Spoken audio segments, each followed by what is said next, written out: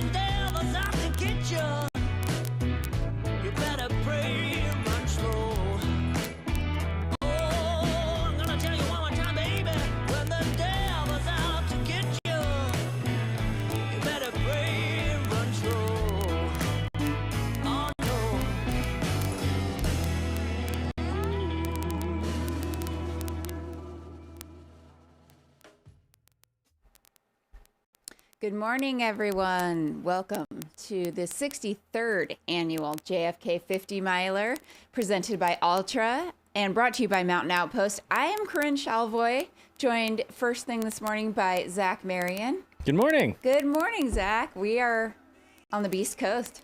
Right, Yeah. right. On a company that predominantly does so many of our events over on the West Coast, the Mountain West, here in the East Coast, here in the Beast Coast, enjoying one of the nation's oldest standing ultra marathon in JFK 50. We were here last year. We're excited to be back again. Huge shout out and huge thank you to Altra for making this happen. Mike and Maria Spindler, the race directors, for bringing us on board to showcase this to the world. We had a fantastic race last year. I think we're going to have another great race this year. Yeah, record-breaking year on both the men's and women's side last year, and it was super exciting. We saw Rachel Drake as the first woman to ever run the race under 6 hours, Right. breaking 6 hours, and David Sinclair just setting a unheard of precedence in a very, very fast time last year. So I don't know. The weather is actually looking pretty good. It rained a bit overnight, but I've heard that is actually a good thing for the trails in some way. Exactly. Yeah. I think that it's going to make, and what I've heard is that it creates like a little bit of like a sticky tack to the trail, Yeah. which is perfect because that first section of trail being on the Appalachian Trail can be quite rooty, quite steep, but to have that extra tack in the ground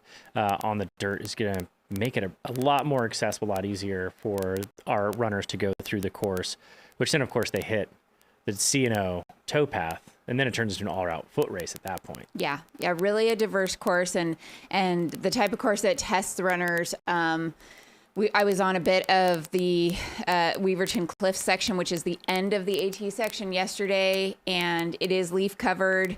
There are rocks hidden. There are very rocky sections where there's almost nowhere to step that is flat. It's like you're going to be stepping on something pointed, and essentially traversing, short bits of rock fields. And so we interviewed a number of the elite field yesterday. I was hoping we could get more women in, but a lot of them picked up their packets a bit early, so they weren't around. They were the smart ones who were prepared. They were putting their feet up, and but we spoke with a number of runners yesterday, and Interestingly, it's become kind of the norm to change shoes right after that AT section at Weaverton, which is, I'm also told, like the Wesley of like it's going to be loud, like we're gonna have boots on the ground there, and we're gonna get a feel. We're gonna bring you guys a feel for what it's like there at Weaverton, which is it's pretty aggressive. Yeah, it's going to be loud, but a lot of people will change shoes. We did hear. It kind of struck me that Hans Troyer is not changing shoes. Yeah, he is going to run the entire course and the entire race in one pair of more road shoes than trail. So bold move there, and we're going to see how that all pans out. But yeah, most people are going to make a quick change from a trail shoe into a road or super shoe. Which everyone last year who got to watch the live stream or checked out social, we had some amazing shoe changes out there. We got the Eli Hemming 4-second shoe change. So I think it is pretty common. I was talking to Mike, which if anybody has ever been out here on the East Coast or been out to this race, Mike Spindler, the race director. He is a personality, to say the absolute least. But he has so many splits and numbers and records in his brain. Yeah. You can tell him a year and he can tell you who won and what time it was. Yeah. He's had this race under his direction for a number of years, and he was talking about it is now, he hasn't had somebody win the race, I think, in the last 12 years who hasn't changed shoes into a more like performance-based road shoe. And he says it's the carbon plates. Yeah. That he's like, once the carbon plated shoes came out, I have noticed there hasn't been a single male winner in the last like decade that hasn't changed shoes into a performance-based shoe. Well, I hear that Hans is wearing a carbon shoe from the beginning. So the question will be, will ankles stay intact? Will feet stay, decently comfortable over that AT section? But apparently, he's run on fairly technical stuff with this shoe, so we'll see how it pans out and if it saves seconds. He's definitely he's familiar with the terrain. Yeah. So I don't think we have to worry about that. But we also have returning champion David Sinclair. I think that's going to be a great watch out there. We have a stacked field on both sides. We're going to dive into those fields a little bit more. We're only 8 minutes away from the start here. I don't want to detract too much from what's going on at the start line. We've got some views out there with our drone pilots. We've got some views on the ground there.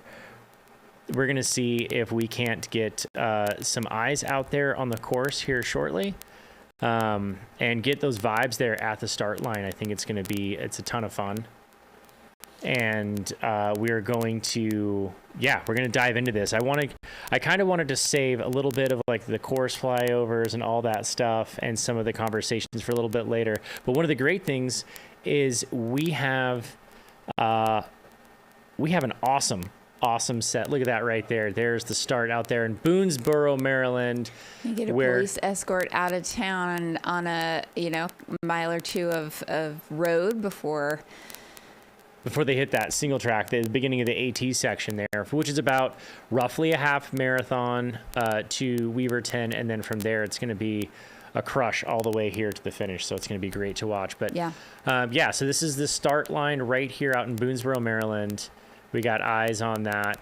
This is the largest 50 miler in the country. There are going to be a lot of runners out there today. Yeah. And it's going to be really, really exciting to share all of those stories. Our plan for the day is to bring you the start, to bring you the elite race, to get those top 10 finishes in the awards ceremony. And then we're going to turn our attention to the finish line, where we are going to capture every single finish of the day, because everybody's finish is important. And we're going to go all the way through to the cutoff, the end of the race. So if you've got loved ones out there, if you've got family out there, let's hear it in the chat. Who are you guys here for? Who are you guys watching? Whether it's the front of the race, back of the race, everybody's race is important, and we're going to make sure we capture every single one. On top of that, I'm only going to be here for a brief amount of time. I'm not going to be here very long, so you guys don't have to put up with my voice for very long, but you get the wonderful Corinne Chalboy all day long, and we're going to have a couple special guests. Yeah, we have lots of people calling in who are going to bring fresh voices throughout the day. I mean, this is, for Mountain Outpost terms, a relatively short live stream compared to many. I said, wait, I only have one shift instead of like multiple and overnight shifts, but that's going to make it even that much more exciting is We have a ton of bike cameras out there that are going to be following folks. There are lots of races within the race here too. There are team competitions happening. Yeah. There are military team competitions happening. There are maybe masters records or even, older 50 plus, 60 plus records maybe being chased down. A lot of people coming back to try to continue a streak of running this race. There's a dedicated group of people who, and we'll get into some of those stats, who have run this race many, many times over. And so there's a lot going on within the field. Behind the elites, we will be following them and really bringing you the action at the front of the field. But throughout that, also telling some stories and sharing some whys around why people are out there tackling this 50-miler. Yeah, which is going to be a ton of fun. I love the idea of us bringing in some fresh voices. This is going to be a first for Mountain Outpost, is bringing in fresh voices. Now, let's talk about who we're going to hear from today, because I think that's actually kind of exciting. Yeah. First off, we got Lauren Kramer. Yeah, Lauren Kramer, host of Women of Distance, will be here first after she is down, committed to helping. She's coaching a number of athletes who are running the race. She lives very local, within 15 minutes of the start line, knows the course, is on the AT all the time, and has run it many times herself as well. So she is going to be in this morning for a little bit to talk through. I mean, we ran together yesterday. She just knows the history so well. And I think she's seen the course run in so many different conditions. That was one unique insight, is that, I wasn't aware that maybe it was a bit faster conditions last year because there had been some snowfall overnight. And I heard that literally everyone could follow one person's footsteps. And so there was a path made for you. You did not have to think. And when you're on that AT section in particular, having mental engagement and just focusing can really drain your energy. So it'll be really interesting to see on a quote unquote dry year. We're not expecting, and it's dry at the start now, there was rain overnight, but what does that look like in terms of how that translates to times being run today? Yeah, no, I'm really excited. I think we have a field, and we're going to talk about that field here just after the start, who's here and what's going to happen.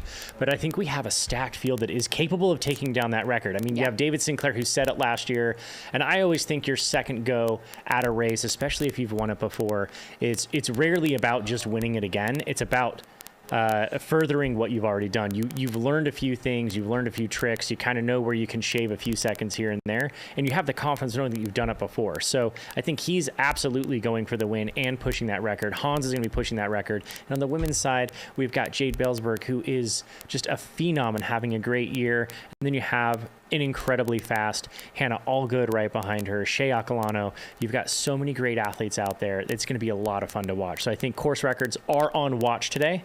Yeah. I think the conditions are such that it's never too cold, it's never too hot. I think that we're going to be really set there. So we've got about 1 minute and 40 left before we get this start. I think we've got some voices on the ground here that we're going to be able to cut to shortly.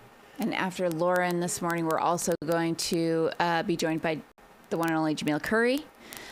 We are also going to have the Hemmings, Tabor and Eli. Eli running in a fantastic race here last year.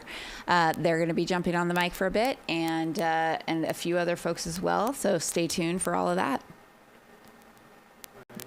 Yeah, we definitely are going to have a lot of fun. We got Rachel Intrican as well, who's going to be joining us for an hour or so. So throughout the day, we're going to get tons of voices. We're going to get fresh voices. We got eyes on the start here. Hans in that white shirt right up front. Man, this is going to be really, really exciting. See Stephen Kirsch, I think, as well in the Adidas kit. Yep. Kirsch is Adidas out. And another fantastic athlete who's run incredible. 5:27 here. Yeah, sub 5:30, which we've actually heard from these runners yesterday. A lot of interviews, which we'll be playing those today as well, so we can get some eyes on that. We got about 30 seconds to the start here. This is exciting. This is super. This is where it all starts right here. You've got months and months of training, a year of focus from some of these athletes. And I mean, you've got people who have been training for this for years. Course records, 5:57:32 by Rachel Drake and 5:08:26 by David Sinclair. Someone asked in the chat. Yeah, so we got some amazing course records here. And here in just 10 seconds, we're going to see these runners take off, start their journey from Boonesboro, Maryland, all the way here to Williamsport, through the Appalachian Trail, onto the C&O Canal Path, and there they go. Dude, that's a lot of speedy runners up front.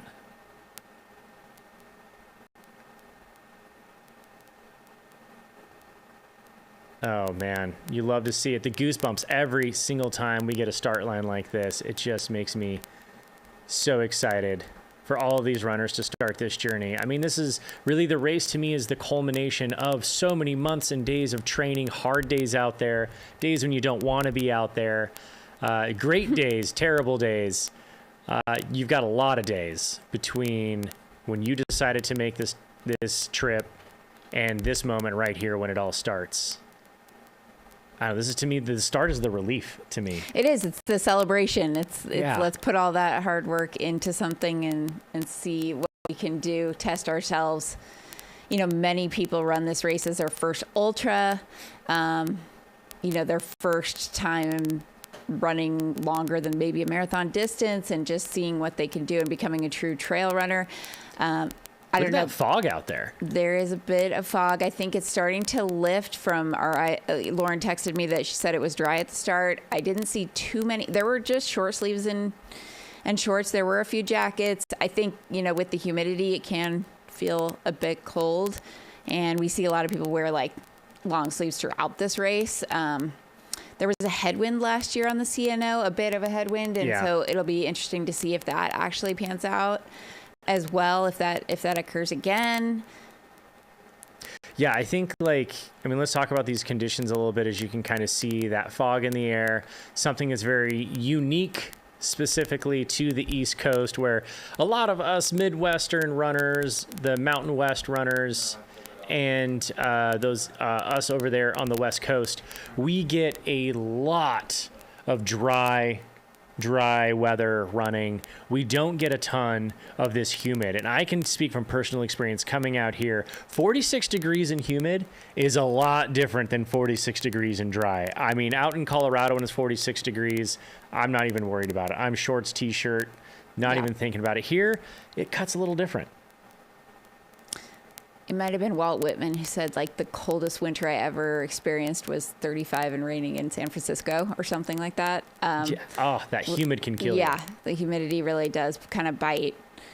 So one interesting fact about the JFK 50 is there are no drop bags at this race. It is crewable.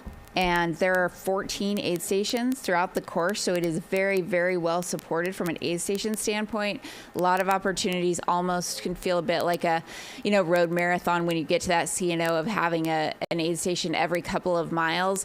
But that being said, a lot of folks here are relying on someone to be out there at a couple of key critical spots to either hand them a new vest, refuel them, give them new bottles, and so we will see some great crews out there supporting runners today. Handlers, as the race director likes to call them, handlers out there. He comes from a road background, which is really unique about this race. I think you get a lot of people making that jump from marathons to this 50 because it feels like it does encompass a lot of that, like, road running background, that road running community. I think this is kind of like a conduit into the ultra running scene for a lot of these people. So I think and you know, where it started as a challenge from JFK himself, required all Marines to be able to do a 50-mile challenge. And this was the course that was set up for it.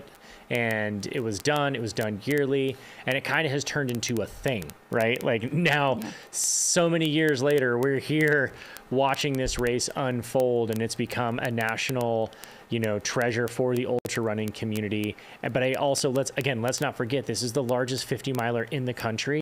And because it is so accessible, because it does blend both worlds so well, it's not just a big mountain 50-miler.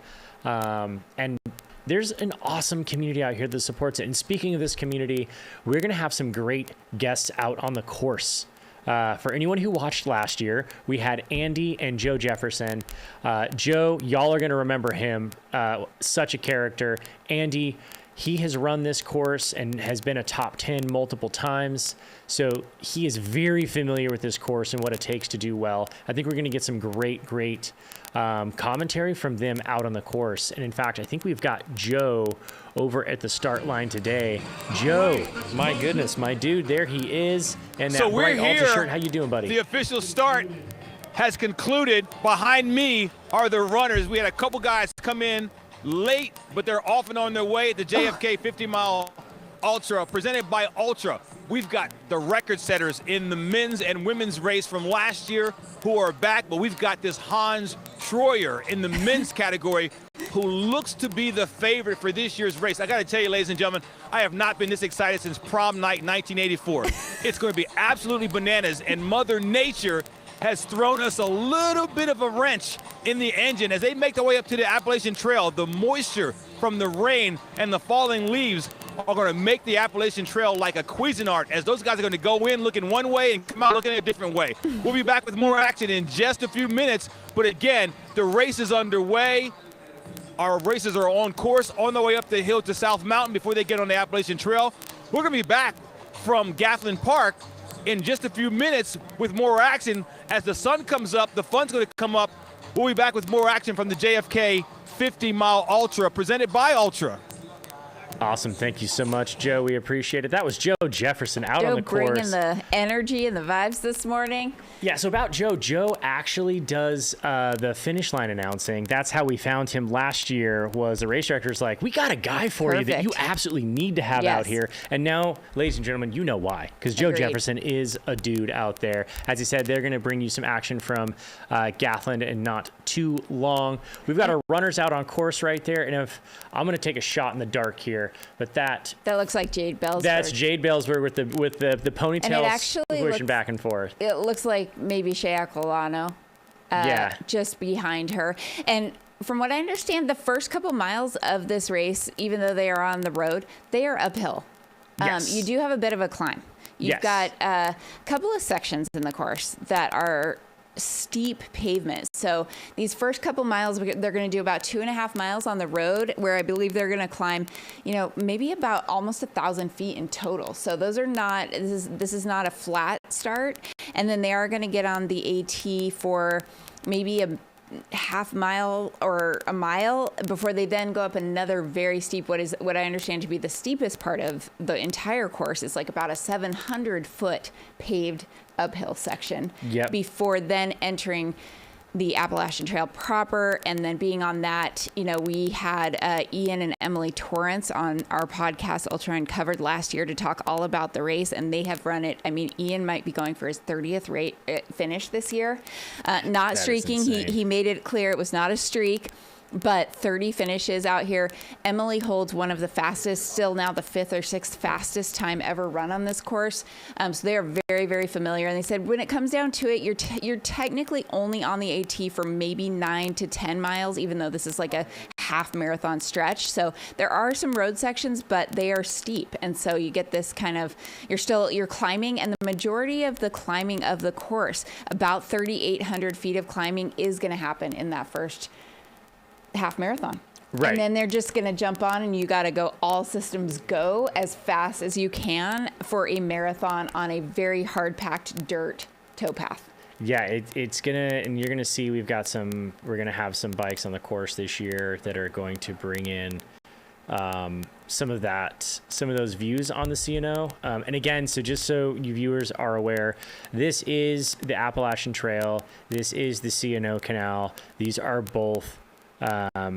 We are not allowed to have drones out there. It's FAA restricted space. So it does cut into a lot of our coverage out there. So be patient with us, guys and gals. This is going to be something that we've had to work really hard at making sure we can get enough people in the right places. Cell service is pretty limited out there. Things are pretty...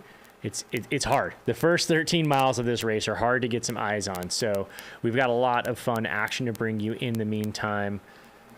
Huge shout out to our drone pilot, Mitch, out there, who's just literally getting some amazing shots out here and letting us know kind of what these runners are into and what they're going to be doing out here. I think that, as you can see there, it's going to be a nice foggy morning. We anticipate that fog will lift off a little bit as they get out to the C&O. Yesterday, I mean, it's been gray the last couple days, but it is definitely going to end up it lightens up quite a bit out there. So yeah, we are cutting away for a moment as we get some eyes on the ground there, but I'm really excited about this race.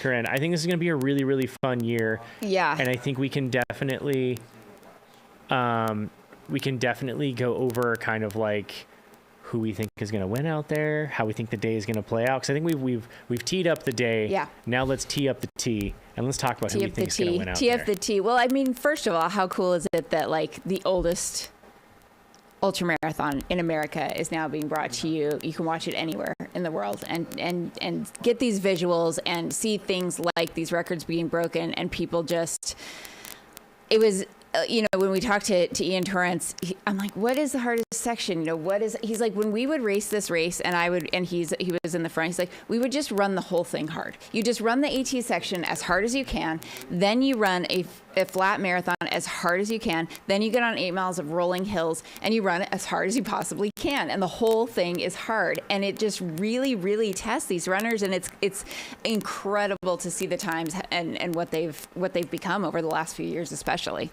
Yeah, no, I'm really excited to see how it shakes out, because this is a very difficult race. I think it is a very equalizing race, because you do have the AT where maybe you get a little bit of a bump lead on the AT, but, you know, as Eli Hemming found out last year with David Sinclair running Nick and Nick for so long, it only takes one moment of having a chink in your armor and your whole race can disappear by one person taking the push. When David Sinclair made that push on that slight incline in those last 8 miles that you talked about, yeah, that's where David made his move and put in a pretty significant gap. Yeah, and on the women's side, you know, we had Mary Dunholm and Rachel Drake really battling. I mean, this course is run on and through battlefields. There are battles happening. I've learned that literal battles and carnage potentially, but yeah, I learned that Antietam is the battle site of the like one of the most intense and detrimental single day battles in the history of the country. They run through Antietam. It's the name of one of the aid stations. So yeah, last year when we saw Rachel and Mary racing one another, you know, Mary had a little hiccup in the CNO section and had, you know, some GI distress that had to be addressed. And 2 minutes, you know, she said, man, I know I could have gone under 6 hours. Like, but that's the difference. And yep. 30 seconds here, 30 seconds there, you know, your stomach turns one time, or you're just unable to maintain that pace for, you know, you were hoping to run X time, X paces, and they're 10 to 15 seconds slower over the course of, you know, 2.5, 3 hours. That really adds up and can affect like what you're trying to do here. So they're riding a very fine line. And, you know, we're going to see, again, like you mentioned on the women's side, we're going to see Hannah Allgood, who has really demonstrated herself as an all-around athlete, not only amazing at climbing and in the mountains. She's coming from Colorado Springs, where she trains oftentimes above, you know, 8,000 feet in elevation. Coming down here, how much will it play into it that she's now essentially at sea level? High point of this course is 1,100 feet. She's been training very specifically, you know, to run super fast for a long time, but she's great on that technical as well. You know, Shea Aquilano, who we saw win Gorge Waterfalls 100K this year in a stellar performance and represent at the Worlds. And Jade Belsberg, as you mentioned, who is just fast and really kind of can do it all. I think those three, along with maybe Sarah Morrison and Melody Gilbert, Sierra DeGroff, Nicole Hansen, and Emily Torrance. You can never count her out. I think are going to be some of the women that we're going to see up there in the front. Yeah, no, absolutely. And I think that, you know, as we talked about earlier, how this course is a respecter of none and equalizer to all, I think that you are going to see, Hannah is a very strong athlete. Just from, you can see in the way that she trains, you can see the way that she runs. She is a strength athlete. Now, strength equals power, power equals speed. So we're going to see how that plays out. But that power is really going to come in handy on the Appalachian Trail section. And then when she hits those flat paths, yes, power does turn into speed. Power produces speed. You have to have power to create speed. But the downside of having all that power is it's a lot more mass to move. It is just a muscle mass situation at that point. And you're going to have runners like Sierra DeGroff, Shea Aquilano, Jade Belsberg, who are a little bit smaller, have that frame to run the CNO section a lot faster. Now, here's also the flip side of that. And I want to share a little story. I was talking to some of the greats who have run this course in the past. And Rob Krar is one of those who came out here and decided to throw down. And this was I back know where in, the story's going. this was back in, I think it was like the 14-15 era when Rob Krar was just crushing everything, right? I think it was 2014 or 2016, yeah. And there was a new runner no one had ever heard about. Rob Krar was running with them, and he's like, yeah, I expected this guy. He just had tree trunk legs, and he was going to crush me on the Appalachian Trail. And it's like, yeah, fine, whatever, but I've got all this canal path to just eat him up on. And they're on the canal path, and Rob Krar looks over, and he's like, I looked over at this kid. He was wearing a mixed bag of clothes. He wasn't like a sponsored athlete. He was just out there breathing like a rhino, grunting his way down the C&O. And I just looked at these tree trunk legs, and I was like, there's no way he's going to be able to move this fast over this distance. That was the year that we all found out about who Zach Miller was. And Rob Krar found out the hard way who Zach Miller is. So we don't want to give, put too much stock into like body type makes a difference. It does, and it does really showcase what you're strong at. But sometimes it's misleading. And I'm excited to see what Sierra can do when she gets off the trail, gets onto that C&O path. Shea Acolano has proven to be a mixed champion, can do just kind of everything great. And then we've got Jade Belsberg, who's been having a phenomenal year and has proven her speed up and down mountains and on flat stuff. Yeah, for sure. And I think the name of the game too is durability and fatigue resistance, and those things never necessarily tie. We've got potentially race leaders right here. Okay, this is our ooh. This feels like a battlefield. I feel like I am watching this is like the opening scene to we got siren a lights, Civil War era movie. The fog, it's really creating an atmosphere here. This is that 2.5 mile section where we've got they're going to enter the AT. They're going to enter the AT for a short stretch before getting back on pavement, but this is essentially we're back on us. Back on us. But yeah, so I think that was the section there where you're going to end up getting off the road onto that. And it is 15 minutes in. That's about what we predicted them to be at. We can look at splits from last year. Yeah.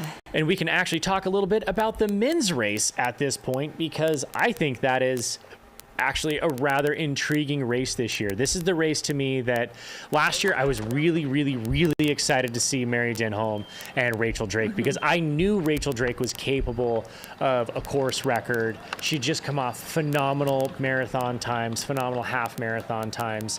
And again, if you talk to the race director, Mike Spindler, he equates everything to what your marathon time is. I think that's just the old school road runner and track coach in him, but everything is based on what you can do, what your marathon times are. And so I think that, we've got athletes who have proven that time and time again.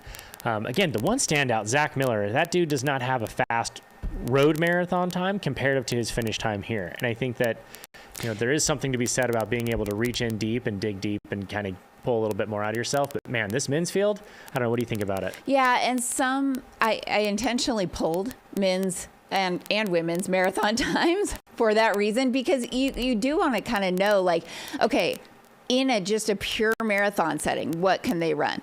So then you factor that in and you say, okay, are we going to see 10, 15, 20, 30 seconds per mile slower because they've got 3,800 feet of climbing on their legs here at the AT. So some of these runners do have, set marathon times or have run, and some of them have not run a road marathon. So David Sinclair, he's a 2:16 marathoner. Yep. He is your course record holder. So we know that he can lay down a 2:16, which is an extremely fast marathon. Did that at CIM in 2017. Right. We've got a 2:19 marathoner in the field, Callum Neff.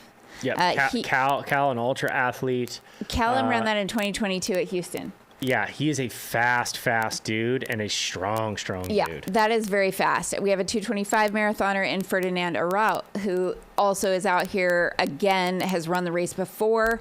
These are fast times. Josh Park has run, I believe, a 2:18:58, right? We're guessing on some of these, but yeah, we've got, like you mentioned, Sierra DeGroff, who actually PR'd the marathon distance this year.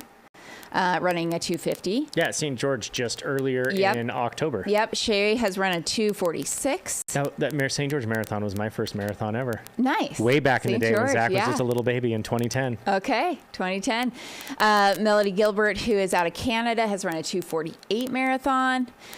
And Emily Torrance has run a 232. Again, 232 marathon. I mean, she's a multi-time OTQ qualifier, and so she's got wheels. And that's one of the cool things about this. Like, we are not going to know what's going to happen. People are going to come off the AT in a certain order, and then a lot is going to change because they are on this towpath they're going to be on there for 2.5 to 3.5 hours, and that's a long time, and a lot can happen. Look at this. Is this a team? They're like all dressed together. I love that. They look like they're running as a team. Yeah, I think, like, again, you can see the sun's coming up out there where it's getting a little bit lighter. This is that start of the ATs. I think we're going to get one more shot of them before they hit the AT. At one of the next aid stations. But I mean, this is, again, largest 50 miler in the country. We're just going to get so many runners coming through here. And I know, like, Sierra's plan was to take her time through the AT. And then she was like, I can't wait to hit the CNO. Like, I'm going to turn on the gas on the CNO and I am going to just wreck everybody. That is her plan. And I love that. I love that confidence of, like, I can sit back a minute or two and I'm gonna eat it up on that towpath. Yeah. Like, you're gonna, like, in the words of Prefontaine, like, you might beat me, but you're gonna have to bleed to do it. Yeah. And you might love bleed that on the AT as well, because there's a good chance that I don't know how more people do not fall on that. Maybe they get into super focused race mode, but just being on it a bit. And, you know, I don't think of myself as a horrible technical runner. Like, you just catch one toe. And it's just, you know, you're going to go down. There's a lot of opportunity for ankle twisting, which then could very much affect your ability to run comfortably a fast, you know, marathon. And don't forget, there are 8 miles after that marathon of rolling terrain. I have heard, you know, I've talked to many people, Ryan Sullivan, Mary Denholm, and Tara Dower, all who have run this race recently, and they have mixed feelings about those last 8 miles. Some of them, it was very welcome have the diversity and the change in some uphill and some downhill, and then some of them were like, it is so hard just to then have to do some climbing, and really, like, you're so tired and you just have this endless pavement. It's not over once you run a fast marathon. You then have to put it all together with 8 miles of rolling road to finish it out. Yeah, no, absolutely. And I think that's where, again, we saw the break from David Sinclair and Eli Hemming. Eli was suffering from a little, as he calls, tummy troubles out there. And so, you know, that kind of put him in a position of, like, okay, I can't push as hard as I want to. And David had that. So I think, again, this is also a race of who's taking care of yourself. It's not just a fast race where you get in that marathon mind frame where it's like, I don't need to take an extra gel. I'm fine. Like, I just need to get through. And I think it's very easy to fall into that trap of, hey, I'm going out to, like, perform at a quote unquote marathon effort. So I need to treat myself like it's a marathon. It's very, for some of these guys who are running in the low two teens, 220s, like, that's 2 or 3 gels throughout the race, maybe a couple ounces of water, and you're, like, on death's door at the finish line. Yeah. And you can worry about rehydrating after that. Yeah, Here, you can't do that. You don't get a chance to do that. No. You've got to take care of yourself all day. You better do it. And I think we saw that in David Sinclair, just like, we saw him pulling out a bag of fuel and during the CNO, and just, you know, taking in gel after gel after gel, and it's like it will catch up to you, you know, even in a 5-hour race, if you have not been smart from the beginning. With this high carb revolution, you know, we're going to see a ton of, I think, liquid fueling too. I mean, there's a question of, do you wear a vest so that your hands are free on the AT, you know, or do you just do handhelds? Like, weight versus, you know, the ability to kind of have your hands free in sections is another thing that runners are going to be, you know, kind of playing with. Yeah, if you're joining us right now, I'd love to hear kind of where you're joining from. Thank you for being up with us so early. I'm Corinne Chalvoy, and this is Zach Marion, and we are witnessing the first couple of miles here of a bit of a foggy, overcast, but very nice day here in the Northeast. Yeah, let's go. Let's hear from you guys, who you're here for, where are you from. I love to see it as this race grows. It's got an international field. We had a great little chat with some Irish fellers who came in and just had, next to Paddy O'Leary, it was my favorite Irish accent I've ever heard. They were excited to be here for the second year in a row. I know that this course generally does get a strong international field, so I hope we've got some international people out there watching the live stream. Share it with your friends and family. Let's bring all of these runners home today as they make their way here on the AT, just a few miles away from Boonesboro, Maryland, where they started their journey, and they are taking that first turn onto the AT. Going to be, as you said, a nice little grind on this path and these roads through the AT. It parallels the AT for the first little bit. Yep. And then it ends up getting into a kind of, once you get to the top of Lamb's Knoll is where you officially hop onto the AT, and it becomes strictly trail from that point. Yeah. So I think we've got a course flyover that we can take you guys through so you can kind of see what's going on there, and it'll kind of give a little bit more perspective as to what these runners are going through. As you can see here, this is the shape of the course. Honestly, when you're running through those twists and turns, it always looks straight to me, which is the weirdest thing. Starting out there in Boonesboro, Maryland, the runners take off, head south onto that Appalachian Trail right there. This top bump is Lamb's Knoll. They're going to make their way through, as you said, Corinne, kind of that rough and tough Lamb's Knoll section. Kathleen Gap there they just passed.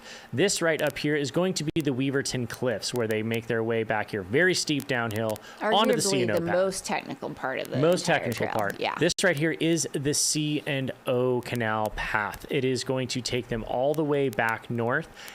This is where that kind of like quote unquote road section gets. Right there is Antietam, which is going to be a really fun place to talk about later. But they kind of wind their way up along the river here.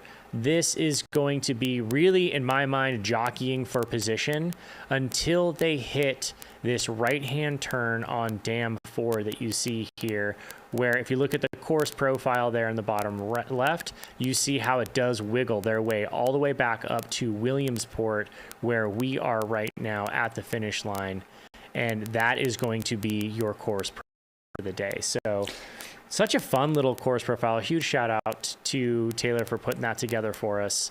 I think it's really fun to be able to see what this course really looks like. Yeah, and the C&O is amazing. It goes for like 180 miles. I mean, apparently there are sections that like are in very, like dense cities that there's no other like paths. There's nowhere to exercise, so just everyone just goes on the C&O, and people bike pack it, and you could just spend I think Mike Wardian might have the FKT on the entire thing. No doubt about that. As he is also part of the team that holds the men's team record here. So there's, as we talked about, there are lots of other records and team competitions within this. There's the, I guess, just civilian men's and women's team competitions where you have 5 runners and 3 of them score.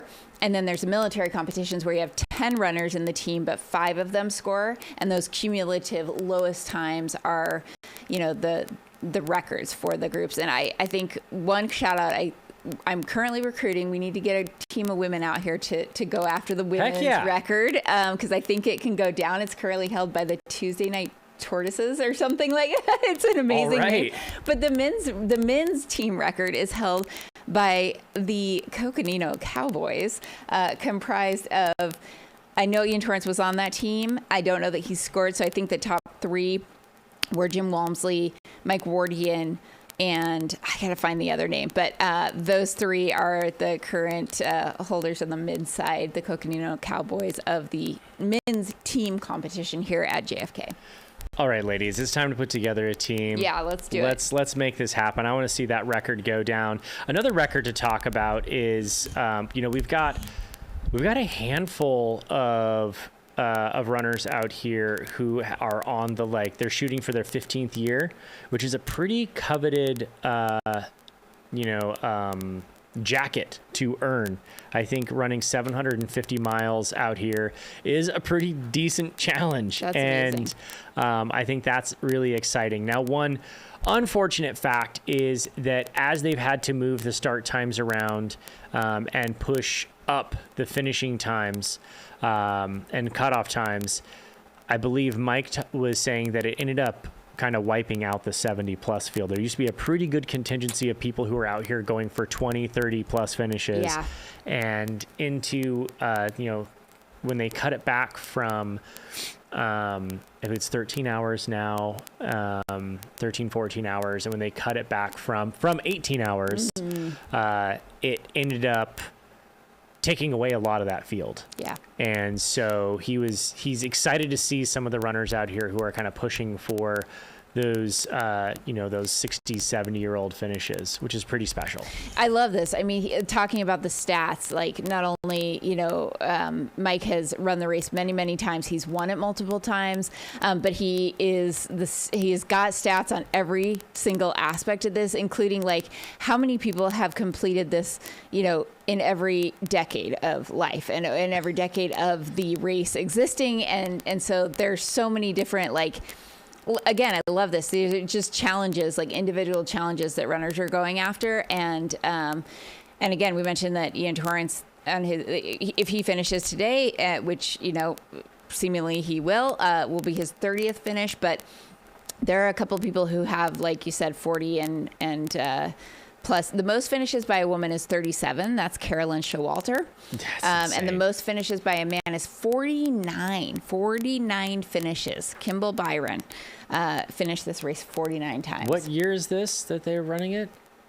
This is the 63rd annual. I mean, so he's been here, almost as many years as the race has been around. Yeah. Which is absolutely incredible. Yeah, Carolyn Showalter, longest women's streak of continuous finishes, 22 in a row. The men's longest streak of continuous finishes is 38 in a row by Dwayne Rosenberg from 1981 to 2018. So these are, these are. I don't do a people lot of things 38 times in a row. I mean, just to purely with life and stay healthy that many years in a row as an ultra runner, we need to be studying and learning about how these individuals train to be able to do this. I mean, and they started in 81 before the sport even really was, on anybody's radar to get out there and run 50 miles. You know what Amazing. Can help you finish 38 times in a row, in my opinion, is Ultra Running, because they create such an awesome shoe, and we're so grateful to them for sponsoring this. This is the JFK 50 mile presented by Ultra. They make it possible to be able to bring you guys this. They are the sole presenting sponsor, the sole sponsor of this race. They, we talked to Colby. Colby might be in here later. He is the kind of like the athlete coordinator / sports marketing guy over at Ultra. And he just believes so heavily in this race and the ability to come showcase it to the world. I think it's super incredible what they're doing over there. Honestly, now I say it's a little bit of bias. I have been partnered with Ultra in the past, but I've since been a free agent since for the last couple. I've been able to put my feet into a lot of shoes, and I will say Ultra does a great job at creating a shoe that feels comfortable, that allows you to go miles after miles after miles with that Ultra fit that they're so infamous and famous for. And for those of you who can't do a pure zero drop or flat platform shoe, they've got 4mm shoes now, which is a great transition. I think that's where a lot of shoes are at. So go give them a try. Go give Ultra a shout out. If nothing else, give them some love and appreciation for supporting the sport that we all love and allowing us to showcase this, the largest 50-mile race in the country. Yeah, those shoes, tried and true, tested over 2,000 plus miles on the AT itself with Miss Tara Dower. So yeah, that is true. That is a good testament to the shoe working. Quick shout out. A shoe that has been on this trail. A shoe that has literally been tested on these conditions, in a very fast, the fastest time anyone, man or woman, has ever traversed the AT. It obviously is possible and works out there. Shout out to a couple of the other local sponsors. Got a couple car dealerships here locally supporting the JFK 50. Why not? Hamilton Nissan and Hagerstown Ford. And then Bowman Trailer and Leasing. You know, this is a community effort. There are tons of volunteers out there. We've got multiple running stores, Falls Road running stores. Shout out to them and go check them out if you are in town and need anything.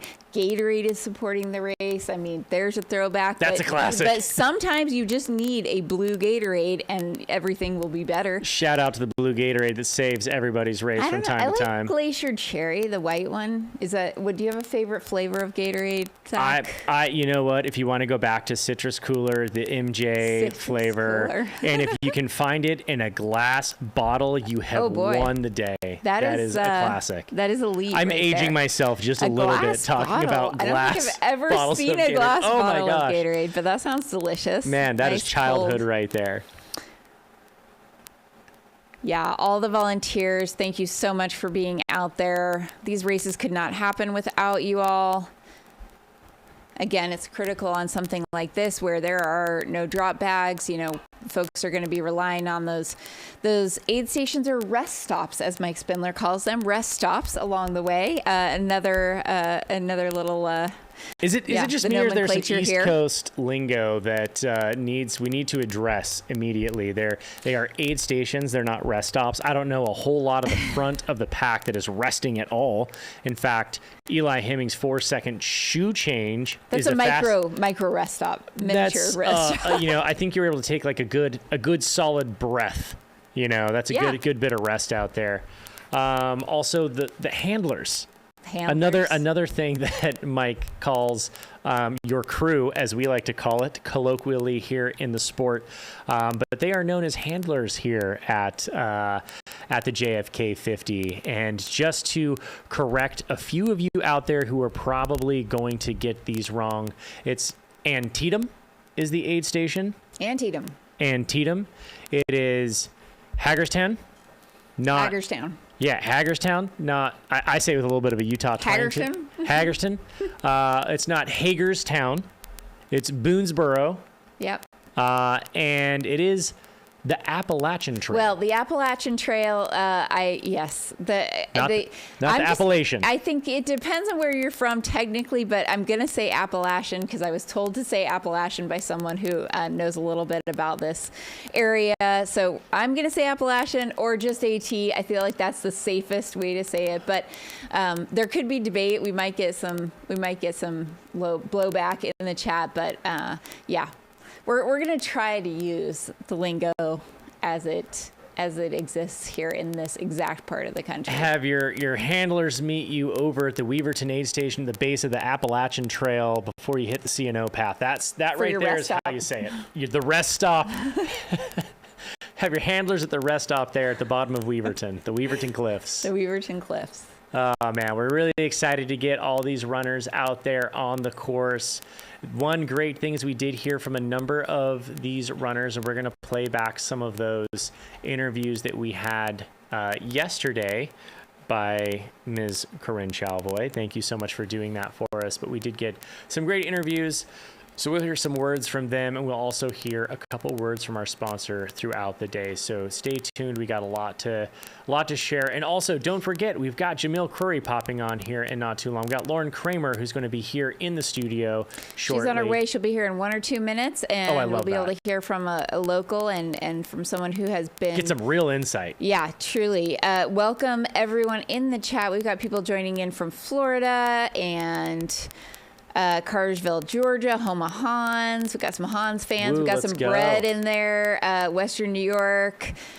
We've got Argentina in... Oh, glass Gatorade bottles are back in Argentina. Yes, I'm making a trip to Argentina. Next up, Argentina. What do we got a race out there we can do? Didn't they just have a great race out in Argentina? A UTMB race happened this weekend with a Rachel Spalding took the win there. Oh, I just saw that this morning. Okay, amazing.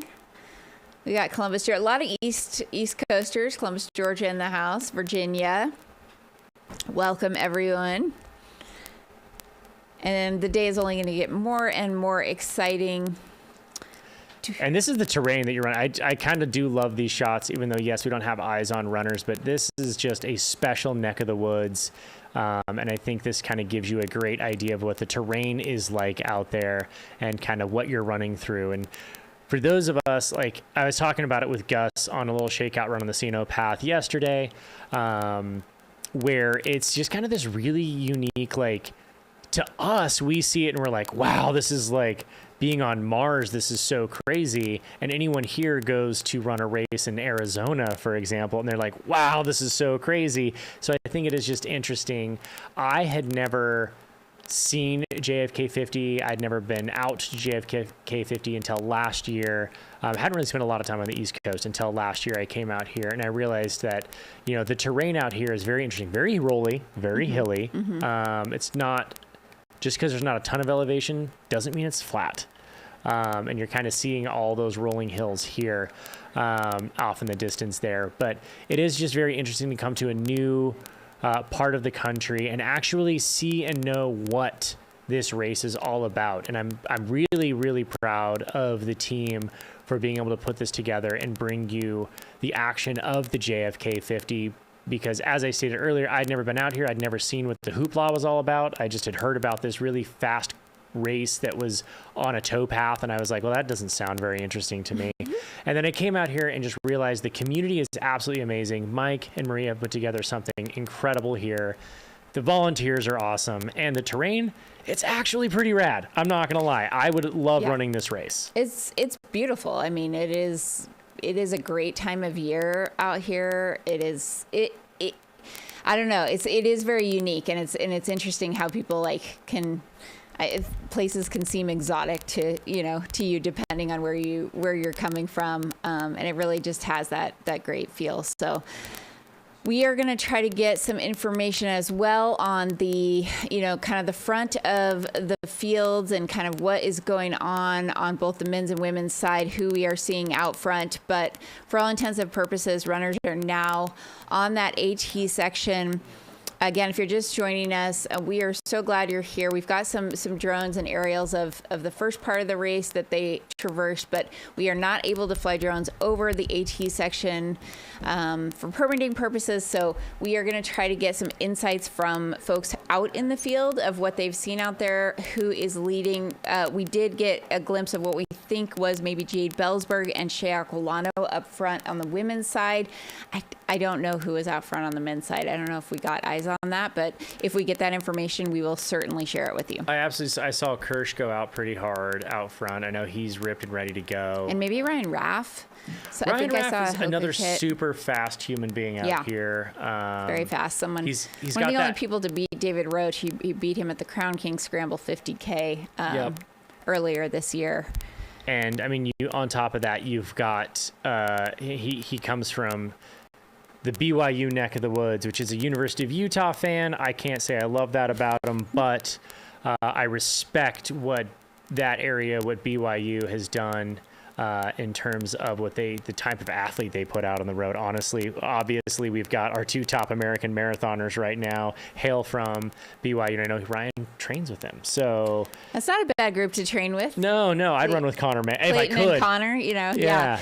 I was my son came home last year from school and was like, "Hey, do you guys know who Connor Mance is?" And we're like, "Yeah," and he's like, "Yeah, my teacher." That's her nephew, and we're like, what? Are you sure? And I had to verify this, but in fact, my son Stowe's teacher is the aunt of Connor Mance. It's like, that is very impressive, and that was right around the time of the Olympic trials. And it's like I feel like I have a slight connection now, and to now you want to cheer for him. Yeah. I mean, I don't think I'll ever cheer for anyone from BYU just as a Utah Ute, but it's fine. Oh man, I can respect it. You had to see the Boulder this year. He chased down on the track in the stadium the winner of that race, and the kick was it is unbelievable. I mean, what they're able to do is amazing. I'm never going to cheer for them, but I will respect what they do, and I respect Ryan Raff out there for what he's doing on the course. I'm excited to see what he's able to put together, but we definitely know David Sinclair is up there as well. Yeah. He wants to reclaim that title. I mean, I'd imagine Dan and Hans are up there too. The returning champion, so we definitely... are going to say, hey, like he's going to be out there fighting. He is. I think the question for me is how fresh is David Sinclair? And he's had a really big year, but he has just come off of running Worlds and CCC, the World's Long Course and CCC here in just the last couple of months. And so I think that is one question is, sometimes you don't know, like, are you fully recovered? Sometimes you don't know until you hit that towpath and you're like, oh God, I got to run where is my leg speed? Like, is it going to be there? And maybe it is, maybe all of that racing actually has turned into fitness, or maybe you get halfway through that and you're like, man, my legs are a bit tired from this year of hard work. So it'll be really interesting to see how that plays out for me. Exactly. And as we can see there, we've got all the runners through onto the Appalachian Trail, which means we've got that CNO towpath coming up, but between now and there, we've got the Appalachian Trail, we've got Gathland Gap, and we've got Weaverton aid stations, but we are going to cut to a commercial here shortly. I'm going to step away. Thank you guys so much for allowing me to be a part of your morning. And we have a very special local guest here stepping on shortly. But again, thank you guys so much. We've got a lot more action, so stay tuned.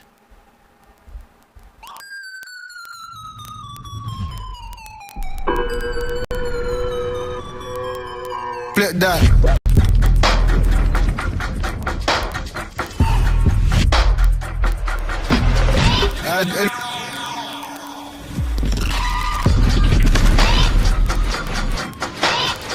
Ultra Fit, with room for your toes to crush your run, not your feet. Ultra, stay out there. Good morning, everyone. Welcome back to the 63rd annual JFK 50 miler. I am Corinne Shalvoy. The race is brought to you by Altra. This live stream is also brought to you by Mountain Outpost. And I'm Corinne Shalvoy. And I have my friend Lauren Kramer here. Lauren, welcome. Thank you. Thanks for having me. I'm excited to be here. It's awesome to have you here. And yeah, it was great we've been communicating online, but it was great to finally meet in person. We got to run some of the course together. You acted as my tour guide, so I really appreciate you showing me around and showing me the Weaverton Cliffs section and a bit of the CNO yesterday. So you were down at the start line this morning. I know that you are kind of supporting a few of the elite athletes. You're also coaching a number of runners out there. What was the vibe at the start line? Oh, the start line is amazing. It is electric every year. This small town of Boonesboro is very small population, and I think the population doubles every year when JFK comes to town. Yeah. So, 1,200 plus runners descending on the start line, all of the fans, all of the crew support, the town comes out. It is just an electric vibe. And then 15 minutes later, it's gone. Like nobody was ever there. Yeah, that's kind of amazing. I mean, I really appreciate that there's like breakfast and coffee here at the hotel super early. Like they're taking care of, I've been at many hotels where it's like, what time's breakfast? 6? That's not going to work. My race starts at 6. But this, this community, and it seems like the whole town is well aware of what's going on, and not only aware but super supportive, and here to kind of help all of these runners succeed. So, 100%. Yeah. There's local businesses down there that open there's a barber shop that opens at 6 a.m. So if you want to get your hair freshened up before you start. I think I drove by that and it was packed, and I was like, this is the most happening place in like in town right now is the barber shop. I was like, maybe do I need a haircut? Should I stop? But at 6 a.m. haircut, that is epic. You could see your runner off and then just pop in and get your haircut. Yeah, totally. Yeah. And there's a distillery right there. There's coffee shops. It's a great vibe. Amazing. So I think people, for the most part, were excited this morning too. Good. There was rain in the forecast. We were worried, you'd have to stand around in the cold rain for a while. It was dry out there. Nice. It was like perfect weather. So I think we're off to a good start. Yeah. It's a great day. Yeah. And Shelby Farrell giving you a quick shout out that you created the coziest, most welcoming space at the start line. Oh, that's and so are a funny. local legend. So yeah, appreciate that. And that's what makes these races, like, it's just so cool. So many people that come back over and over and over again. This is an independent race. This is a kind of a bit of a standalone race. But you see the dedication of not only the race organization competition itself, but the runners really appreciating kind of just what the experience is and just coming back over and over again. And so, that is kind of testament to there's room for all types of racing and different races out there. And it's really cool to see how long, JFK 50 has been around. So how many times have you run the race, Lauren? Okay, I've run the race 4 times. Okay. It was my first ultra ever. So Yes, it was many people's first experience. ultras. Yeah, it really is a friendly environment for that. Okay. Like, it takes some skill. You're getting out on the trail. It's challenging, but there's generous cutoffs. You have plenty of time. The environment is, like you've said many times now, the community comes out, and the vibe and the support that you have out there is pretty awesome. I have to give a little shout out for our start line. Tyler Hornbecker has an office that is right downtown Boonesboro, and he hosts the start line kind of meetup that we have down there. He ran the race for the first time when he was 13 years old. Wow. And he now owns a business that is on the square in Boonesboro. That's so cool. Specifically because he has that tie to the race. Oh my and gosh. wanted to offer that. There's so many stories like Yeah. that are people who their lives are tied up in this race over time Yeah. because it has been around for such a long period of time. So That's beautiful. it's just a neat story. Yeah, that's really wonderful. Do you want to give a quick shout out to your athletes who are out there running? Do you want to mention my their goodness. names? I have a lot. You're like, so like, the who are list. these? There's so many out there.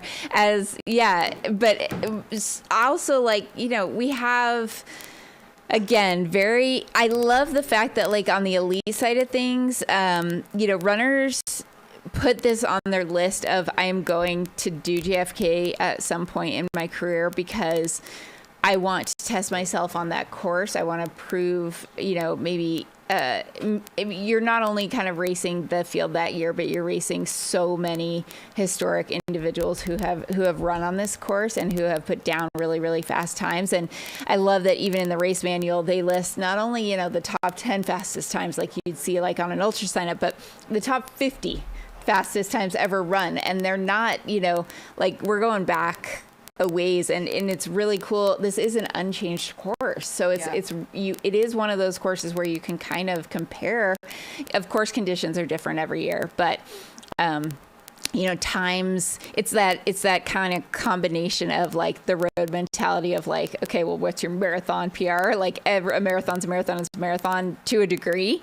They kind of bring that in a little bit where your time does matter, does kind of like, contribute to how well you stack up against some of the greatest people to ever, run in the sport. So it's cool that you can see where you fall on that list, even if you're, not on the day competing against those individuals. Yeah, I think that's cool. And I think it's easy to compare too, like you said, because it does have such a long runnable section. You can sort of measure yourself pretty easily. The trail can change a little bit every year, but unlike some other ultras where the terrain can really change from year to year, from day to day, week to week, I feel like this is pretty consistently run, pretty consistently conditioned. Yeah. That you can really compare year to year.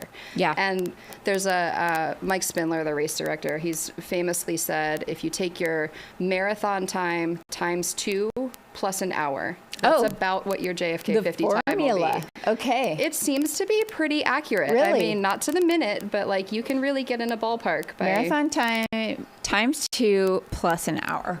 Okay. So some of these men that, 216, 220 marathoners. So let's just say 230, for example. So 230 times 2, that's a 5 hour, add an hour, a 6 hour. 6 hour race. 6 hour race. So in concept, if you can run a 230 marathon, maybe you should be aiming for about 6 hours at the JFK. That is a fascinating formula. Love it. Yeah. I mean, and it plays pretty well. I think Rachel Drake last year, she ran 2:36, I believe, in her build up to that, and then came out that was a 5:58 course record. So that's pretty close, within a few minutes there of the. Yeah, she even exceeded she was a bit faster. A little bit faster. A little bit faster. I think she's like you said, a 235, 236 marathoner. And then play into that, you know, how quickly and how well can you move across somewhat technical terrain, and maybe that also just plays into it. But yeah, it is really unique course, so challenging, but there's, like you said, 1,200 runners out there that are going to be tackling it this year for this edition. And it looks like standing around, you know, we got jackets on, might be a bit chilly, looks a bit humid and foggy still, but I'm sure if you're running, it might be quite nice. I think so too. I think when I left the start line, it was probably about 45 degrees, which is perfect, right? Running temperatures. Yes. And there was no precipitation coming down. So there's a little bit of fog there, but it shouldn't be anything falling. I think we got a little bit of rain last night. I think that is actually wonderful for the trail. Any leaves that hadn't been packed down yet, I think the rain and the moisture came in and helped to pack those down. The trail doesn't really get slippery. I would say dry leaves are probably the slipperiest part. So having that rain is an asset to being able to run this trail section well, I think. This looks like Gathland State Park, so runners get a little bit of a break here. They come down in the grass and get to shake out their trail legs for a quick moment. We got word here that 40 runners hit the first aid station in the lead group. 40. Wow. First time in the history of JFK in which the promoter has seen 40 men or women hit the first aid station in the lead.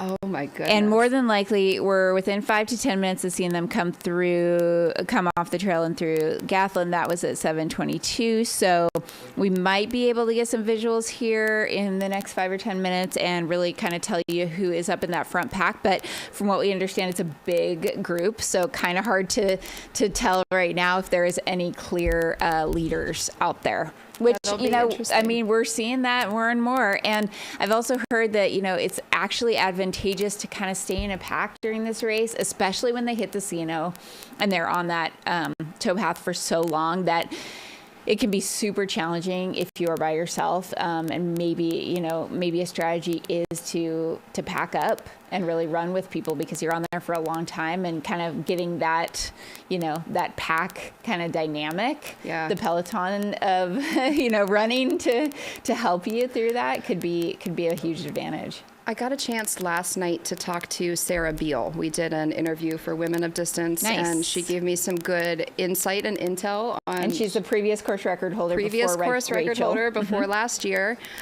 So she mentioned in the year that she ran her record and won the race that on the trail she had packed up with a group of guys, and that it really. I saw that because I was watching the live stream. Yeah. It really changed her day to be able to follow and to just kind of keep with their footsteps and pushed her to work a little harder to stay with that pack. Yeah. So I think you're right on the money there, that it makes a difference to be able to pack up. Yeah, like and that. in speaking with Mary Denholm, she said that was challenging for her to be kind of by herself. She was a bit in no man's land, and it was really hard. And she thinks maybe if she ran it again, she would try to, you know, to stay with a group. So might be something that we see kind of play out in the future, or even this year of, you know, some packs forming and people working together.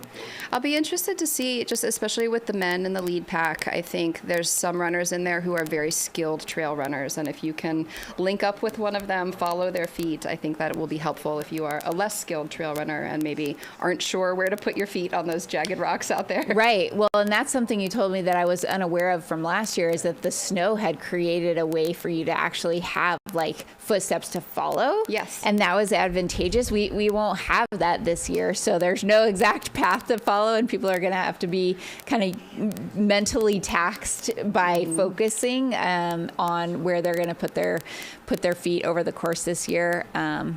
Navigating all of that, but is you do get trail weary on this section. It's a lot of leaves, a lot of rocks. You really can't look up and get that. Refresh your eyes for a moment. You really need to keep your eyes on the terrain. Right. It's a mental task. Yeah, I mean, leaves covering rocks and just technical terrain all around. Beast Coast running out here. Who are you all cheering for? Thank you guys for being in the chat. Hello, Junction Joe from Colorado. I saw Lauren and I are both podcast hosts. I am a host with co-host Russell Ditzworth, who I saw in the chat earlier and who was giving me a stat on the one and only Emily Torrance, who also ran a 3:25 50K at Mad City 50K this year. That is smoking fast. I would say she's in amazing shape. But Russell and I host the Ultra Uncovered podcast, and you are doing amazing work with the Women of Distance podcast. So go check out both of those podcasts just to get your fix. They're great for long runs, and both learning about amazing races in the sport and becoming a fan of many of the top women in the sport doing amazing things out there. So yeah, go check those out. We would love your support there. But where are you guys joining from? Let us know. And are you here to support a specific runner or to cheer somebody on? Who are you a fan of? Who are you following today? And we'd love to see that in the chat. I think it's been interesting to follow over the past 2 months, maybe, seeing the different ways that people are training for this event. I think we saw a mix of people, like you said, getting that fast road speed under their legs this year in their block. And then you've got other people who really stuck to the trails. I know Hans Troyer did a trail 50K in there. Hannah Allgood did a trail 50K in her build-up. She did a very fast, she ran the Bear Chase 50K that my husband was racing as well. And I believe she took like 7 minutes off last year's time, maybe even more, and ran, I don't know, like a low 7-minute pace for that entire thing. And it's a trail, so just kind of like showing the year over year progress, and then has also been putting in a lot of high mileage and like, steady state running on flat terrain. And like you're saying, we see some people do. I know Sierra mentioned she did a lot of like, I'm going to climb at the beginning of this long run, and then I'm going to get on something flat, and very specific to like almost a miniature version of what this race is in training. Yeah. I think that's good mental skills practice too. For those who don't know, there's no headphones allowed in this race, and that's not just for the elites. That is for every runner out there. I did not know that. They enforce that rule. I did not know that. Okay, they enforce it. So you really cannot wear headphones out on the course. And so, especially when you get down to that C&O Canal section that is very flat, it can be a little bit mundane. You really need to practice those mental skills of staying engaged, staying in the mindset you want to be in when you don't have distractions around you to help you through. Or getting out of your own mind and like getting like into a state of distraction without music or something. Appropriately like distancing yourself from your own 2 ears, tuning out, tuning in, and back and forth. Yeah. So I think I saw, also it was really cool. I believe I saw Jade Belsberg had written a recent Substack talking about doing a lot of visualization and working with a sports psych in doing, meditation and visualization for races. And, again, kind of that mental training piece is just something we're seeing added to the professionalism of the sport. I saw multiple people out with their, we saw Shay out with her coach out here.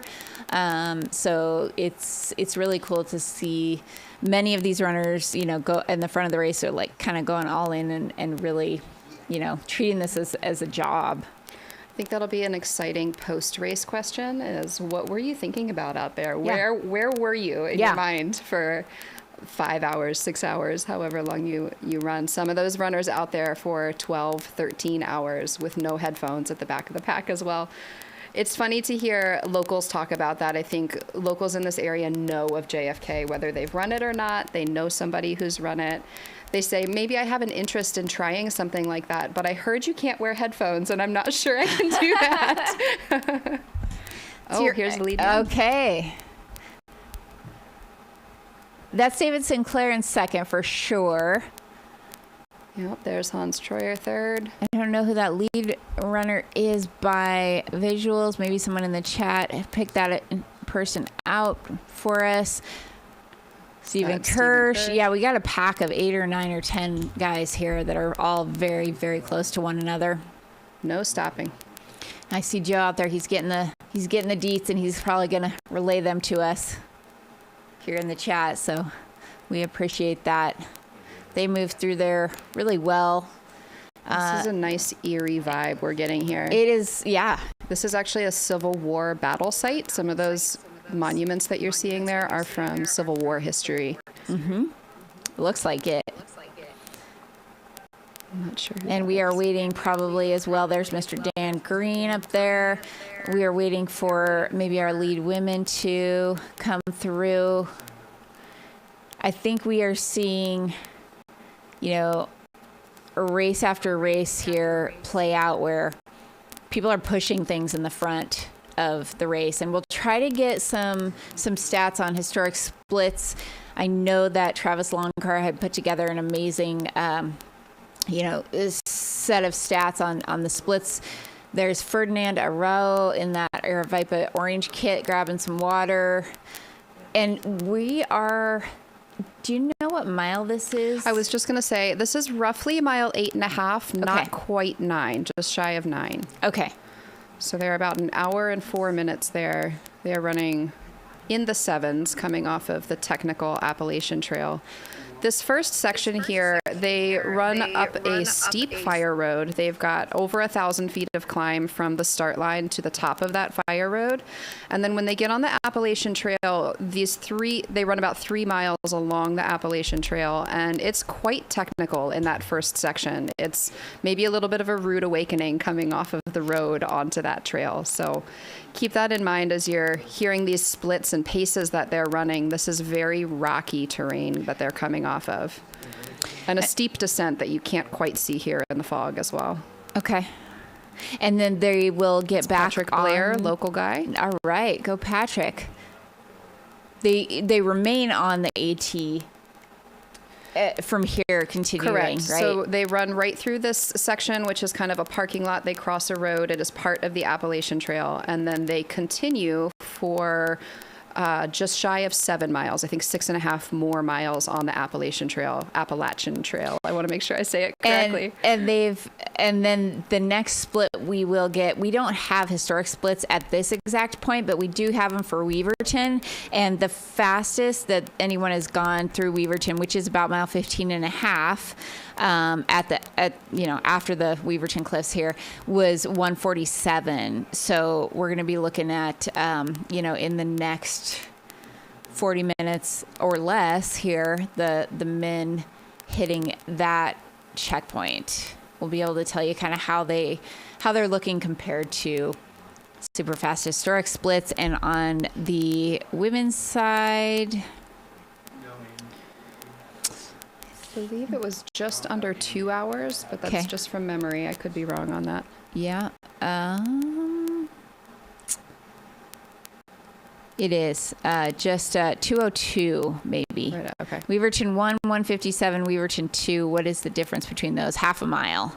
It's a half mile, yep. So the crew access point is at mile 15.5. It is actually a parking lot. We'll have a great open view of athletes coming through there. You described it as the So after the they Wesley shoes, the Wesleyan Hall or the Wesley Hall. Yeah. Wesleyan Hall. Is it Wesley? Oh, it's a Wesley, great spot. like the Wellesley College. Wellesley, the Boston Wellesley College section of this course. It's because it's the first crew access point. Really, everybody is there. Everyone from the front of the pack to the back of the pack who's going out there to crew, cheer, even just spectate. Yeah. It is so packed. It is loud. It is a big energizing spot. Have you ever seen anyone fall coming off the AT right there? I haven't seen it, but I'm sure it's happened. Because the excitement, and then they just, I'm so excited, and they don't look down for one time because it's steep right there coming off. We were there yesterday.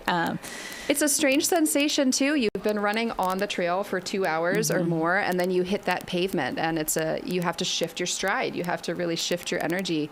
Athletes will typically change shoes at that spot. So that's mile 15.5. And then they have a half mile. They get back on the Appalachian Trail before they get down to the canal and the road. So they're changing shoes before the trail section truly ends.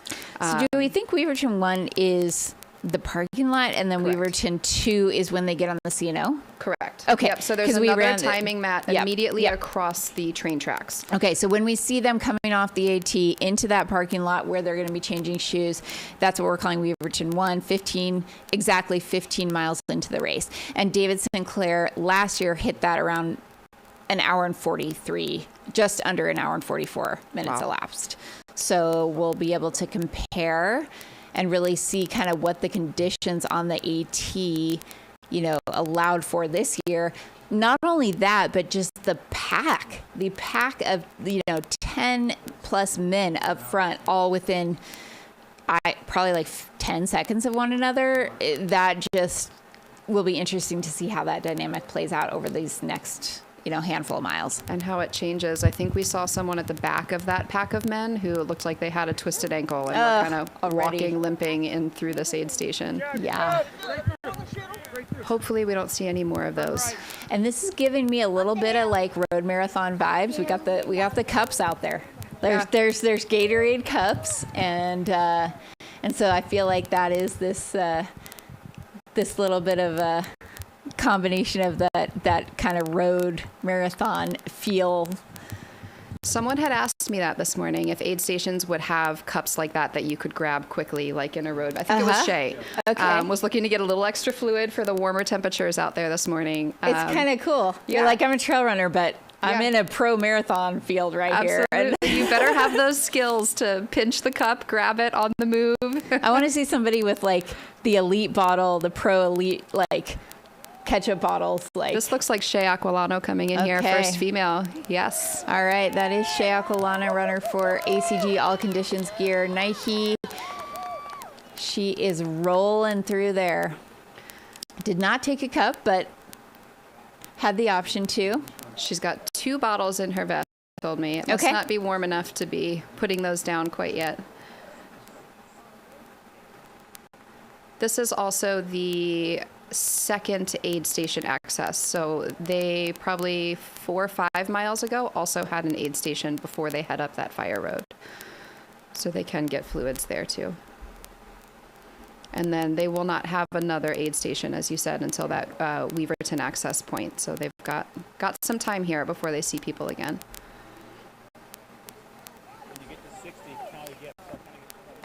Shay seems to be quite far in front. Wow.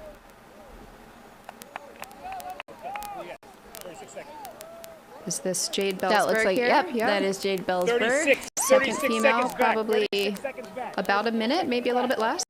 Yeah, I would say that was maybe 40 seconds, 36 seconds, exactly. And Hannah Allgood right behind Jade.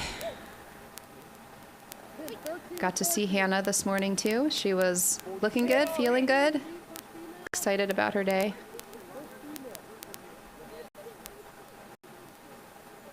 Those are your top 3 in the women's race. Shay Aquilano, Jade Bellsberg, and Hannah Allgood. 3 women we very much expected to see up there in the front of this field. And looks like that is playing out the way we thought so far.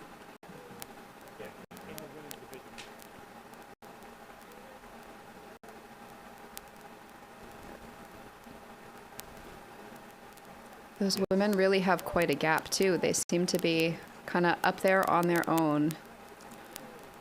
Not a whole lot of men around them either.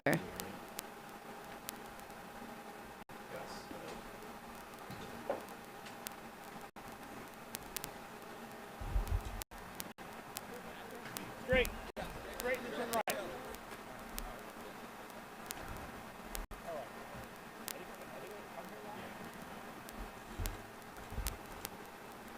All right, it won't be long here before we really start to see the masses start to come through.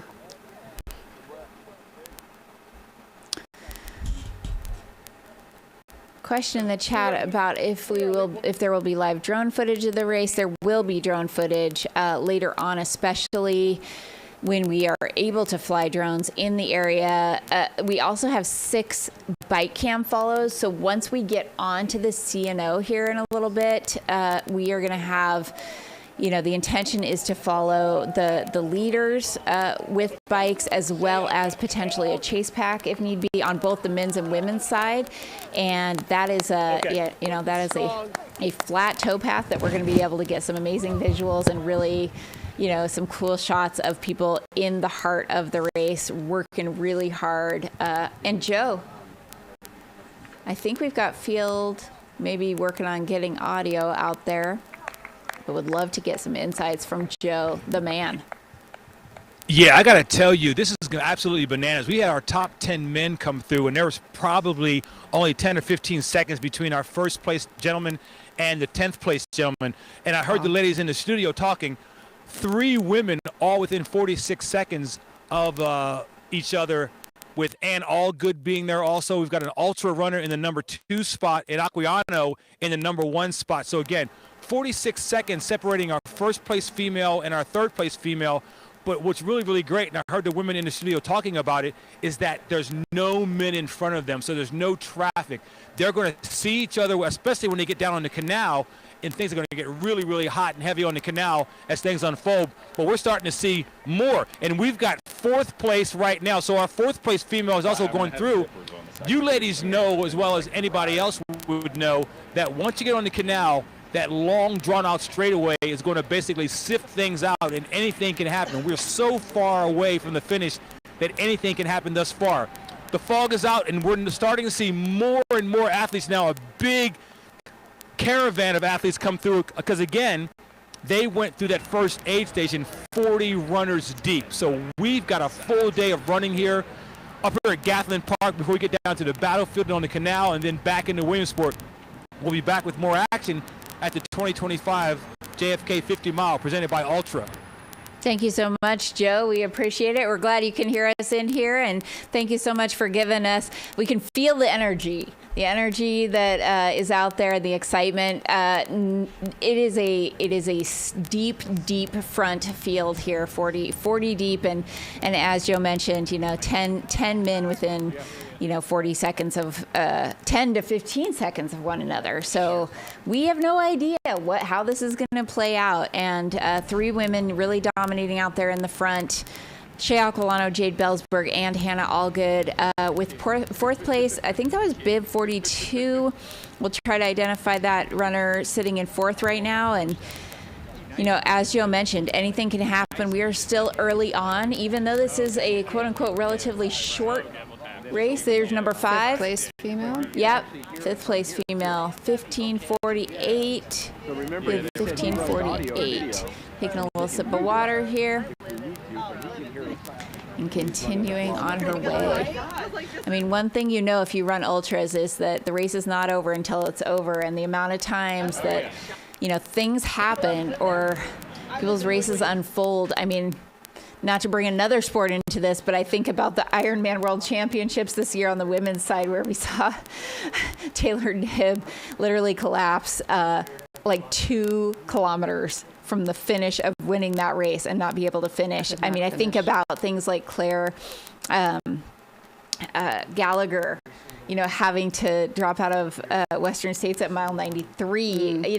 Sometimes it's just over. Like, you don't know. Something happens, somebody falls, somebody completely bonks, or, has a major like stomach issue that you just never know what can happen. And these are long races, even though this is from a time standpoint, somewhat short.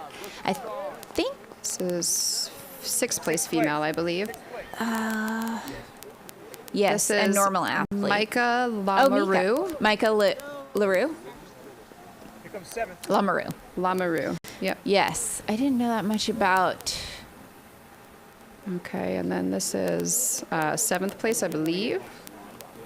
This is Anna Ballery. All right. From Pittsburgh, so nearby here. Oh, local. Probably had an opportunity to train a bit on the course. I think it's interesting, you're talking about the different elements on this course. I heard you talking to Stephen Kirsch yesterday in his pre-race interview, and I think he had the strategy dialed down that you really need to stay smooth and controlled on the trail section, because there's a lot of day yet to follow after that. Here's a few of the top 10 women here, 8th and 9th, I believe. I didn't catch that first bib number. Erica Zaveda, I believe, was 9th place there.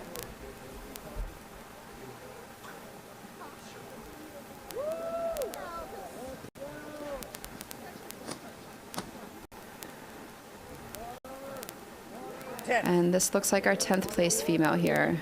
And that is Ian Torrance coming in with her. No, I'm sorry. Not Ian. Looked like him for a moment.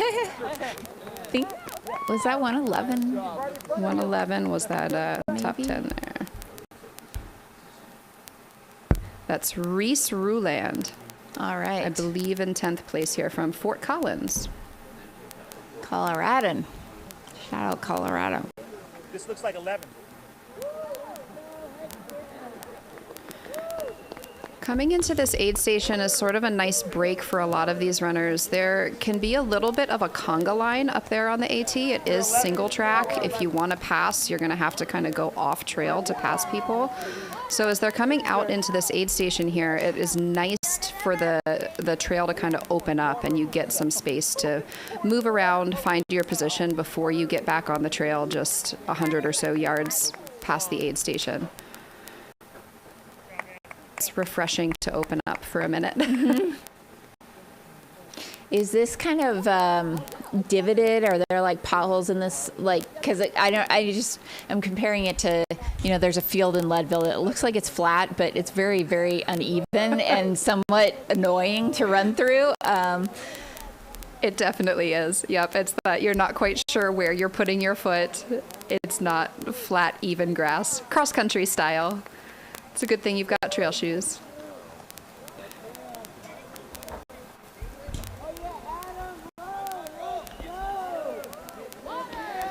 This is Adam Lowe coming in here to the aid station in the white shirt. He is part of the board of the JFK 50 on the race direction team. Nice.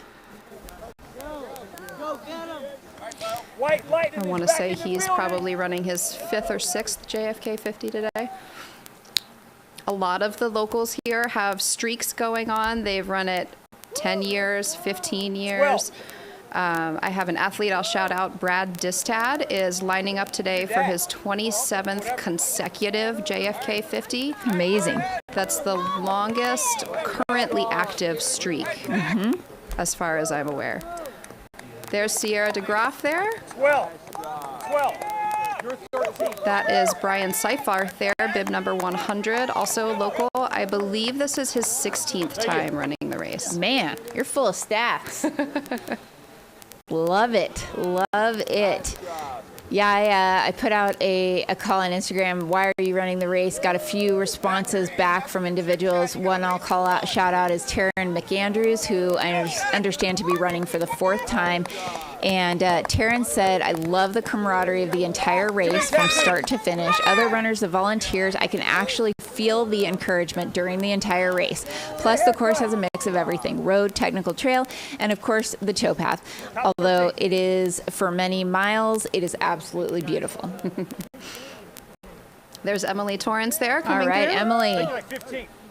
Emily Torrance, a 2-time JFK champion in 2013 and 2017, and a second-place finisher in 2012. She was second place to Ellie Greenwood, no big deal, which was her fastest time, I believe, and is still either the 5th or 6th fastest all-time ever run.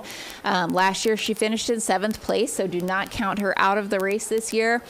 And again, as we said, she ran a 3:25 50K at the Mad City 50K this past April. So her wheels are on. The speed is there for her once she hits that towpath. We got runners just excited to be out there. In the orange here is Russ. He is also a local. His yard backs up to the Appalachian Trail. Yes. So he does, yes. I think, all of his training on the trail, probably not quite as much on the towpath. Speaking of runners who have run this race from a very early age, Angela Podlasic of Florida is in search of her 12th career finish, and the first one she completed at the age of 14. Wow. I'm not sure what the age limit is now. I think it's a little bit higher. I want to say it's 15 or 16. Oh, I mean, that's still pretty young. Back in the day, it was 12. Wow. You had to be 12 to run the race. And there are many, I think Mike Spindler himself, the race director, ran at a very young age. I don't know if it was exactly 12, but it was definitely not adulthood. And Carolyn Showalter is out there as well, pursuing a finish at age 71. This would be her career 38th finish. Thank you for some of these stats. Shout out to Liam Aid Station Fireball.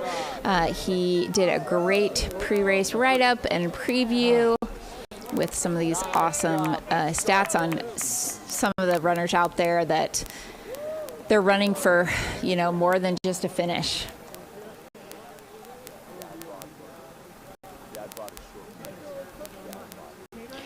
It must be warm out there. I see a lot of these runners taking full bottle refills as they're coming through. So probably getting toward upper 40s or low 50s at this point.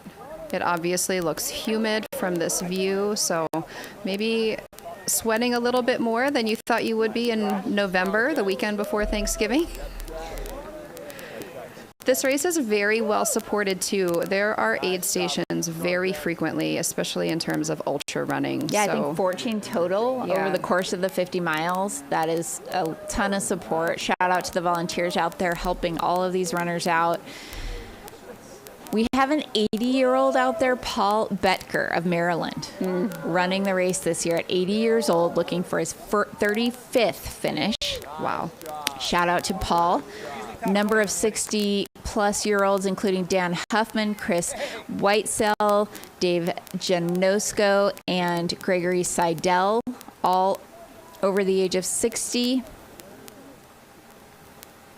going for 30 to 39th finishes here at the race.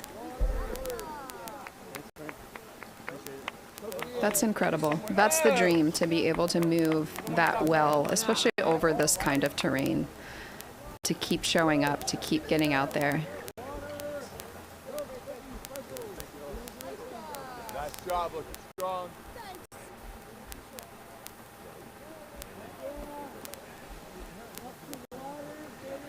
Got about an hour and 25 elapsed time here. Again, this is roughly mile 8.5, a little bit beyond. And again, this year we do not have both last year's champions returning. We have one, David Sinclair, the men's champion, returning to defend his title. Rachel Drake recently had another child. She set the new standard last year, but she is not back this year. But we do have a former winner in Emily Torrance in the field. Otherwise, on the women's side, we will have a new champion unless Emily takes the win this year for the JFK. And those course records, again, just so ridiculously fast. I mean, 5:57:32. Rachel Drake was the first woman last year to go under 6 hours. And last year, David Sinclair ran this 50-mile race in 5:08:26. I think with that large pack of men up at the front, it will be interesting to see just how they push each other. I think it takes a group like that. When you are just out there alone, running by yourself, to be able to push the pace, push the effort for that long is challenging. But if that group stays even, within eyesight of each other, I think that really changes the race. Yeah. And having run the race, Lauren, are you thinking about the fact that, after this AT section, essentially I'm going to be done with the majority of the climbing of the race? Is that you kind of got to I think we were talking about this yesterday, think about the positive aspects of this. I get to enjoy the AT, but now I get to enjoy being off the AT and get into a rhythm. Yeah. But yeah, again, the majority of the climbing happens here in these first 15 miles. Pretty much all of it. Yeah, you've got rolling hills in the last 8 miles, but compared to the mountains that you're climbing here, really by mile 5, you actually have the majority of your climbing done. Okay. And you are coming rolling downhill along the AT here. So at this point, 8 or so miles, 8.5 miles in, they've done maybe 3,000 feet of climbing, maybe 2,500 feet of climbing. I would say like that. in that range. I mean, that's a decent amount in 8 miles. So, just rolling hills from this point. It really is a mental shift. The terrain is so different from the Appalachian Trail to the C&O Canal.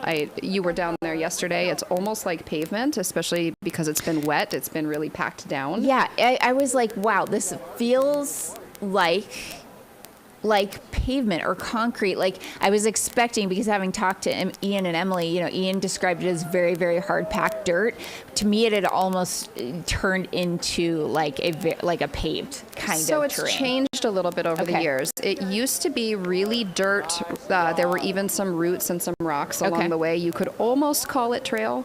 And then there were a couple years, I want to say 2018 maybe, we got a lot of rainfall during the summer. We got a lot of snow during the winter. And the canal really got overwhelmed with water. It was holding water. So they resurfaced the canal starting in, I think, 2019 into 2020 and put down that gravel, hard-packed surface that wasn't always there.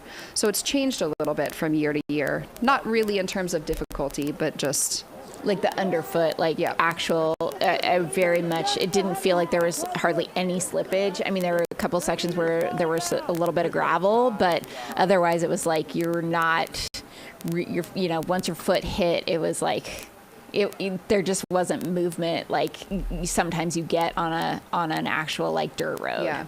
Yeah, I think super shoes have maybe a different effect at this point than they did maybe 4 or 5 years ago on the same trail. Yeah. This looks like a larger pack of folks starting to come in. And again, that C&O Canal, 184 miles long. And it follows, you know, the Potomac River.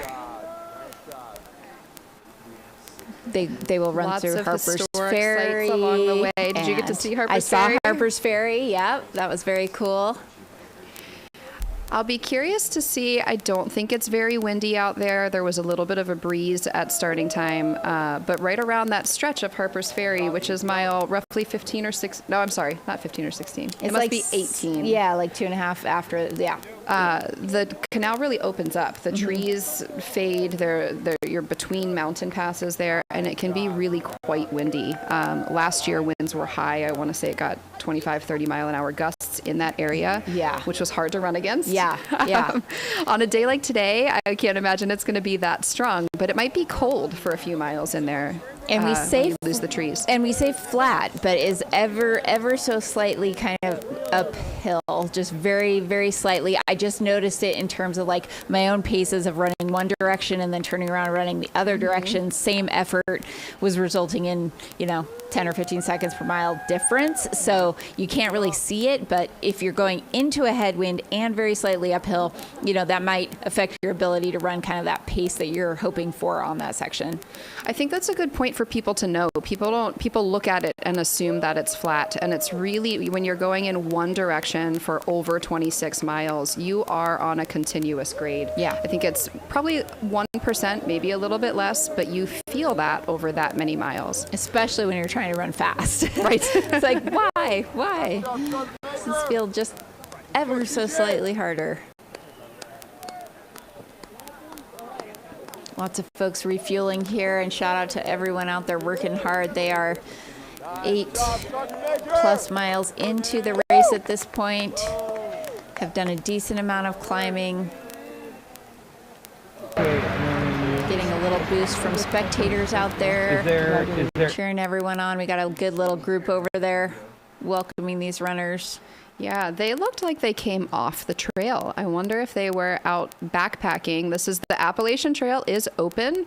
People are probably still maybe through hiking, definitely section hiking at this time of year. So perhaps they're coming down off the trail and letting the race clear out before they continue. That might be a good call. Why not just stop, do a little cheer section, let 1,000 people run through.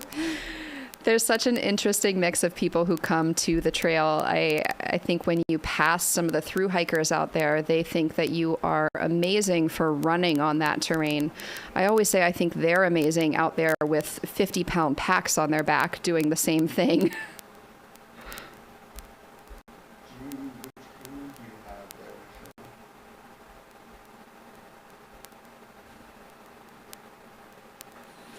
Yes, Kevin, armed forces groups in the area do still use the race as a physical fitness test. Yeah, I don't know if you can speak to that at all, Lauren, but I know that we do have competitions. And I mean, even yesterday as I was, kind of going out to the car to get something during the race, like, bib pickup, I saw a whole group of younger men coming in that definitely were from like a local one of the branches that were going to be running the race, together or as kind of a unit and tackling that challenge. There's a really neat component to this race. They actually have a team challenge, and it's not a relay. Every athlete has to run their own complete race, but you can team up as a team, and they collectively score the top 3 finishers on your team, tally up your total time. They have those for men's teams, they have them for women's teams, and then they also have military. I might be leaving something off there. There might be more categories. I think the military does the top 5 out of 10. Oh, wow. So they have a deeper team. But the men's and women's, it's the top 3 out of 5. Mm-hmm. But yeah, they have a bigger team. But yeah, there's specifically a military competition. Which is a pretty awesome. neat element. The team trophy is like really something to be proud of and to bring home. It's a very cool trophy, and they keep records for those kind of statistics as well. There are team records on this course as well. I think they keep records for people from different states and different areas. The record local book or is county. thick. I mean, the Mike Spindler loves stats. Let's just put it that way. The runner manual is like 50 pages long. There is a lot of information in there. With a lot of times and a lot of dates, and that's really cool. I mean, I was just even peeking around and noticing, the women's masters record, which they're calling 40 plus here, is currently held by Katriana Jennings, who just set the 100-mile world record at Tunnel Hill. Incredible. And she, I think, ran like a 6:28, got second to Sarah Beal that year that Sarah set the then, course record. And so there have been some absolutely incredible athletes out here running this race. That's great information. I didn't realize that. Yeah, and I looked back at that. You are, Katriana? No, I would like to. Oh, you'd like to? Okay, well, Katriana, if you'd like to go on Women of Distance, just shoot us a note. But yeah, that was really cool because I'm like, who's run the, and I watched back a little bit of that year on the there was like a recap, and yeah, it was like, man, God, she and Sarah looked so strong throughout that whole race, but Katriana, it's just like, she just looked like she was working really hard, and you just see at the finish line people are just completely spent because it's so taxing to run monotonously like that, not only to climb and focus on the AT, but then to just throw down a super fast flat marathon and then get on these rolling hills and have climbing at the end of the race. It is a really unique and challenging course. This is also a race that famously a lot of folks sort of begin their career with this race. A lot of Zach Miller, Seth Ruling, a lot of elite athletes who started their career here. And I think it's a confidence builder. If you're capable of covering this terrain, running fast on the canal section, it opens a lot of doors. What can you do if you can handle that and do it well?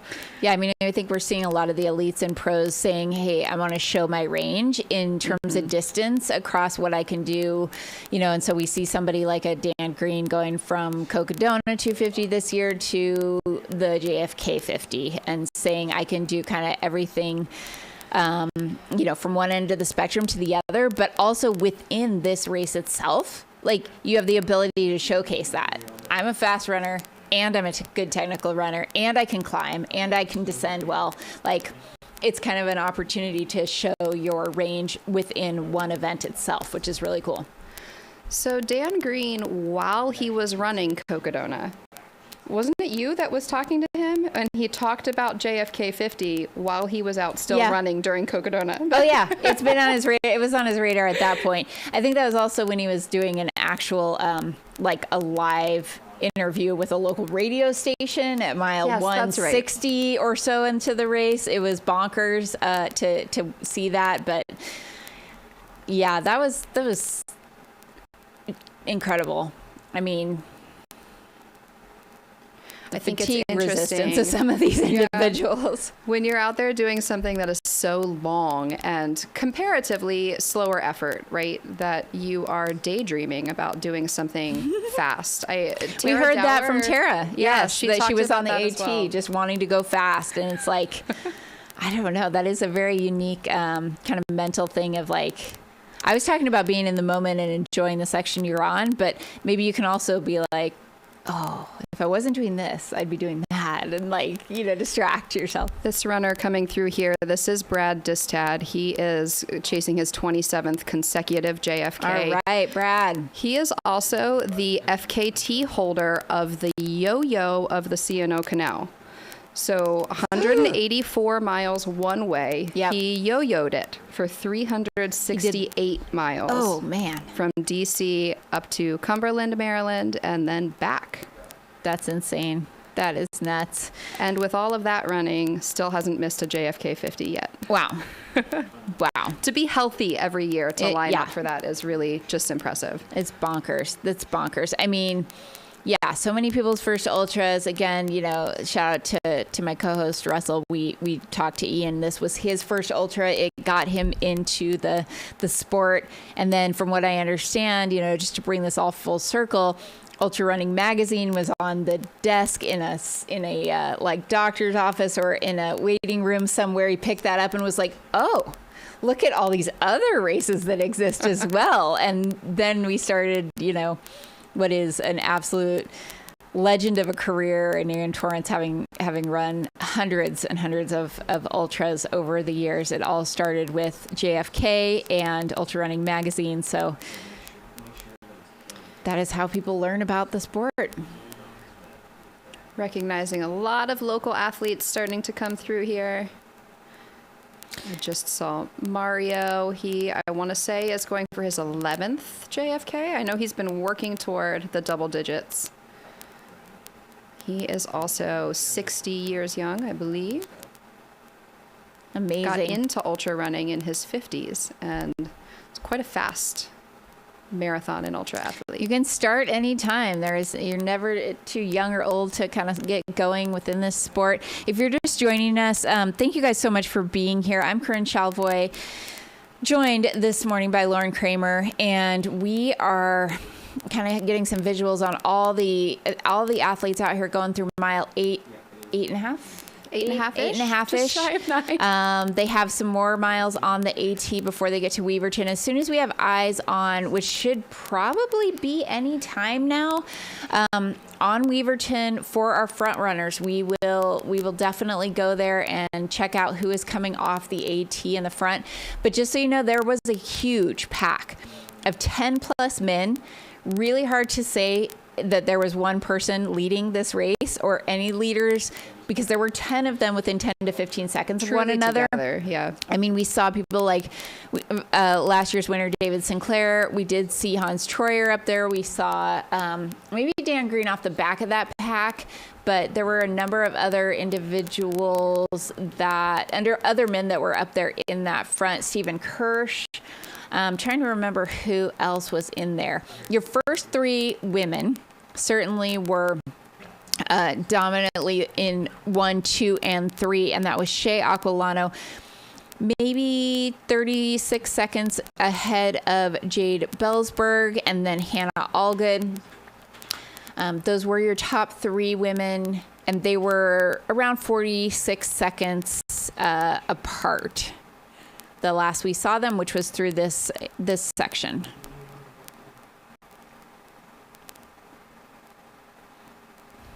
Thank you guys for being in the chat. Hi, David Roach.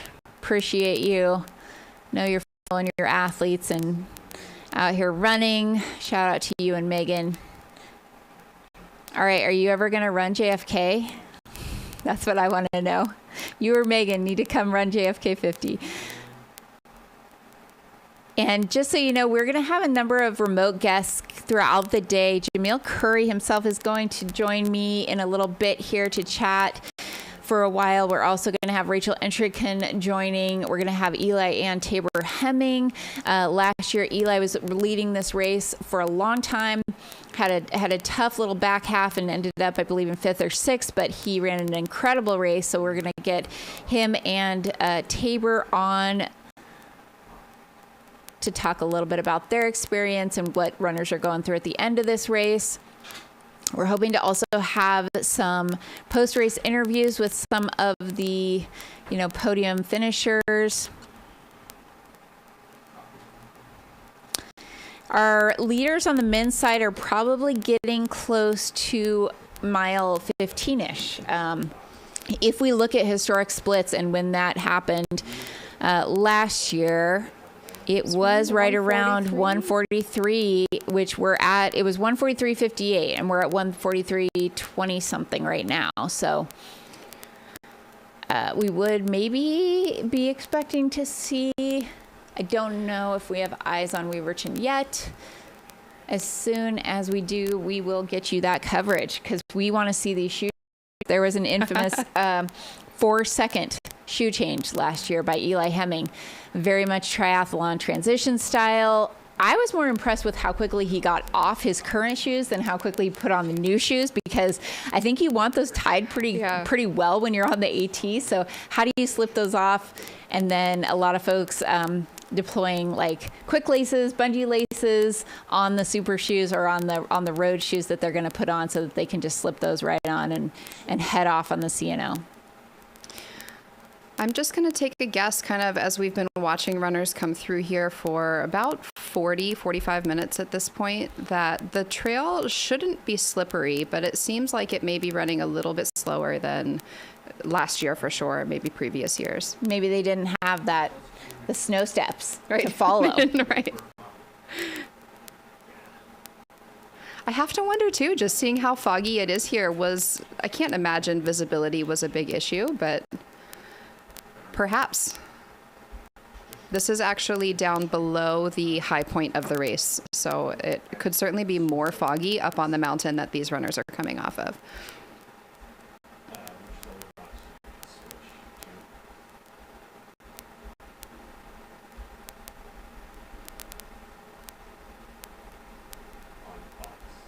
Again, thank you so much to Altra and Mount Outpost for supporting the coverage.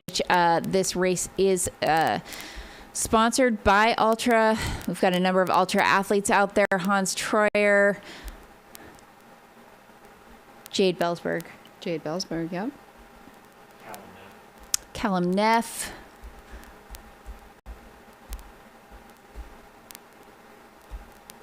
I'm not sure that I saw Cal Neff come through with that big pack, but he must have been There were in there. it was hard to ID everybody. So hard. 3 and 4 are my 2 favorite.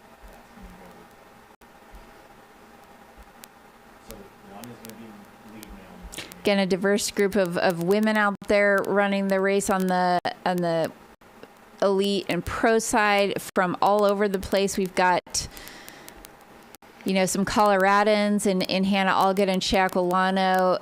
Jade Bellsberg is out of British Columbia. I wanted to mention Lauren Cortez. She's out of Colorado. She is a very strong runner that may be under a number of folks' radar. She's very fast. She has run 3:33 in the Mad City 50K. And we just talked about Emily Torrance running 3:28 in Mad City. So those are some very fast 50K times, again, 31 miles. Sierra DeGroff out of Nevada. Melody Gilbert out of Quebec, which actually is, not too far from here, relatively speaking. Nicole Hansen out of Arizona. Very similar trails. I think Valerie Arsenault, also from Quebec, has had a lot of success here multiple years in a row on the podium. And Micah, sorry if I'm pronouncing that wrong, Micah Lamoureux is also out of Quebec. So again, coming down Quebec Mega Trail 50K and Ultra Trail Hurricana 65K and Bandera 100K top 5 finishes in all those races this year. That's range as well. Also, Sarah Morrison is out there. She is from Pennsylvania, so very much from this area. She was 6th at JFK last year in under 7 hours and ran a 3:25 50K at Mad City last year. Wow. Mad City seems to be a very fast place to run a 50K. And Here we go. We're at Weaverton. All right. This is Weaverton. We were just there yesterday, Lauren. I recognize it. This is Weaverton, everybody. This is the main aid station. This area marks the transition from the AT. They are literally coming off of the Weaverton Cliffs on those stairs that you were looking at and will be looking at again in a moment. And then they're going to hit that pavement. They're going to see crew. They're going to be able to do a shoe change if they wish. Here comes that first runner, it looks like. All right. This is awesome. Here we go. Who is it?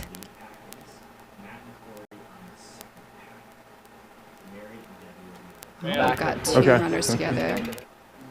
Oh, is that David? I think it is. 1:48.23 there. About 5 minutes back. That looks like Hans Troyer in second. About 5 minutes back from last year's splits to this point. Yeah, that's fascinating. 5 minutes is actually a decent amount of time. Now, Hans Troyer was not doing a shoe change here. I believe he was running straight through. I asked the question yesterday in our previous interview, are you doing that? And he goes, I am not changing my shoes. And I heard a gasp heard around the world. What are you wearing then on the AT? And it sounds like he's in a carbon shoe from the beginning. Oh, wow. 1, 2, 3, like 4 4 men here Four together. more men in this. Now that is, I think, David Sinclair. I don't know if that was David at the very front. That's Ryan Raff in the back, I believe. Okay, so that's that 6 Hoka runners kit. through here. So we have 6 men through. Under 150. Under 150, but again, about 5 to 6 minutes off of last year's split, which is very interesting. 2 more, wow. So the top 8 men all within about a minute here down to Weaverton Cliffs. And here's 9:10. So they stayed relatively close to one another throughout that entire section. I mean, they were 10 to 15 seconds apart at mile 8, and now they're about a minute apart. So, I mean, that is not much.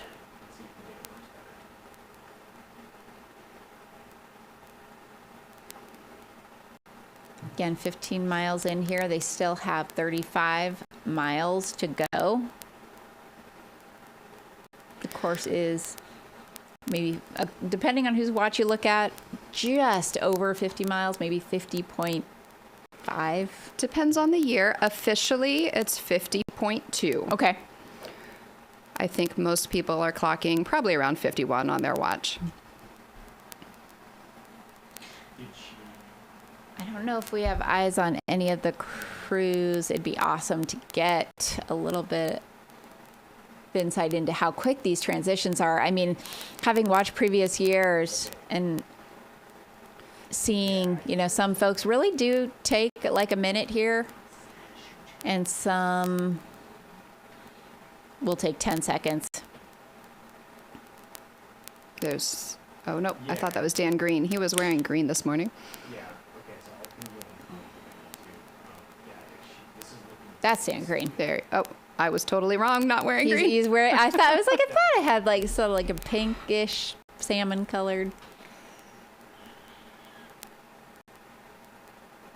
So this is an interesting transition point here. They have spent an hour 50 running trails, and then as they come down onto the canal, it really takes the body a minute to get in the rhythm and feel the difference.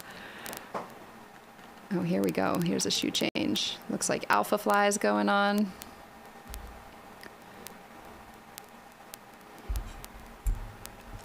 Handhelds and a bottle in the waist belt. That was pretty quick. That was solid.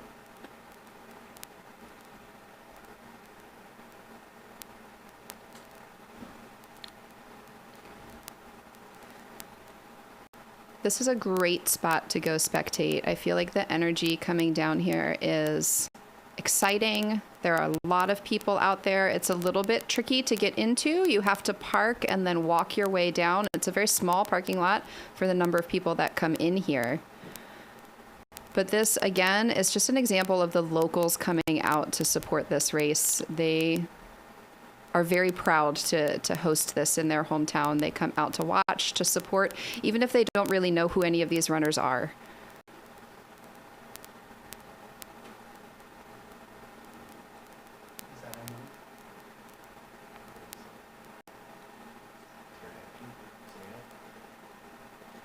It can also be challenging because of the number of people that are here to find your crew in this mass and get a spot to sit and change your shoes.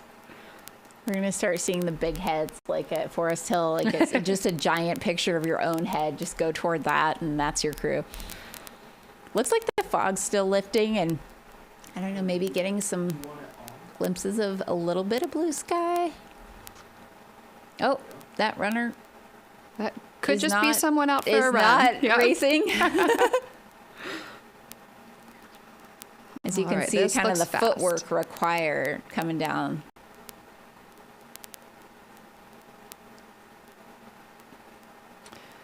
Okay, that's Cal Neff, and then Patrick Blair right behind him. And Ferdinand Aroux. All right.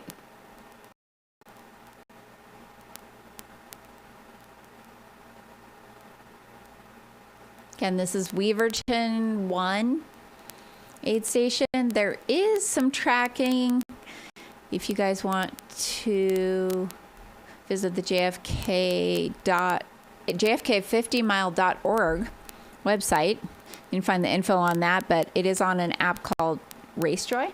Yep. RaceJoy is tracking splits at every crewed aid station, I believe. So you'll have them at 15.5. You'll also have them at 16. So you get the difference in transition from this access point to the very bottom of the trail section. And then there are timing mats again at the Antietam aid station, which is roughly mile 27 and change.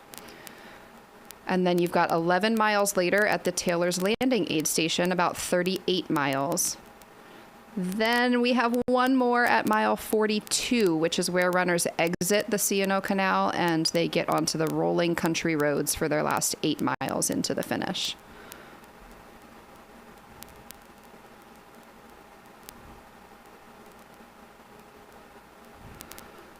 We are probably in the past 5 or 6 minutes. We are more than 15 men deep through this mile 15 and a half.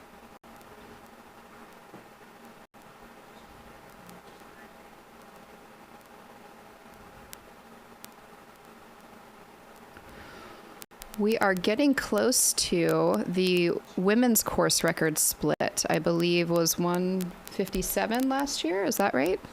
We're about 155 right now. It was... No, it was just over 2 hours. I'm misquoting that. Yeah.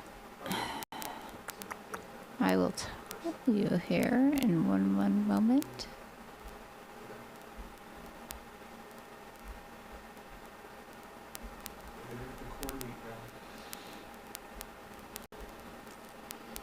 All women. Fastest through here was Rachel Drake last year. No, you're right. 157.50. 157. Okay, we are at 156 elapsed right now. So hopefully we are not too far off from the lead women, and will be interesting to see if there's been any change over the last 7 miles or so. Yeah, last we saw them, it was Shea Alcolano about 40 seconds in front of Jade Bellsberg, who was maybe 10 to 15, maybe 10 seconds ahead of Hannah Allgood. That is where they were sitting around mile 8.5. You and I got to see Shea out here yesterday. Mm-hmm. She got her eyes on the trail and tested her shoes a little bit, trying to make those final decisions. I know she was definitely changing shoes when she got down here. She has also run this course before. She is a previous podium finisher back in 2022. And she told me yesterday she was a college student at that time. She came into town on Friday, and then she had to leave and drive back same day on Saturday after the race so she could get back for her exams. Coming back this year as a professional athlete for Nike.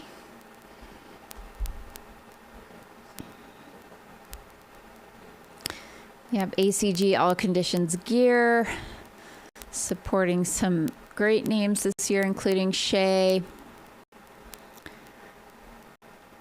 Shea won the Gorge Waterfalls 100K to earn a spot on the world's long trail team this year. She ran a fantastic race from leading wire to wire, and it seems to be a little bit of a new strategy for her to, I'm going to go out hard at the beginning and push myself from the gun, and I love to see that confidence being built in someone like Shea, who's still very young but has quite a resume already of ultra. I feel like her and Dakota Jones kind of like have a bit of the same, kind of background, the starting in their early 20s in the sport and running, 100 milers very early on and stuff like that. So it's been really cool to see that progression and Shea really coming into her own as a elite athlete here.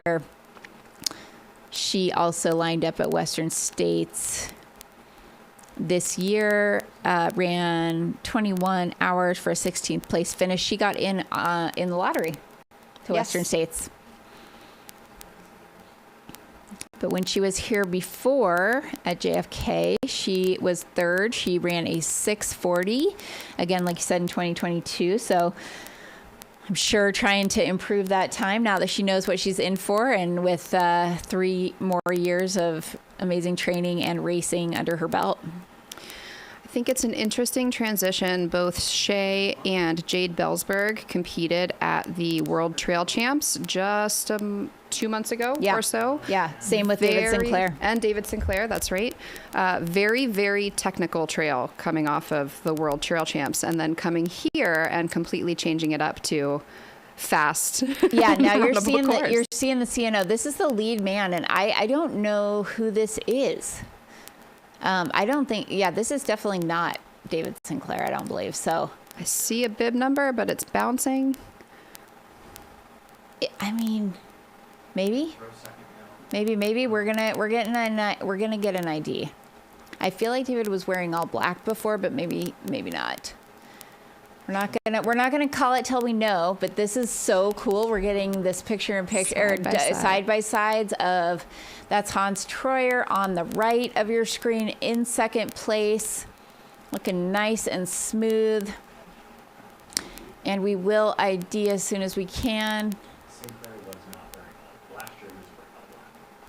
This year that's what he was wearing. And those are the super shoes for that. Okay, so we are confident that is David Sinclair in the lead on your left, and then on the right is Hans Troyer, trying to evaluate how far back they might be from each other.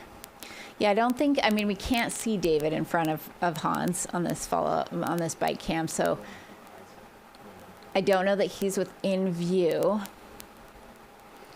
And we talked a little bit about this, dynamic of like running alone versus last year we saw David and Eli running stride for stride together, and how much, are you just now looking at your watch trying to go by either heart rate or splits and really trying to hit paces? And is that harder or easier, if you were in a pack or even with one other runner, being able to work together? So that's going to be interesting to see kind of how this plays out.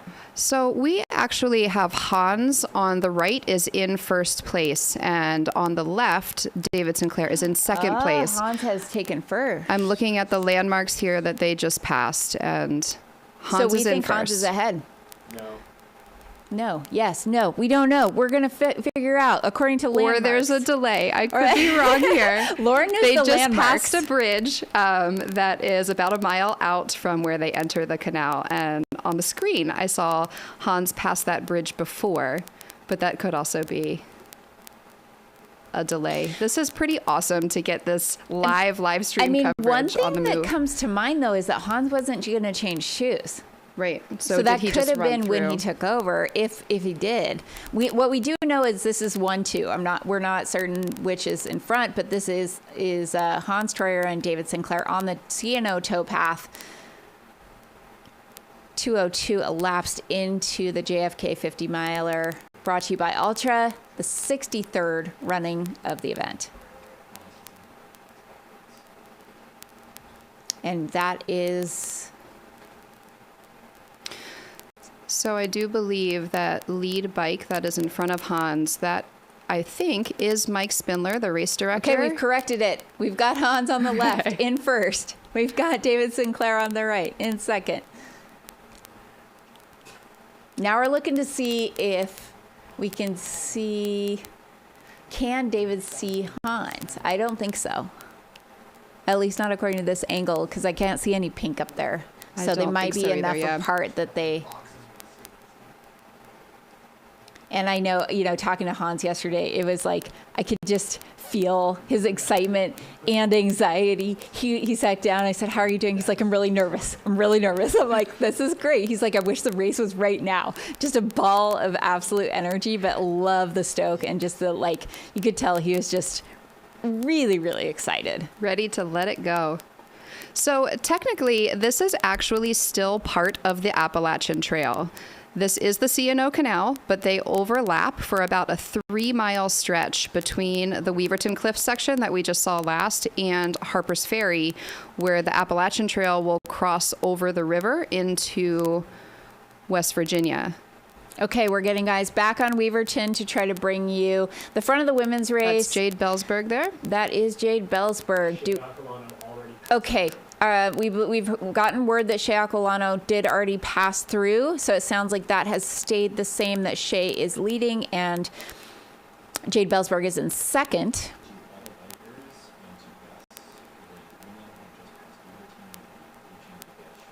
We are going to get eyes on the towpath for the women as well and be able to bring you a side-by-side of both the men's and women's leaders if possible. Talking about this Ultra teammates out here, I wonder if Jade was changing shoes or if she had the same confidence that Hans did in a trail carbon shoe carrying her the whole way. I don't know.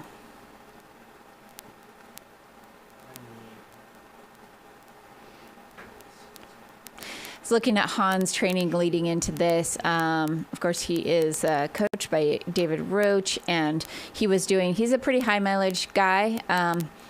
Over 100-mile weeks, up to 120-ish mile weeks and some of those weeks, fairly low vert over, all things considered, but one of them had 120-ish miles with 10, 11,000 feet of climbing, and it was 16 and a half hours, which is not a crazy amount of hours, telling me that Hans is running a lot of those miles. That's Hannah Allgood there in third place. All right. So the less than a minute top back of three second. Staying the same in terms of placement coming off the AT, and maybe a little bit more separation between them. Not a lot, though.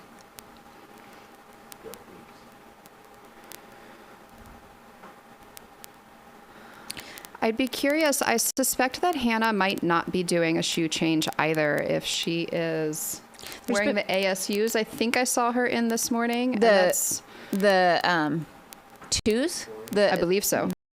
Yeah.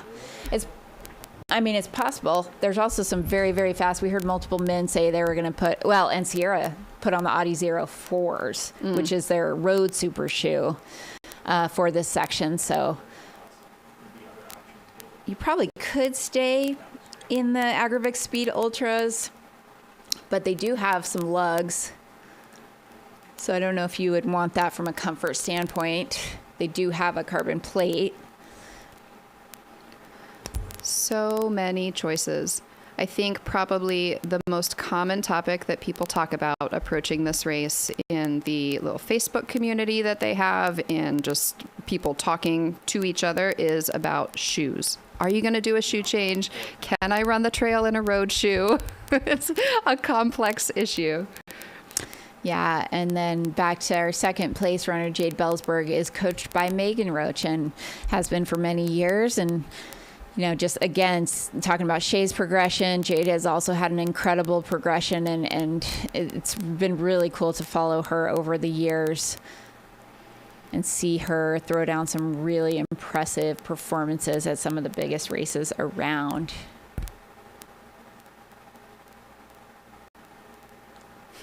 Gotta love the energy.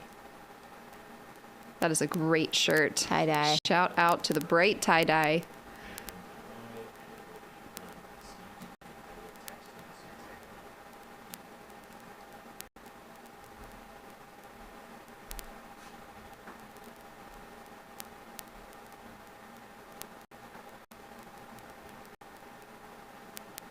Confirmation in the chat that the shoe being worn by Hans is the Vanish Carbon road shoe. Okay, clearly it works on the trail as well. And this is Eyes on Weaverton. Folks celebrating completing the AT section of this course around mile 15. We've got about 3,000 feet of climbing on their legs at this point, give or take. They're going to have some rolling section at the end with a little more climbing, but majority of it is done, and now it is time to go very fast for a long, long time. There is, when they transition off of the canal, there is a steep hill that they have to climb to get out from the riverbed, essentially, is where the canal is. It feels like a mountain. It is actually only about 70 feet of climbing. 70? Oh, no. But it feels steep? like a lot.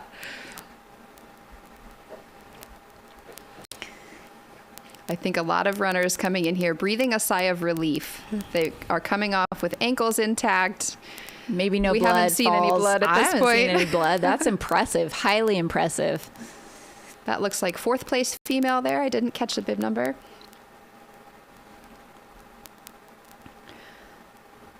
About 4 minutes back from those lead 3.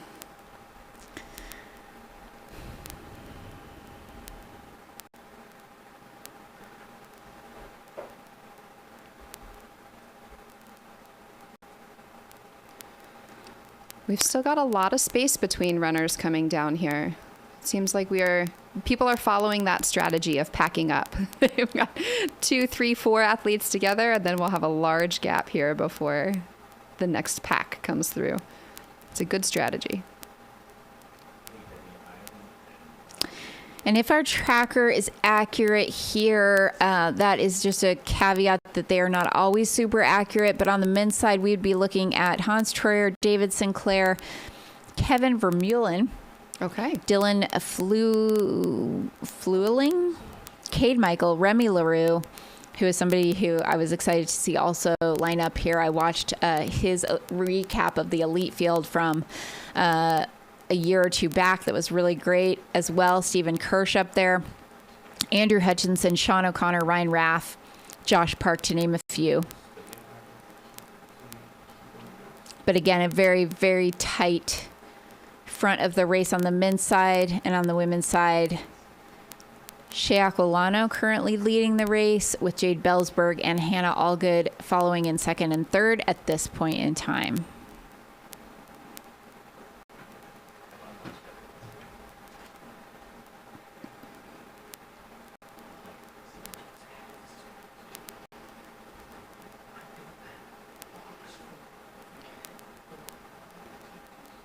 These runners feeling the energy as they come down off the trail. You can hear this crew spot coming for about a mile before you actually get to it.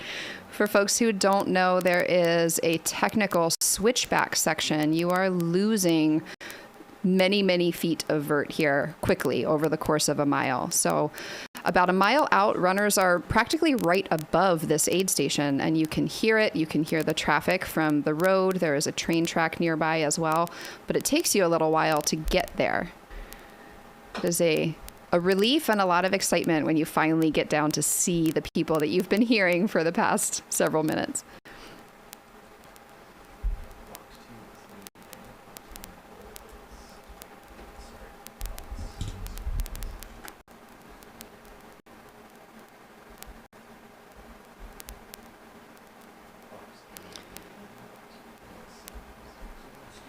It looks like, I'm questioning that shoe change we talked about with Jade. It looks like maybe Jade left the second timing mat at 16 before Shay did. I'm showing Jade just in front of Shay. Yeah, on the coming out. tracker it looks like that. So we're see not when we 100% certain. We'll hopefully get a bike cam, follow cam on the CNO and be able to tell who is in front. But it could be, you know, we had a bit of a change from Jade between Jade and Shay in our race leader on the women's side. Unsure of that, and we will get confirmation as soon as we know more.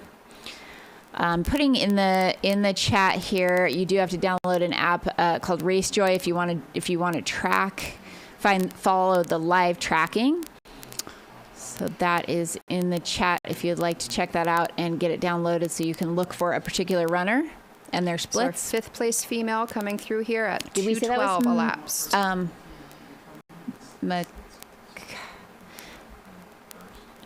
You can also on jfk50.org, you can also find tracking there as well. That is just a list of runners rather than searching for a specific bib number. Micah Lamoureux, I believe, is our 5th place there. That's who I was thinking of. Oh yeah, let me put this pin in the chat for folks so that if they don't want to download RaceJoy, this is the list of our leaders. We are looking right now at Shay Aquilano and Jade Bellsberg. Okay, Lauren, test. Can you tell who is ahead of? Okay, I was just going to say other? they are very close together. You can see the swampiness on their right Yeah. there. Yeah, they both are less in the than a mile section, out, which is not that long. Right. It was like a half mile. Okay, wait. So Jade just hit like no longer swampiness. I think that Jade is in the lead. Yeah. But very close. I wouldn't be surprised if Shay can see Jade from her perspective. It also, on Shay's right, it looks like there's a train coming through. I don't see that on Jade's side. Oh, no, now I see it on Jade's side. Oh, no. Whew, they're very close. I'm surprised that we don't see them both in the same frame, almost. Wow. This is awesome. Okay. Maybe based on that train, Shay is slightly ahead of Jade. We're just trying to keep people guessing. We just, this is the excitement that exists in ultra running, people. This is a fun fact here. The train that you see running by these women actually crosses the course. And sometimes people get stuck behind it. Right. So athletes who are coming within maybe 5 to 8 minutes behind Shay and Jade here are going to get stuck with that train. They have to wait for the train to cross the course before they can continue. And that train will cross multiple times throughout the course of the morning.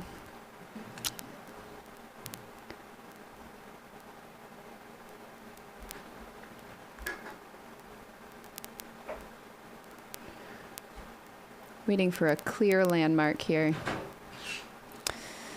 Again, the historical splits had your course record holder, Rachel Drake, leaving Weaverton 2, which is that 15.5 mile mark right before the CNO, in 2:02. We're now at 2:15 elapsed, and they're, what would you guess, maybe a mile down? I'm going to say they are just shy of a mile. On the CNO, so I'm going to say that they are actually a bit behind course record splits. Again, those are just numbers. People run these races differently. We've heard Katie Scheid talk about why are we comparing one person's race to another person's race in terms of like where they should be, because people run different, they have different strengths and they run different sections. Yeah, quickly and not as quick at times. So I think, we're not going to say that this means anything about course records, being a threat or not, but it is what it is here. And we do know that these are two very fast individuals, Shay Aquilano and Jade Bellsberg. I think this is the section where we really see the race evolve. They are going to be on this type of path for a long time. It is over a marathon distance along this path. And at this point of the race, I think a lot of athletes are still quite close together, are still getting their running legs underneath them.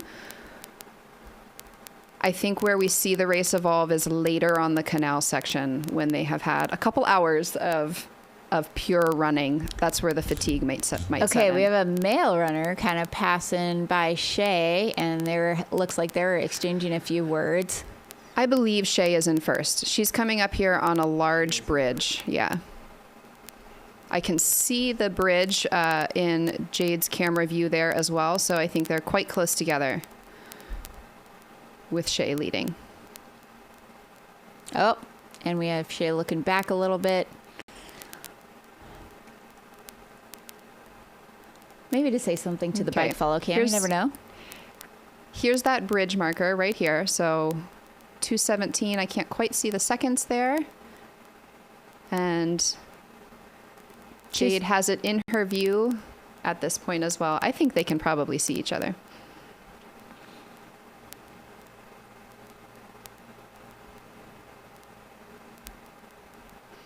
Okay, there's that same marker of the bridge. So they are probably about 15 seconds apart. Very tight 1-2 on the women's side here. Shea Aquilano and Jade Bellsberg. Again, within about 15 seconds of one another. Conditions, I think, sorry, a question in the chat from Tara Dower about conditions. I think that they're favorable. We're unsure. I don't know that there's any, maybe less wind than last year on the CNO, Sure. but there was no snow or like coverage on the AT, and we're wondering if maybe that even actually made it a bit slower than last year, not having footprints up there. So yeah, conditions looking good for this point in the race from here on, and I think it'll just continue to, be a moderate temperature kind of day. Yeah, the temperature is great. It is upper 40s or so, but you can kind of see the fog in the camera views here. I have to imagine feels humid, especially now that they're warm. Last year's course record-setting conditions were windy for sure, but it was also quite dry. I think that does make a difference, especially in this speedy section where you are hitting roughly marathon pace efforts.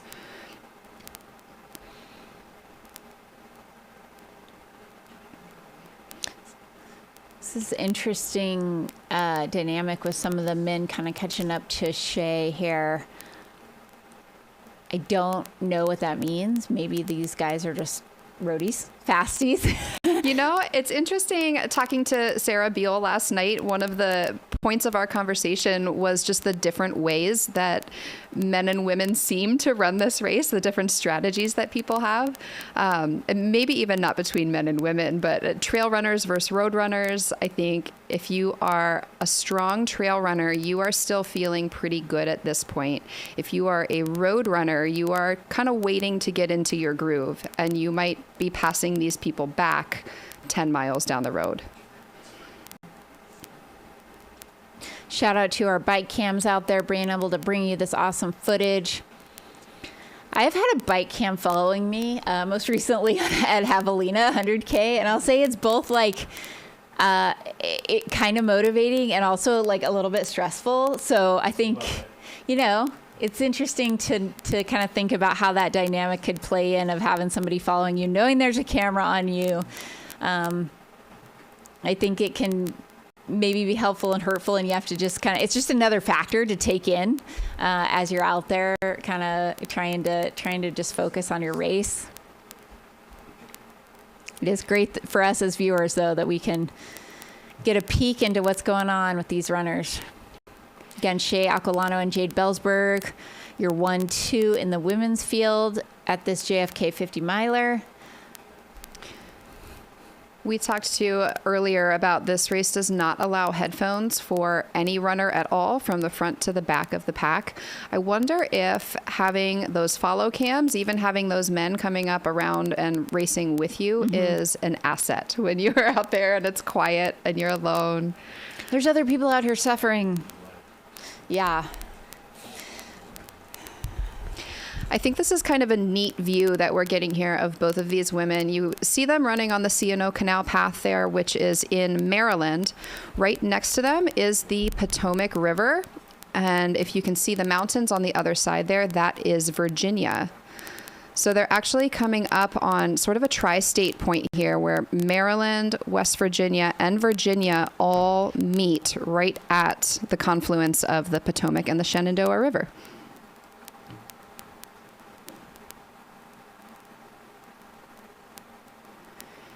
It does look like the canal path is a little bit wet out there too. Typically this terrain does not hold a lot of water, but we're seeing puddles. I hope that it's not muddy. I can't imagine there would be mud in those sections, but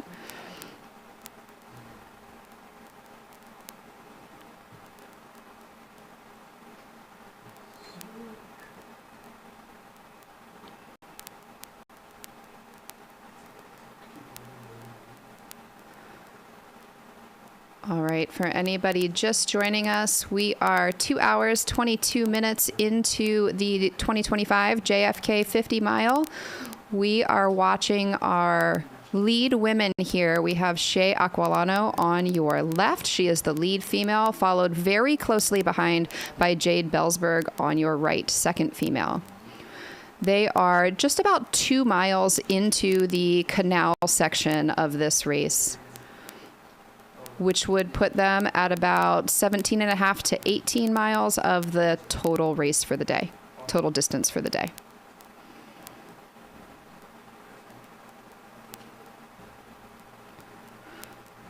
Last that we were able to check in the men's race, we had David Sinclair and Hans Troyer at the front of the race, Hans leading and David Sinclair shortly behind in second.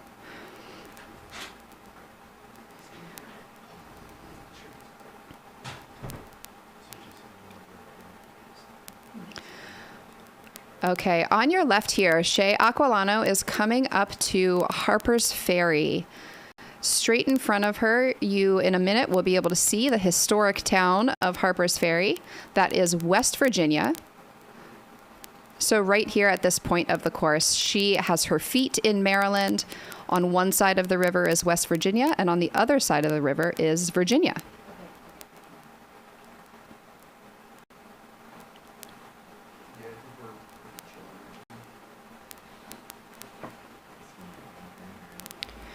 Technically, these women are still on the Appalachian Trail.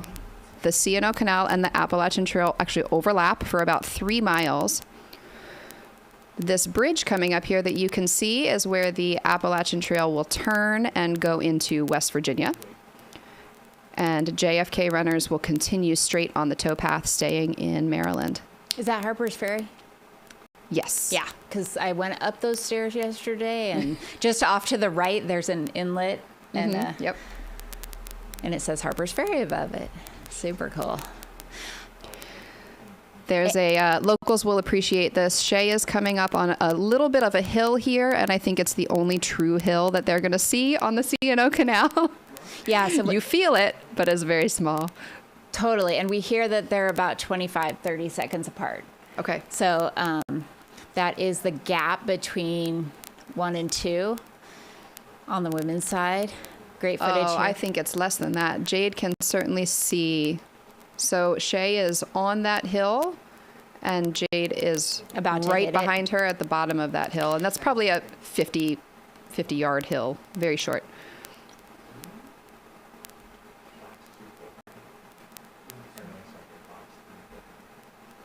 Oh, yeah. I mean, I don't want to speculate, but I feel like Shea maybe looks a little bit more tight, like compact. Like Jade looks very flowy, and maybe that's just their gait, you know. But to me, I don't know. Jade looks pretty relaxed, and like she's really kind of just moving really well. And Shea looks like a little bit maybe more labored, but again, different running styles, compact. I'm not going to read into that. People show suffering differently. I don't know. That's just my perception from looking at both of them running. I I think when I have run this race and I have athletes who run this race, I tell them sometimes it can take 4, 5, 6 miles of adjusting to the canal to really like start to feel good again. I sort of say, don't look at your watch for a couple miles. Don't force a certain pace for a couple miles. Let your body get into a rhythm and adjust. So there's still several miles here of kind of settling into where you're going to be for the next couple hours. Yep. Absolutely.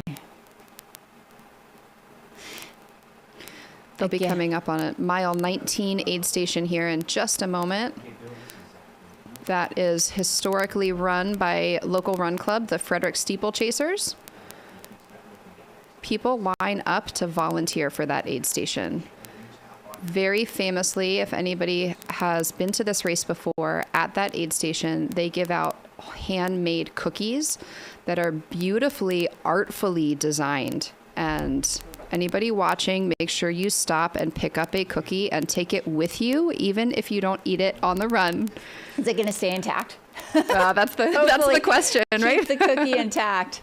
All right. Just so you all know, we are going to take a super short commercial break. I want to thank... We're not going to take the break. We're going to stay on these ladies. Testing out, getting ready for our next guest to join. Lauren, it's been awesome to have you here. I'm not kicking you out, but I just want to say it's been awesome to have all the insights and like you being able to identify locals coming through the aid station. So cool. Thank you. It's a privilege to be here. I love this race. I love this community, and it's a treat to have so many eyes on our little corner of the woods. Yeah, it's really cool. And yeah, again, appreciate all the insights and perspectives. And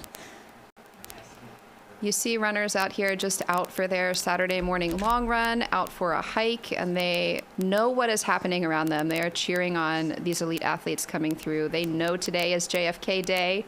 Maybe they picked this route for their long run on purpose.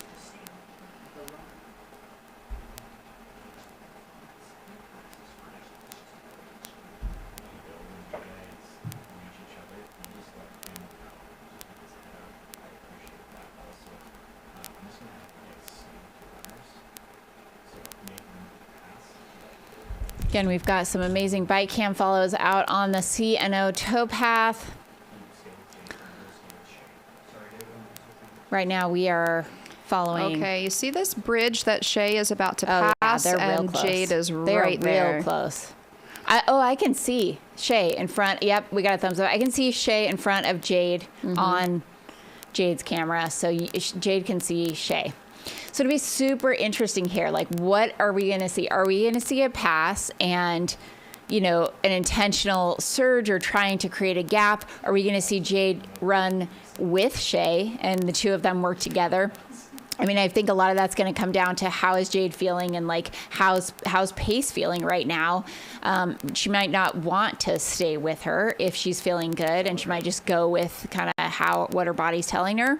But then we've also heard people say, like Mary Denholm, that it is helpful to run with somebody on this. So I'm really curious to see kind of how this plays out. But again, you're seeing 1-2 female, Shea Acolano and Jade Bellsberg. Jade is narrowing the gap here to Shay. These women have raced together quite a bit this year as well. They were also first and second female at Gorge Waterfalls 100K earlier this year. Yes. They were both at the World Trail Champs just a couple months ago. So this is at least their third race that they have run together this year. Yeah, Jade was representing Canada, although she qualified to represent the U.S. in multiple distances. I think she could have represented the U.S. or Canada in every single distance at the Worlds, which is an incredible accomplishment. It's two super strong runners out here. Drawing down, this is the 63rd annual JFK 50 miler presented by Altra. Mountain Outpost is bringing you the coverage this year. I am Corinne Chalvoy, and Lauren Kramer has been with me here for the last couple of hours.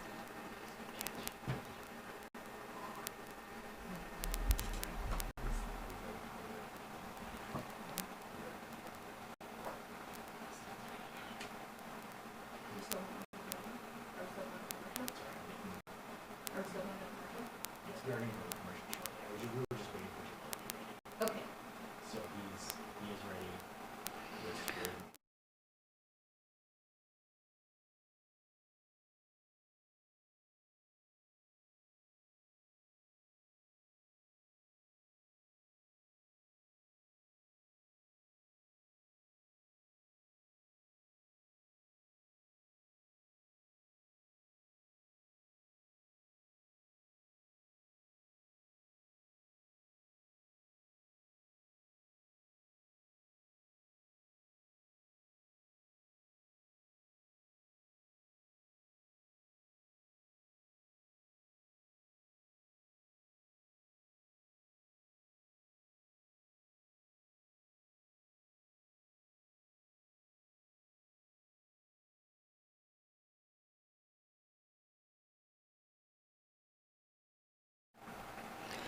All right, we are currently watching Shea Aquilano. She is the lead female in the JFK 50 mile right now. She has just passed mile 19, so she has been on the C&O Canal towpath for about 3 miles at this point. Jade Belsberg is very closely behind her in second. They are in view of each other coming into this straightaway here.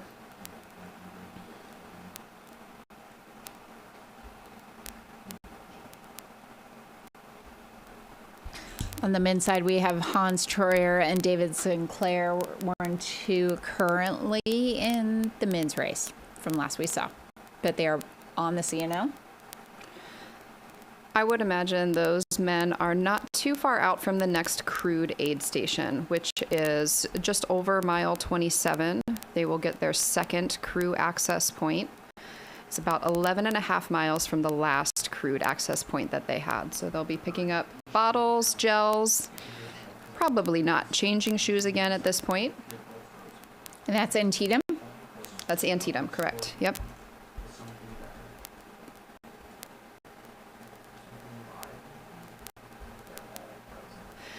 That is sort of where sometimes we start to see some change happen in the race and maybe some carnage depending on how you ran the race. At that second crude aid station, mile 27, you have been out on the canal for quite a long time, 2.5, or out on the race, 2.5 hours. You've covered about a marathon distance. So for some of these men, that is longer than they would typically run a marathon. And that can play with your head just a little bit that you're about halfway through the race, but you've been out running for quite a bit of time at that point.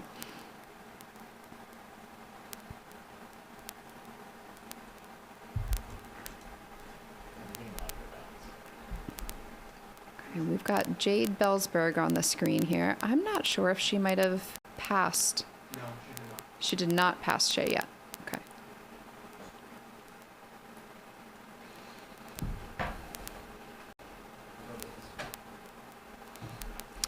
Okay, this is the Antietam aid station. This is crew spot number 2, mile 27. 27.1. 0.1, okay.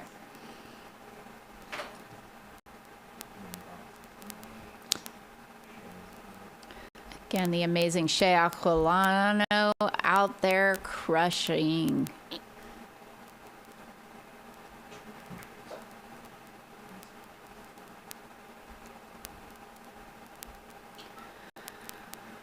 For the duration of the C&O Canal portion at this point, runners have their feet in Maryland on the C&O Canal, and they are running parallel to the Potomac River with West Virginia on the other side. The Potomac River is the state line divider between Maryland and West Virginia.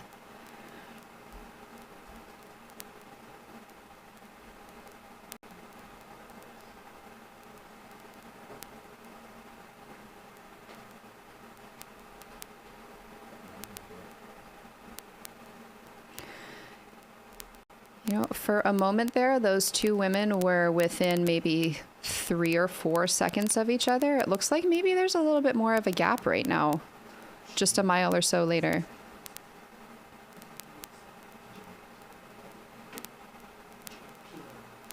Yeah, I thought we lost Jade's feed for a moment. She may have just stepped off the trail. Sometimes you got to do that, you know, bio breaks. These things happen. Good sign of being hydrated potentially. So that may have been, just why there's now a few more seconds.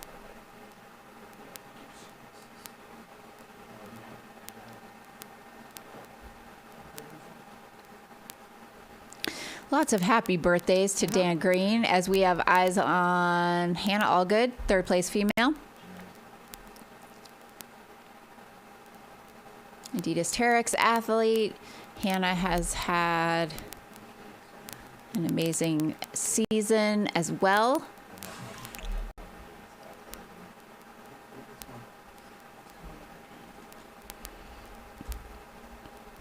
She was out at CCC this year. I think she likes the fast races as well. And then she ran a very fast 50K locally during, I believe that was right in the middle of a training cycle, a very fast 3:46 50K. I think Hannah really enjoys being a diverse athlete. I think kind of early in her elite career, we saw her running a lot of mountain races and doing very well. And she is really showcasing her speed over the past year, and that she can also throw down on a fast course as well. Yeah, I mean, She's earning first a female at Canyons 50K. that was huge in a stacked field. Also earning a golden ticket in second place at Javelina 100 last October 2024, not this most recent one, but running a 14:38 100 miler. That's fast. Very fast.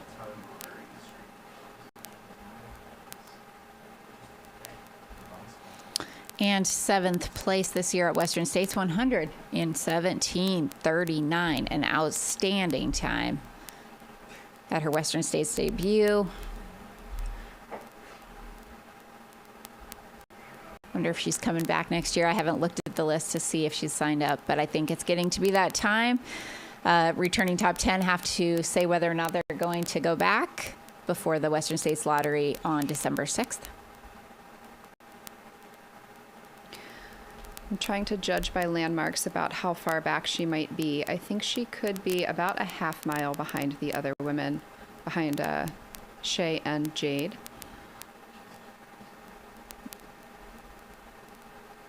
Looks like she is approaching Harper's Ferry here in just a moment.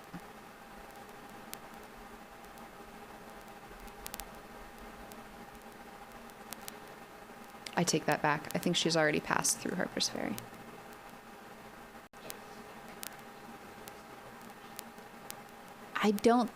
I'm looking at the shoes. I think those might be The same shoes? Agravic Speed Ultra 2s. I She mean, did not do a change? I don't know. They don't look like Audi Pros to me. Unless, well, I'm going to look up the Audi Pro 4s. Audi Zero. It's hard to tell on the move. That is Oh no, shoe they ID are. skill. The Audi Zero Adios Pro 4s are white. I think that's that shoe. Okay. I'm going to go with it. I'm going to say that's a Adidas Super Shoe, road shoe on the feet of Hannah Allgood. I'm not sure it's going to be white by the time she finishes. I mean, that's looks like okay. there's some water. Maybe it doesn't look like mud, but some standing water out there. Maybe a little bit of splatter coming off of the ground.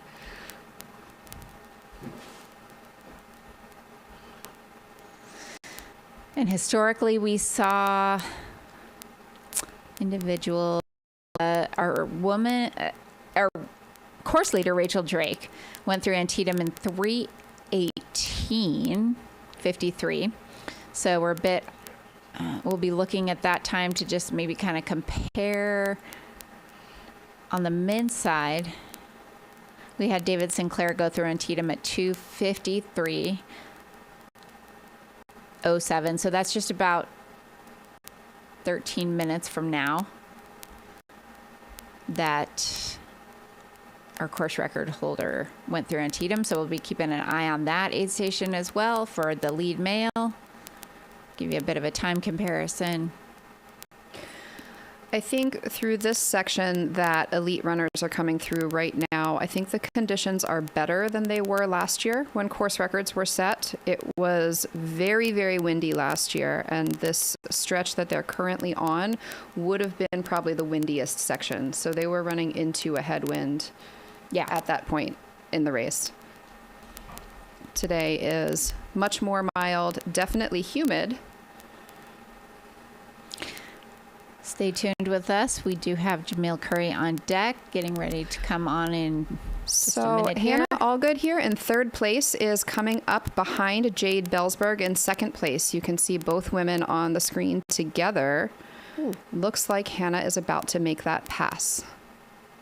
That's exciting. All right. That means that Hannah they made are up a just bit of past time. mile 20 at this point. They just passed a campground.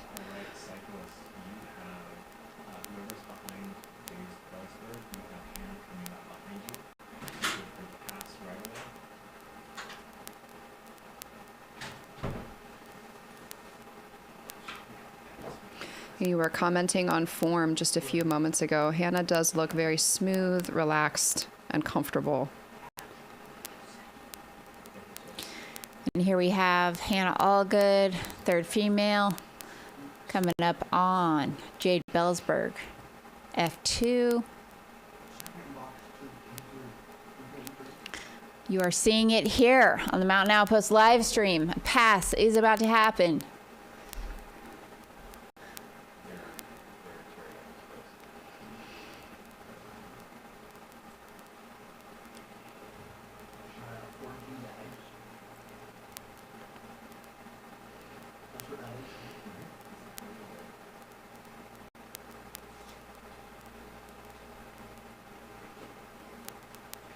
And we know Shea Aquilano is out front ahead of these two ladies.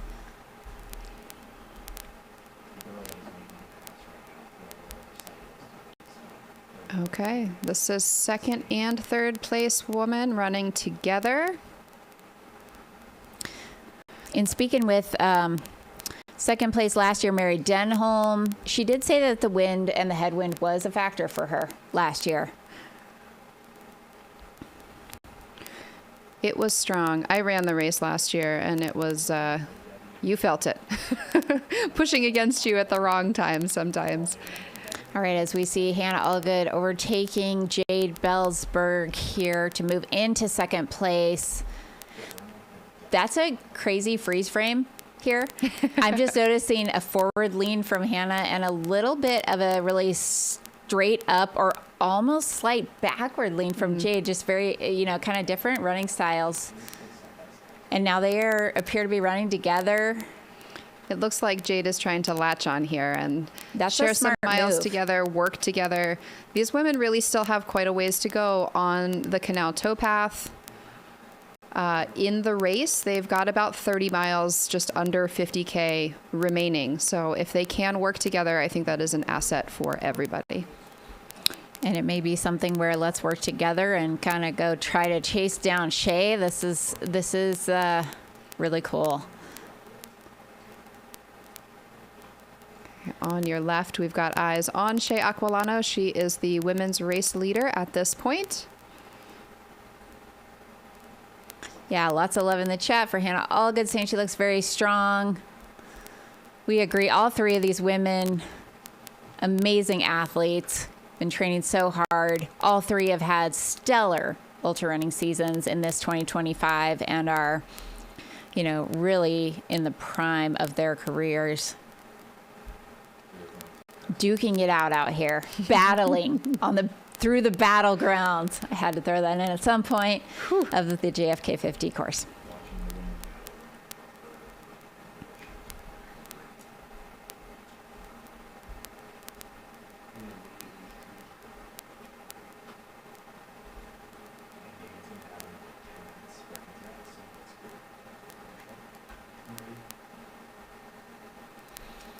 Thank you all so much for being here. We've got 1,100 of you watching right now. Let us know where you are joining from. Are you cheering for one of our elite front runners? Are you following a runner who is a friend or family member? So you can see their race. If you have a runner in this race that you know personally, we will have coverage through the entire field and every single finisher at the finish line. Early on in the race here, we are covering the front of the men's and women's race, and we're going to get some insights from our field commentators as we go throughout, as well as have some special guests in joining us virtually. So it's a great time right now to cut to a commercial.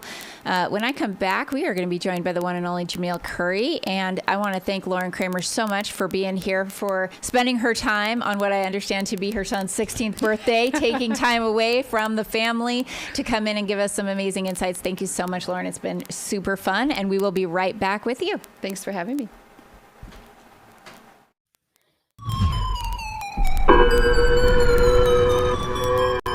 Split that.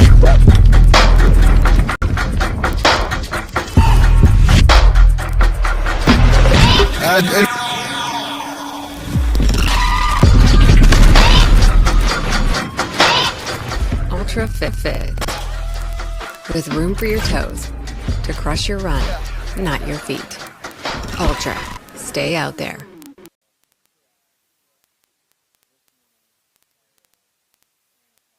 Corinne Chalvoy, this is the 63rd annual JFK 50 miler.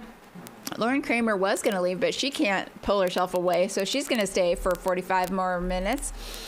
In the meantime, we're going to welcome in a very special guest calling in from the great state of Arizona, Jamil Curry. Hey, Jamil, I cannot hear you. There you are. There you go. There All you are. right.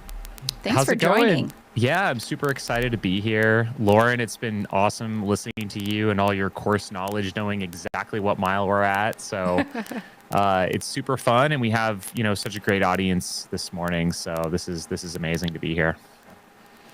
Jamil, have you been out to the race before? No, surprisingly, I haven't. I feel a little disappointed that I haven't yet. So I'm going to have to make it out next year. Well, yeah, it's, I think you need to run this. It needs to be on the bucket list. But thanks to you and the whole Mountain Outpost team for starting last year, bringing the coverage to everyone so that no matter where you are in the world, you can experience what's going on. And we have a battle happening at the front of the women's race here. What are your observations, Jamil? Yeah, I mean, it's amazing to just get eyes on this historic race, America's largest ultra, and we can watch it unfold here on this towpath. And we're watching, this is second and third female right here running side by side, stride for stride is amazing. Yeah, very similar to last year, seeing Eli Hemming and David Sinclair running stride by stride for 1-2. This is Jade and Hannah. We saw Hannah kind of close the gap, and then Jade not let her go, but really cling on. And, we've talked a little bit about the advantages of being with someone or in a pack, especially on this kind of monotony. Can see these women clearly having conversation here too. They look like they're exchanging a few words. Maybe not many. I'm sure they're working hard. Yeah, and I wonder if they can work together to make their way back up to Shea in this upcoming stretch here. Yeah. Kind of noticing the minimalist approach here from both Hannah and Jade, likely wearing waist belts, but no vests. Up front, Shea Aquilano has a vest on. Personal preference, totally individual, I think. Do you like to have your hands free? Do you like to, not have any weight on your back? Both options we've seen work and result in really fast times here. When I talked to Shea this morning, she said that she drinks a lot and she really needed those extra bottles with her pack. And that was part of the strategy there. I mean, we just saw that happen at Javelina with Will Murray, breaking the course record by 30 plus minutes, wearing a vest, saying he was carrying 4 bottles at any time, 4 or 500 milliliter bottles, because he needed that much fluid on him. Thankfully, we are not seeing Javelina conditions out here today. It is a balmy mid-40s, maybe upper 40s, depending on where you are on the course. It is not raining. It was raining through pretty much the whole evening. But by the time the start came around, the rain cleared, and I don't think there's been anything coming down all day. Actually looks pretty ideal out there. Lauren, how much will that rain slow people down in the AT section? I know it seemed like we were a few minutes slower, the leaders, than last year, although, of course, we saw those record performances. But how much does that really slow you down on that section? You know, honestly, I thought that it wasn't going to. I think the rain is almost an asset because all of these leaves that you're seeing along the side of the path here just fell in the past week and a half. So the rain really helped to pack those leaves down. I think the trail runs much slower when the leaves are dry and dense and slippery. So I was a little surprised to see that times were a little bit slower this year, but it could still have a little bit of slipperiness up there since it was just raining right before the start. And that can be one of the most challenging parts on the AT, from what I understand, is the leaves and the rocks kind of obscuring where your footing is going to go. 100%. I think even for locals who come up and they train on the trail and they've really been practicing it all summer, all fall, when those leaves suddenly change, it completely changes the course all of a sudden. So as much as you've practiced, it's going to be different on race day than probably your last training run. And you mentioned to me, Lauren, that last year the dusting of snow actually was advantageous because it created opportunity for footprints from the front runners that everybody else could literally use as their path. So almost may have made for a faster condition that there was a bit of a layer of snow. I think so. I think, thankfully to those first 1, 2, 3 men that go through and kind of create the path, all the runners behind them can kind of follow that line. And it takes a little bit of the mental pressure off, maybe, trying to find your line through all of those jagged, technical, rocky sections.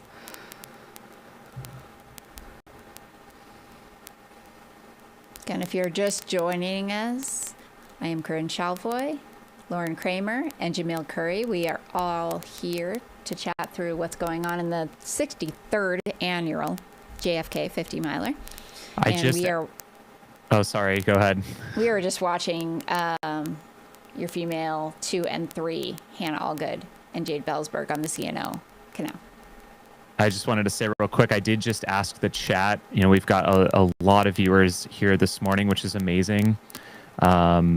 We had Larry Clement let us know that he first ran JFK 45 years ago today when he was 37 years old in 1980. So shout out to Larry. He's run it quite a few times and he's tuning in here today. We are looking right now at the Antietam crew access point. This is just about mile 27. Our lead men should be just a few minutes out from this point. David Sinclair actually came through here last year in 2:53:07 elapsed time. Yep.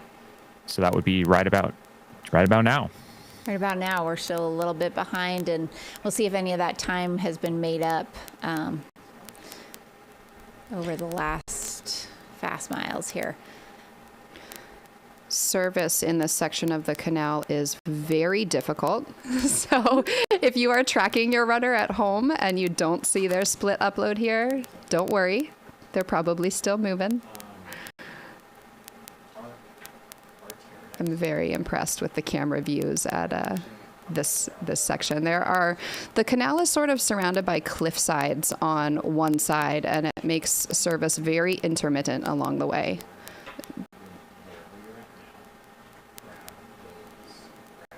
I don't know. It feels like they're getting ready for something. Yeah. Joe's out there, boots on the ground.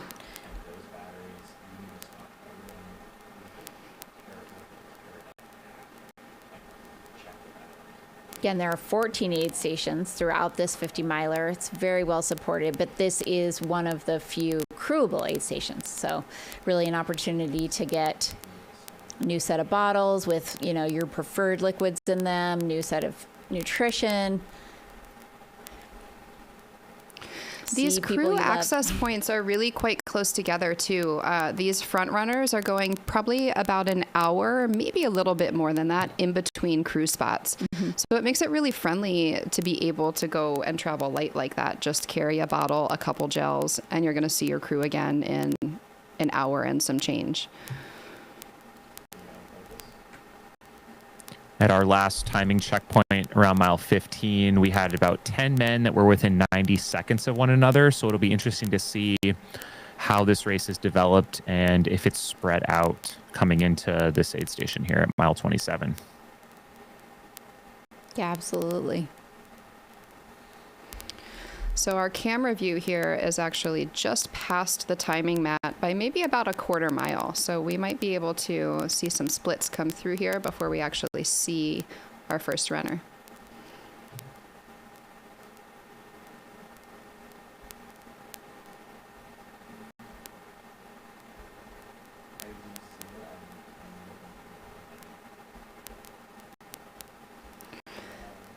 This is also actually a campground. You'll see people who come out and camp overnight through the day so they can get a chance to see runners coming through. I think that's very neat. I recognize the individual on the right is Hans Troyer's content guy. Does coverage for his YouTube, so he appears to be getting ready. We do expect Hans and or David Sinclair, if things are going to play out as we saw him last. Again, David Sinclair, course record holder last year. Just running in it. Oh, we might have eyes. I'm hearing Hans screams in the background. That is definitely his family next to the camera there on the right. So we'll get a great view of a crew change here. Okay, here's a lead bike.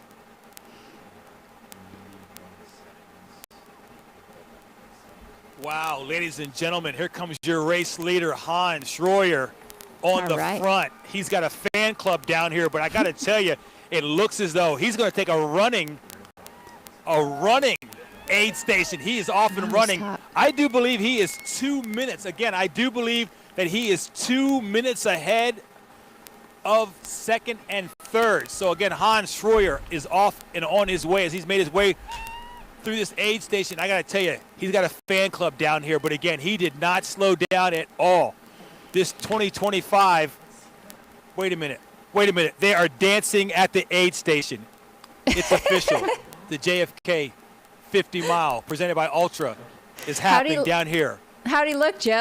Was he smiling? What are you going to do? It's fun. We have no sun, but we have lots of fun. We're going to stick around and wait to see where second and third are at. But again, I do believe that Dave Sinclair has a companion, and they are going to go at it el hombre contra el hombre, man against man, while they're down here along the canal. It's a great day here in Washington County, Maryland, ladies and gentlemen. We're going to have lots and lots of fun here. But again, Hans Schroyer, I don't know if he's on record pace, but he is really, really way out in front now. He's going through this course like fire through an old barn. Can you tell folks that Joe used to work in news? I can tell. I'm looking off in the distance as we speak, and I can now see another few runners off in the distance. It looks like maybe second and third. Keeping in mind that when we were up at Gatlin, first through 15th, we're all within 10 to 15 seconds of each other. So again, it's going to be a big, big battle down here on the canal, and I would not be surprised if there are some position shifts by the time they get here. We're at 27 miles in, so we've got 23 miles, maybe 2 hours and some change of running left to go. And again, more athletes are coming off and on their way. We've got a lead cyclist with a camera following Hans, and then we've got the chase pack coming. But again, we've got 15 athletes maybe within the top 10 seconds of each other. It's going to be big, big things happening here along the canal. 3 runners coming now. So this is going to be second, third, and fourth. 3+1 off the front. I went to public school. My math skills aren't that great. But again, our top 3 guys are coming here. And again, wow. This is David This Sinclair. looks like Sinclair and company. Looks like this is going to be a big, big fight here. Again, this is second and third. Second and third, and off they go. So these men are just about 2 minutes and 10 seconds back from Hans Troyer when he came through the same spot. Cade Michael. So that's going to be very, very interesting. Again, those two gentlemen, maybe they wait until they get off the canal and make their way up into Williamsport. Those elevation changes is where they're going to then start to drop the hammer. At this point in time, it's a chess match. They realize that they're not going to catch Hans off the front, but they're going to go at it, maybe trading pace, maybe talking to each other, but then all of that camaraderie goes out the window when it's getting on the podium to see who's going to be second, who's going to be third. Again, this is now fourth position. Fourth position still maybe has a chance to get up into the top 2 or 3, maybe. Looks And I think really, that is really Sean good. Looks really, O'Connor. really fit. Man, oh man, oh man. This is absolutely bananas. Yes, This is kind of Sean like O'Connor. Black Friday at Walmart with only one big screen TV rushing to the front as we speak, ladies and gentlemen. This is like a torture chamber on this canal. No changes in elevation. Going to have to wait till they get off of here to basically put in those tactical efforts, those big, big accelerations to then rid themselves of anybody who's going to get ahead of them on the podium. Again, we go 10 runners deep, I do believe, at the award ceremony. Who's going to make it? We don't know at this point in time. We've got one more, 2 more runners coming. Again, we've now seen first, second, third, and fourth go through here. This is mile marker 27.3. We're talking about maybe 2 hours and some change of running left, but Hans looked fresh as a daisy. So 4th place there, Sean O'Connor, was about 60 seconds back of second and third, who were about 2 minutes back of first place. Hans the Destroyer, Troyer, laying it down. So this is mile 27. They are more than halfway through the race in distance, but they are well over halfway in time. So This is like Stephen Kirsch. Okay, 5th place male here. And about bottle 2 out. minutes back from 4th.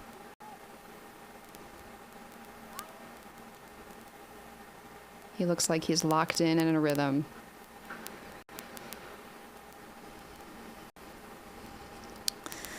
So from this point, runners have 11 miles until they see their crew again. That'll be mile 38 and closing in on the tail end of the canal section.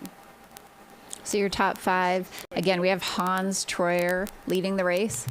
David Sinclair and Cade Michael were basically together in second and third.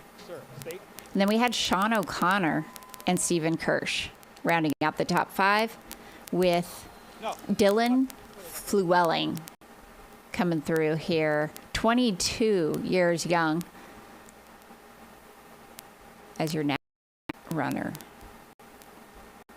That is your top 6. It does look like our live tracker is not updating yet for this section. Service is sparse down in this section of the canal. If you are following at home, following a particular runner, and you don't see them cross the Antietam aid station point, that doesn't mean they haven't. It just means service is difficult. There were a few men that were up front there that we're still looking out for. Kevin Vermeulen, Remy LaRue, Dan Green, Ryan Raff, Josh Park.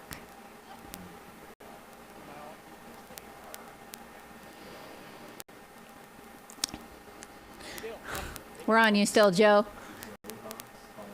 I'm still on. I'm just here waiting for our next slew of athletes. Again, it wasn't that big of a gap between our top men and our top women, and we saw our women come through with only a 40-second differential between first, second, and third. We do know that our first place athlete is off the front by a sizable margin, but second and third is also a big battle in that group. So again, we're just waiting now at this point in time, 27.3 miles in, waiting for our lead women to come through. I think we've seen maybe our top 6 men make their way through. There's some gap action. Going to stay down here for maybe another 45 minutes maybe down here on the canal to see how things unfold. But again, I do believe that that battle between second and third in our women's race is going to be epic from this point on. Agreed. Joe, how are those temperatures out there? How's it feeling? Boots on the ground. It's very, very interesting to see how each athlete maintains or basically handles their aid transition. Some stop, get drinks, some actually do it on the fly. It's a very, very well orchestrated thing, something that you just can't do, without practicing it. So again, some people drop their vests, drop their belts ahead of time and pick up new ones, never stopping along the way. And then some are a little bit more calm, a little bit more rehearsed. We've got 2 runners coming in at this point in time, 2 more athletes coming in now. And again, you ladies are in the studio making a better calculation of where we're at in terms of our top runners. But again, we look like still within our top 10. 2 more runners coming into the aid station here at 27.3 miles into the race. A little bit of a longer gap here. I think we've had about 3 minutes since our last runners went through between 6th and 7th place here.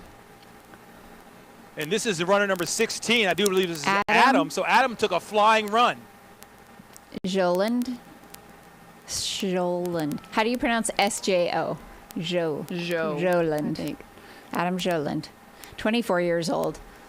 Out of Booney Lake, Washington. 2 more athletes coming in at this point in time. Looks like bib number 35. That looks like Ryan Raff. Yep. No. No, I think you're right. Yeah. I think this is the first time we've seen a runner stop their feet coming through this point. Yeah, completely stops. As a matter of fact, there's 2 athletes. There's one just about 30 or 40 feet shy of this individual who I think also may have stopped to do just basically refueling, retool, that is refuel. Ryan Raff. Off he goes. Okay. 8th place. All right. Big smile.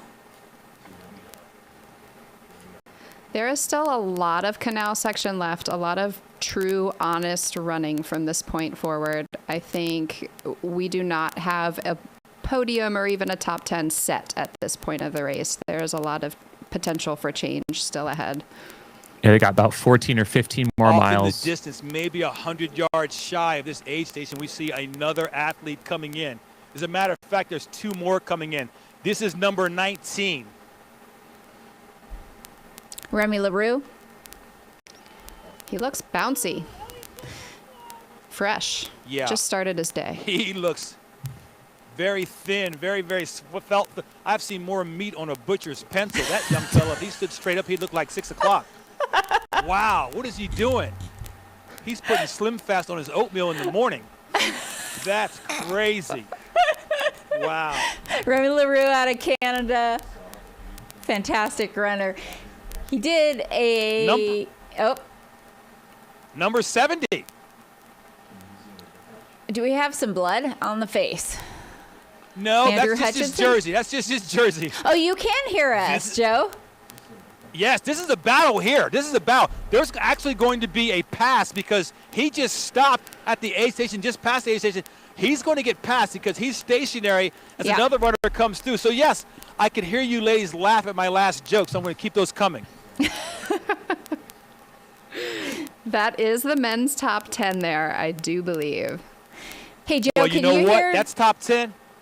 Yes, that's top 10, but here comes a number 11. And again, we've got one runner who's in there rubbing his thighs, getting maybe some lubrication, maybe some heat on his legs. He is stationary just past this marker, but I do believe another athlete's at the aid station working his way up. So we're going to see how things unfold, but there's actually been some position changes right here at 7.3 miles. Yeah, and a very right back half of the top 10 on the men's side still. Yes, and I don't understand what's happening here, but again, you've seen our top 10 go. Again, our 10th place runner has just left the aid station beyond me. This is runner number 36 coming in, taking a quick stop. Looks like he's getting 2 things of electrolytes before he goes off and on his way. He could potentially be on the podium. I got to tell you, ladies, he's maybe only 15 seconds off, and look who's coming in now, runner number 12. 36. So this is a battle. Top 10 is not solidified yet. And this is Jared Burdick, number 12.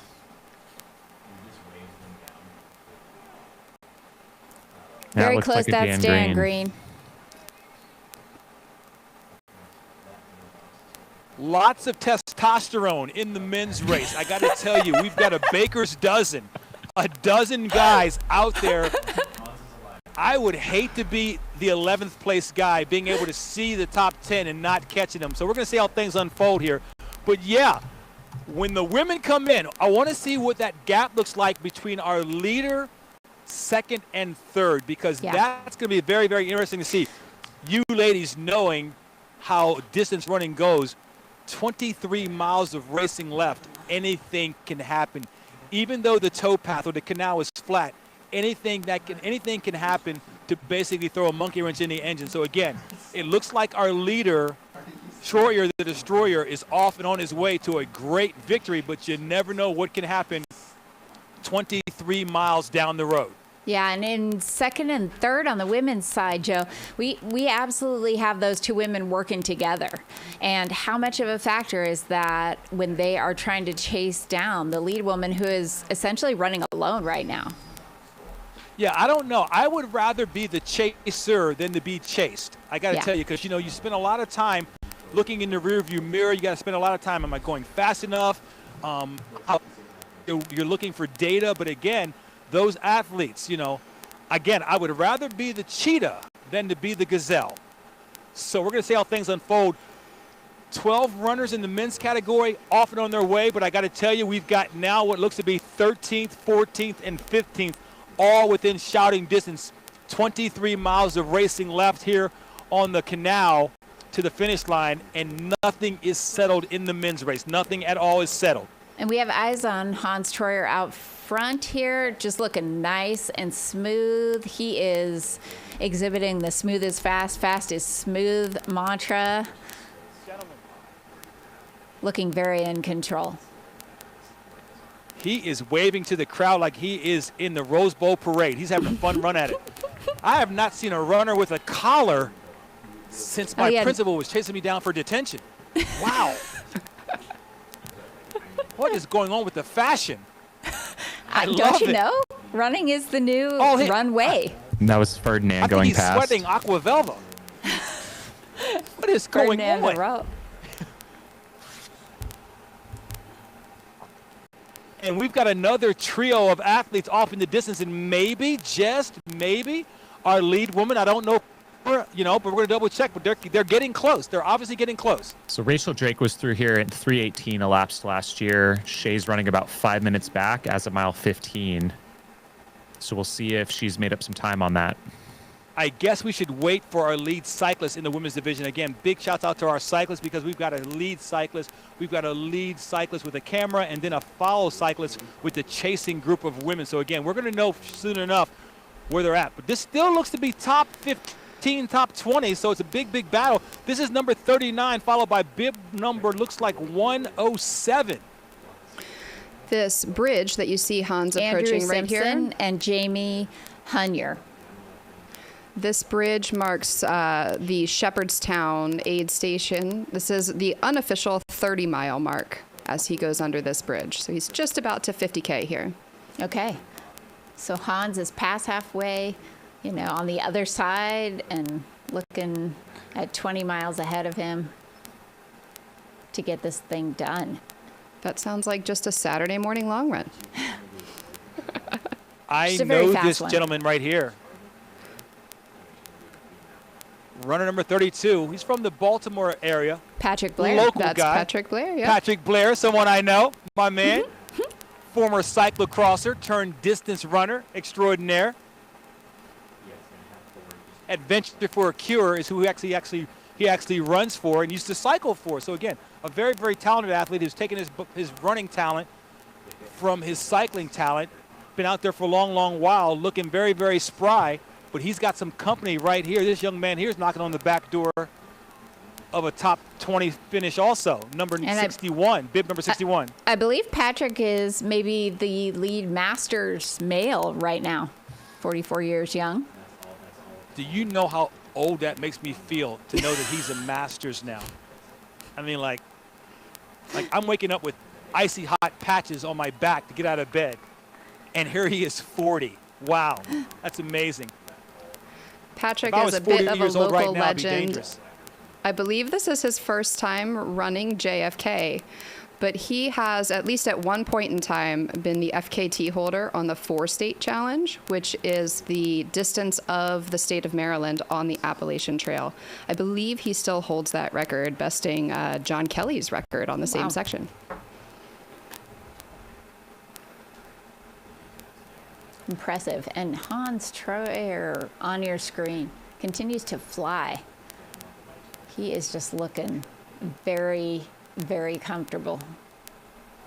Yeah, I got to tell you, ladies, I did this race back when I was 50 years young, and to come down here on the canal and see how fast these athletes are in the canal. It's very, very interesting. It's very impressive to see exactly the level of speed that they are putting out 27 miles into a 50-mile event. Yeah. How many times have you run it, Joe?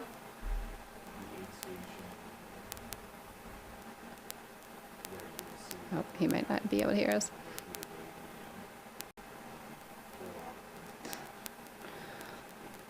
All right, we are probably just 5 to 8 minutes away from seeing our lead females come through this same aid station.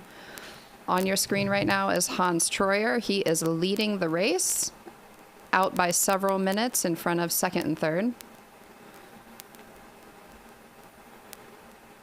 And we have at least our top 20 men through the mile 27 cruise checkpoint. Hans here is just about at the 50K mark of the race. He has passed Shepherdstown, for those who know the course. It's looking a little wetter through here, like lots of big puddles he's passing over.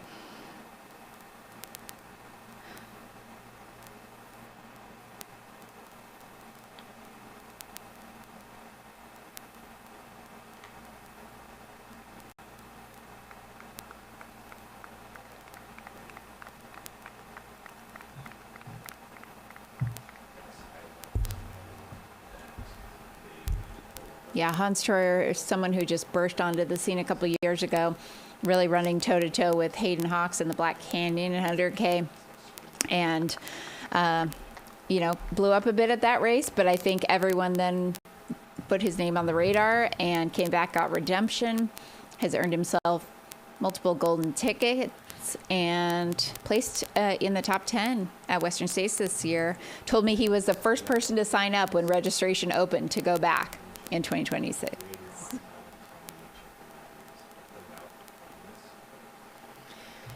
You can see here in this view of Hans on his right, there are just sheer tall cliffs. There are like cave systems that are inside those cliffs. It's kind of neat. On his left is the Potomac River. We are coming up on Rachel Drake's course record split right around 3:18 last year at this mile 27 aid station. So we'll be on the lookout for our lead women in the next few minutes.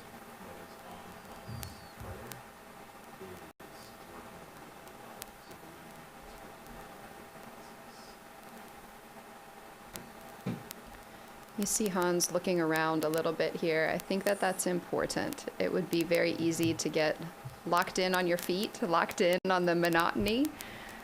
Lifting your head, looking around, taking in the sights. Hopefully keeps your brain a little bit fresher and engaged.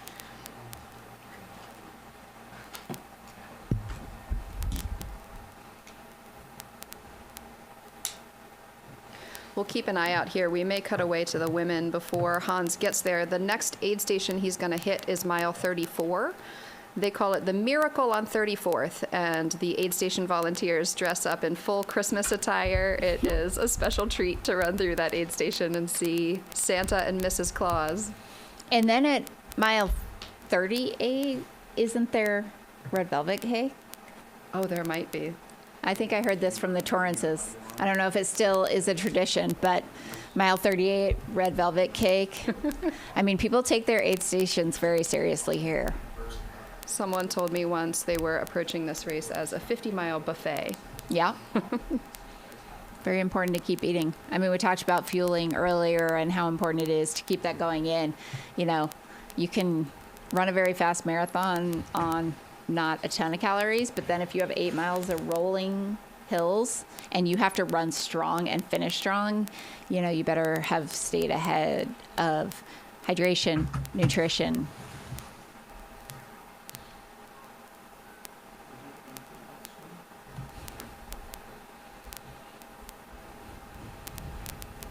So many runners out there, 1,200 or so. I love that this race is one distance. It's just one race. That's it. It's the 50 mile. That's all that's going on. That's what we're focused on.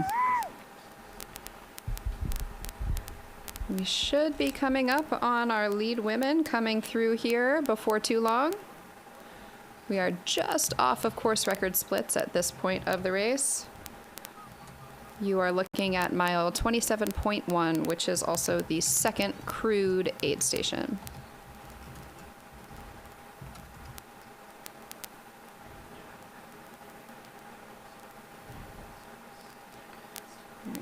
On your live tracker, if you are tracking results, we are starting to see some splits loading from that mile 27 mark. Hans Troyer looks like he's moving at 6:31 average pace here on the canal section so far. Whew. And that split time through 27 for Hans was 2:56.26. Last year, David Sinclair was through in 2:53, so just over 3 minutes back of that course record split time. I'd say he made up some time on the towpath because I think it was more like 5 minutes back at Weaverton. Yes, it was. Yep, it was about 5 minutes. I'm not positive, but this looks like maybe Hannah's husband right to the left of our screen here, getting ready. No. I feel like he'd be kitted out in an Adidas. Oh, that's right. He's getting ready, though.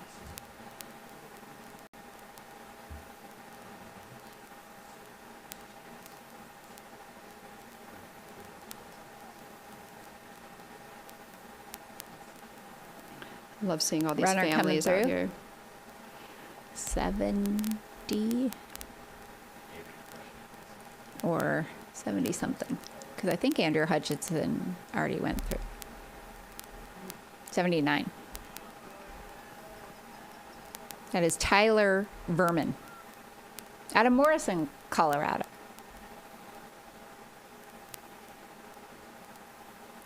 I love seeing all these kids and families out here to support. So many of these kids grow up as fans of ultra running because of this race here in their hometown. And they grow up 10, 15 years down the line, come back and run the race themselves. And that was bib 40. I think it was 40, but I'm having trouble finding a bib 40 in the database here. Again, if you're just joining us, thank you so much for being here. Let us know where you're tuning in from. We have runners coming through Antietam aid station right here, and as would be the case, there is some carnage appearing to be happening. Some runners needing to peel off, maybe feeling the effects of the last 28 miles. That was Cal Neff just walking around a little bit there. I'm not sure if he's staying on course, but definitely taking a little bit of a walk, taking a little bit of a moment.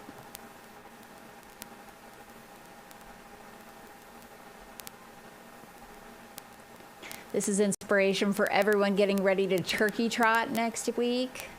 Just watch how fast these people are running. How many of these athletes are running 50 miles today and then will also go turkey trot That's on the true Thursday? double. That's the real thing. All right, runners are looking strong here. Bib number 131 coming through. We are Chris still in our top Lewers. 30 men.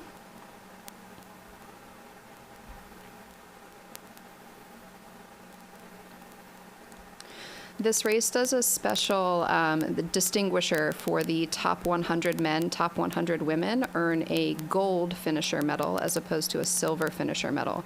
So there is incentive to get yourself into that top 100 for men and women.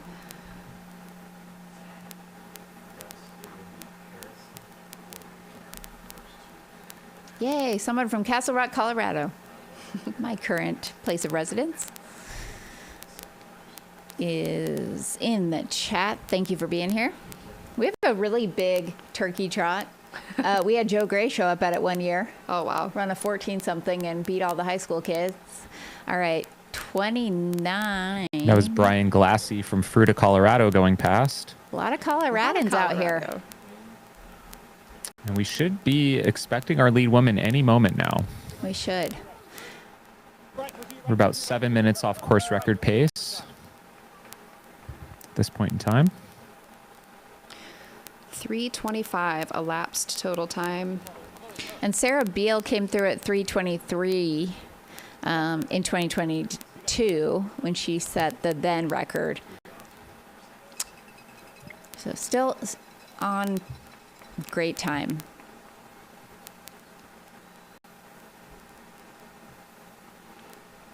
Question is, who will it be?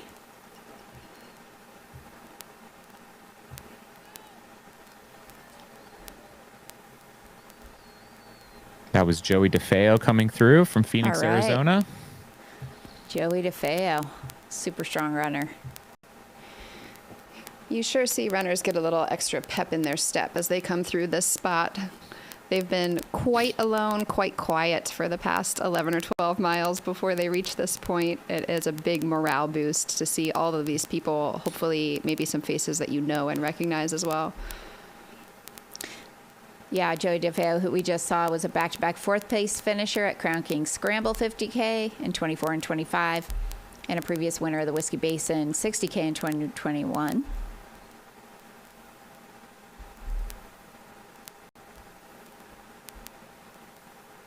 Okay, I see a bike back there. Hopefully we are coming up on our first female any moment.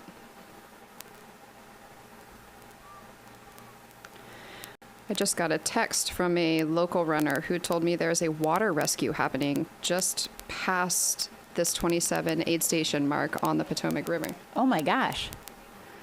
Not sure what happened there. Wild. Hope that person's okay. That must be what that first aid car was for. We saw Okay, Hans yeah. run past an emergency vehicle there. For those of you just tuning in, we are live from the Antietam aid station. Oh, and we have, looks like, Jade and Hannah on screen now. Here you go, here you go. Lead runner in the women's division. Shea Aquilano, I do believe, coming through. And they're going bananas here, ladies and gentlemen. Again, mile marker 27.3. She is off in the front. Nope, this It's is Jade? Jade coming through Oh, here wow. in first. That's Jade In Bellsberg. first now. Yep. But look at Now in second first. place. I see First Shay and second, behind they're her, close. and we see Anna Yes. or Hannah. Quick stop for crew there. We're going to Jade have is in crew. another lead change. Another Yep. lead change, maybe.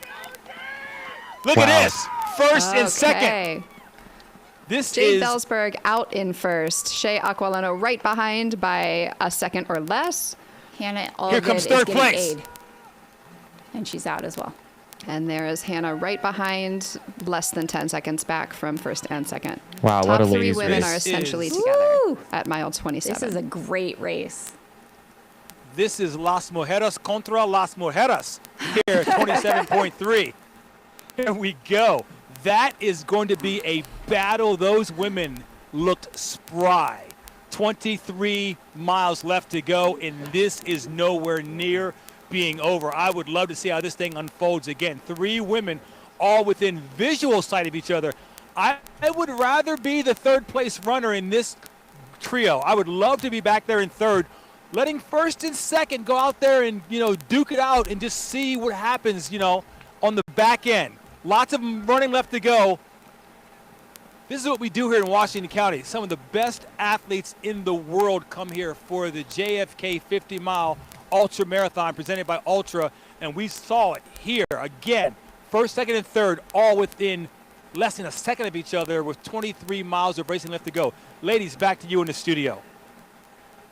Yeah, and they're going to have about 11 miles till the next aid station. Next crew spot. Sorry, cruise spot. They've got a couple aid stations in there. Okay. Oh, yeah, because they're every 3-4 miles. Yeah.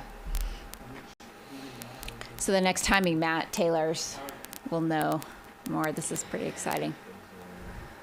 You've got Cal Neff Oh. back there on your screen. Looks like he may be making some decisions here.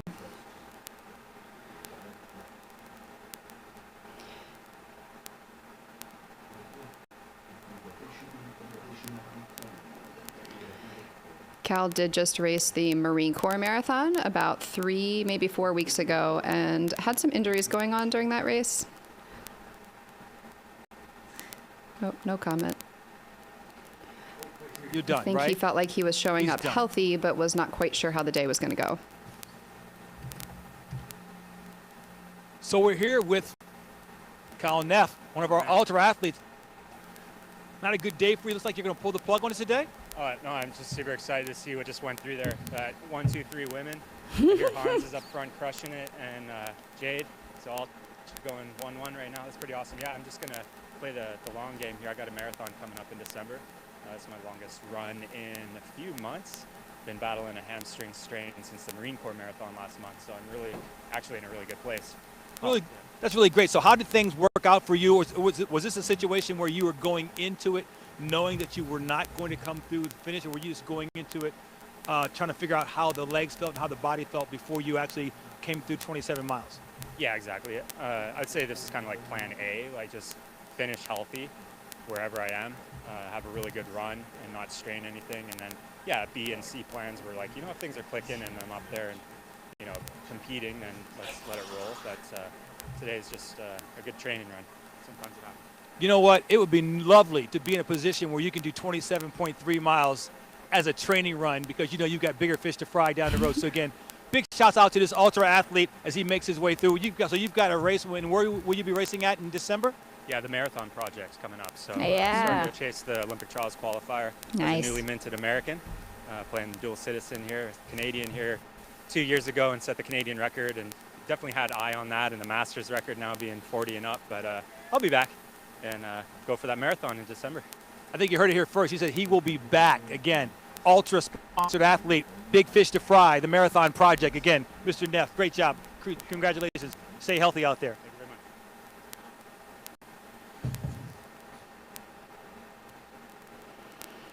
very much. All right, on the top of your screen here, we are following Hannah Allgood. Last we saw, she was running in 3rd place, very close together, with Shay Aquilano and Jade Belsberg in 1st and 2nd.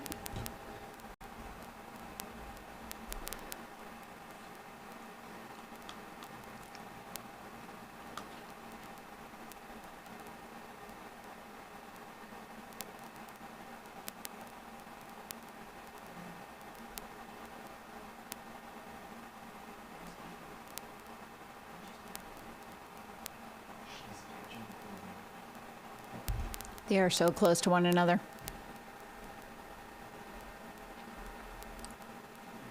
Yeah, looks like Jade and Shay are running together at this point. They're Maybe a not little quite. separated. No. This is when the bike cams start discussing the strategy. Where do we go? Which side are we on? Again, we have 6 bike cameras out there following your leaders. The C&O Canal towpath is also open at this time of year, so folks who are out bike packing, out for their Saturday morning run, do have access to the path, so runners need to share some of that space. It is plenty wide for runners and bikes to pass on both sides.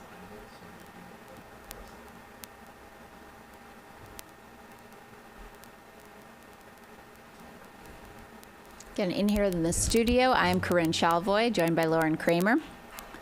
Also had special guest Jameel Curry joining us, and we've got Joe out in the field giving us some on-the-ground reporting, awesome reports of how runners are looking, feeling, what the vibe is out there on the course.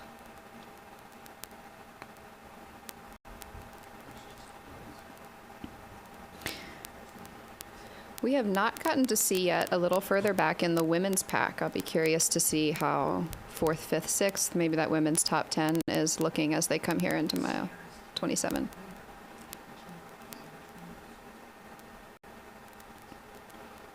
And this is Jade Belsberg, your lead female in the JFK 50 mile.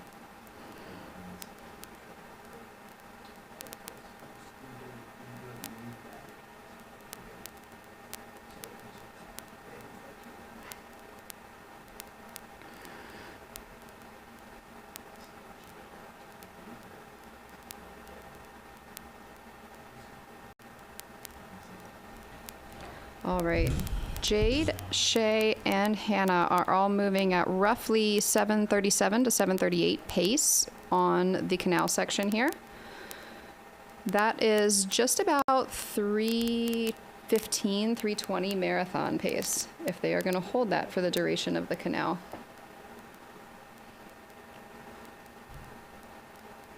.320, I think we're closer to marathon pace.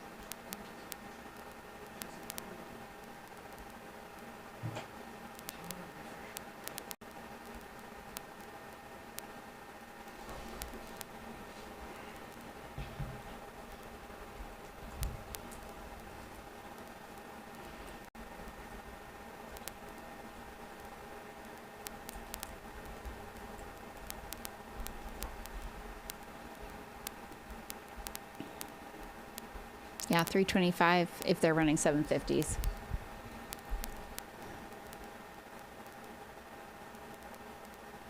Is that their current speed? That's their current pace on the Okay. canal. So not the average for the total. They Yeah, were yeah, yeah. right around 8-minute pace coming off of the Appalachian Trail. Wow. Impressive.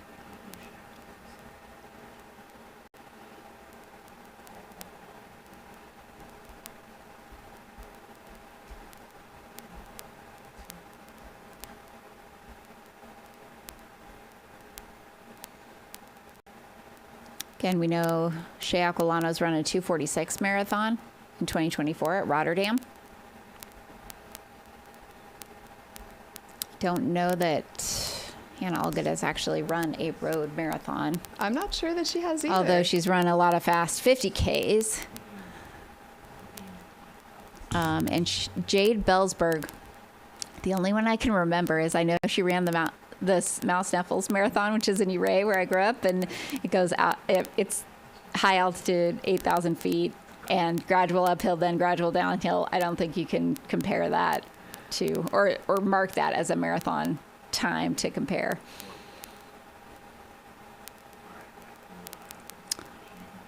We are just And- about at sea level here in Maryland. Yeah, I think the high point is 1,100 That's about feet. right, between 11 and 12.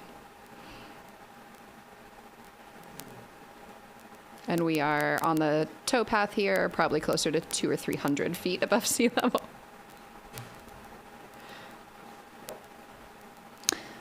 I want to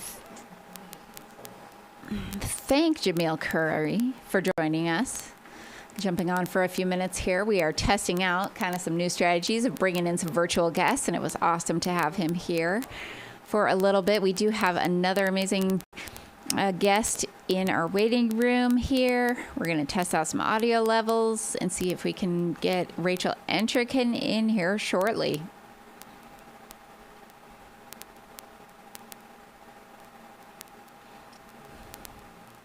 If you're just joining us, we have a very, very exciting women's race happening. 1, 2, and 3 are basically 15 seconds apart. They can all see one another. They're kind of trading places and leads here and there, and it's going to make for a very, very exciting second half of this race. On the women's side, on the men's side, Hans Troyer is out front. Hans the Destroyer. Troyer is leading the race on the men's side. We had David Sinclair, and who was with him? Oh, you remember who it was? Cade Michael. Cade, yes. Cade Michael out of Boulder, and David Sinclair basically together.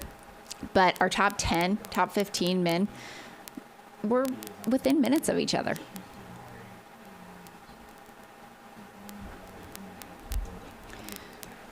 I think we will see the race start to stretch out here between Crew 2 and Crew 3. They have about 11 miles of the towpath. And this is often where we start to see those flat, fast towpath miles take an effect. The next crewed spot will be mile 38, and they will have just over 3 miles remaining on the canal path before they make the transition to the road. So maybe a little overview of the race. We have someone joining from Worcestershire. Worcestershire, England, without any knowledge of the race. So let's talk about the race. This is 50 miles of a combination of trail running, hard-packed towpath, or what you're seeing right here on your screen, essentially flat running and then rolling paved hills. So the race starts in downtown Boonesboro and makes its way on pavement to the AT, gets on the Appalachian Trail for around 11 miles. The first 13 or so miles contain the most climbing of the entire race, about 3,000 feet of climbing or so. I don't know what that is in meters. What that? About 1,000 meters. I'm going to go with that. And then they come off the AT, off some very technical terrain, and they hit what you're looking at right now, which is the C&O Canal, the C&O path that they will run for the length of a marathon, essentially a very fast 26 miles or so, before then getting on to paved rolling roads to the finish line. So it really is a combination of a runner's and a trail runner or climber's race. And so many of the icons in the sport have run this race and really tested their mettle against the demands of this type of course over the years. You really, as an athlete running this race, can chunk it down into 3 segments in the way that Corinne described, from climbing up the mountain on a road. Most of your elevation gain is in the very beginning. Then you've got the trail segment, and then you've got the canal segment. You kind of chunk it into 3 pieces between road, trail, and canal.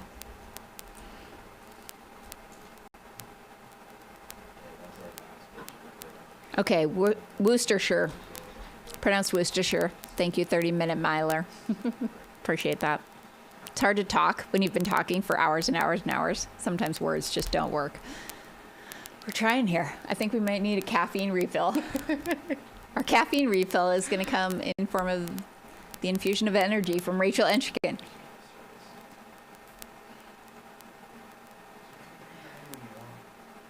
We are watching the mile 27 aid station here on your screen. We have the top 3 women through and a large sizable gap. I don't think we've seen 4th, 5th, or beyond come through at this point. This is the second spot that runners can access their crew, see their families, friends, support people.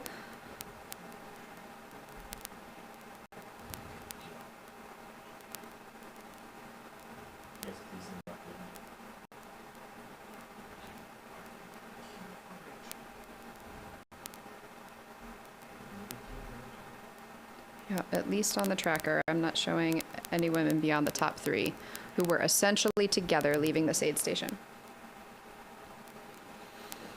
All right, as we continue with Eyes on Antietam Aid Station, we are going to welcome in our next very special guest. Joining us now virtually is Rachel Enchikin. Welcome, Rachel.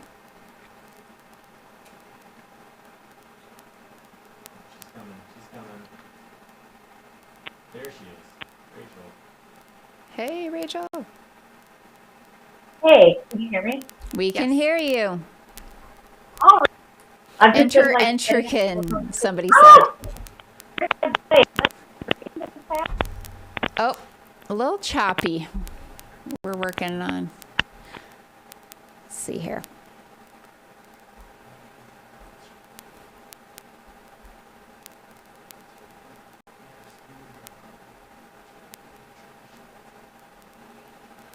Want to test it out there, Rachel?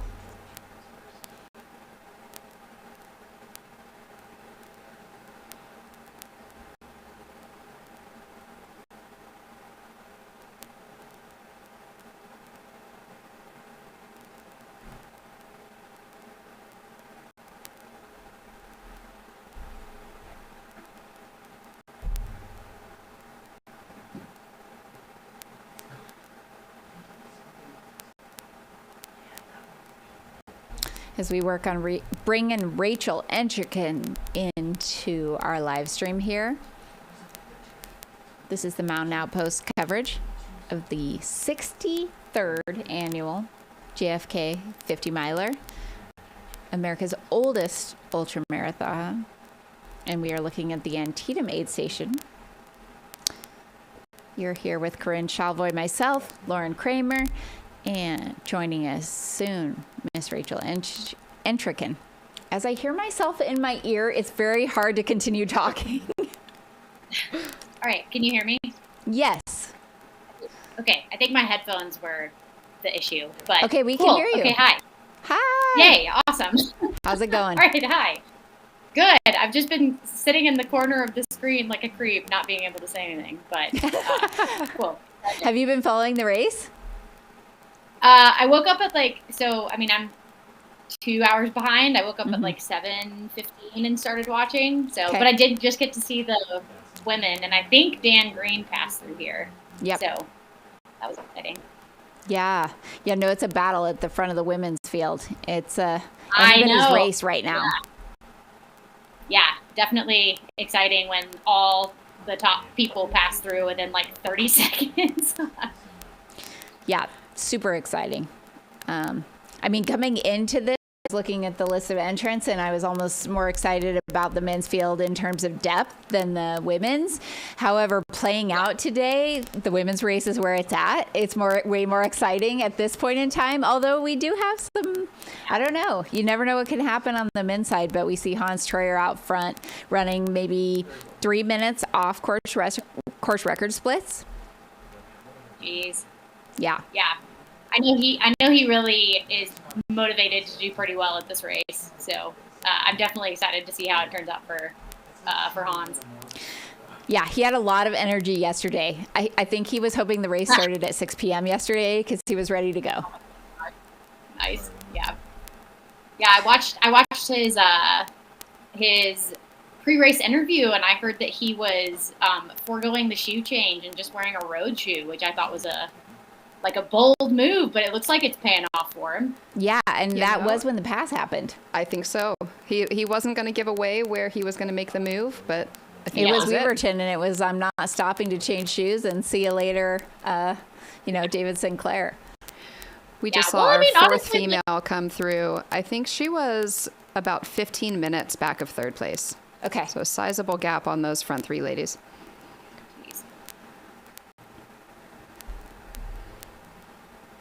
Yeah, it's hard. I've recently been doing a couple of races where once you kind of lose sight of the people that you're racing against, it becomes hard to keep going at such quick paces. So here's it'll our be fifth exciting place female as well.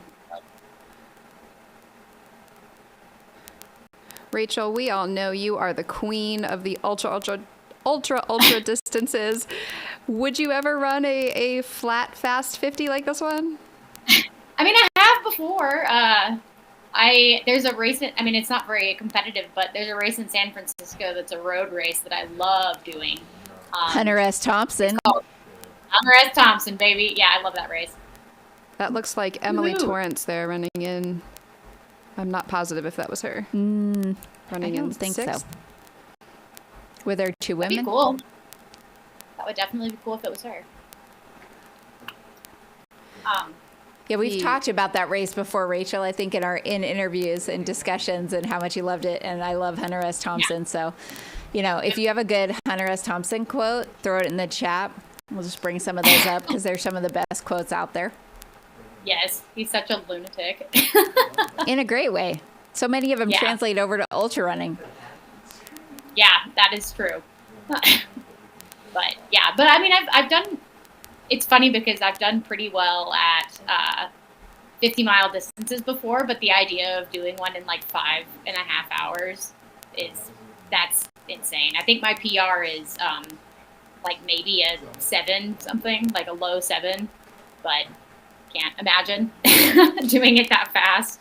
I mean, you combine like super flat like this with low altitude. It's like crazy what can happen. Yeah, that's true. Maybe one day, but as of right now, JFK is not on the foreseeable future docket. But the 50-mile distance is a tricky one for me personally because there's something about like the effort that you have to put out requires a different type of fueling than the type that I'm used to. In terms of a lot of sugar, like more carbs per hour. Yeah, for sure. Yeah, because you can kind of, I don't know, your effort is just so much higher that you have to be consuming a ton of carbs. And that is just not, I'm very good at like slow, steady, like I don't know, fats and stuff and protein as opposed to like just carbs.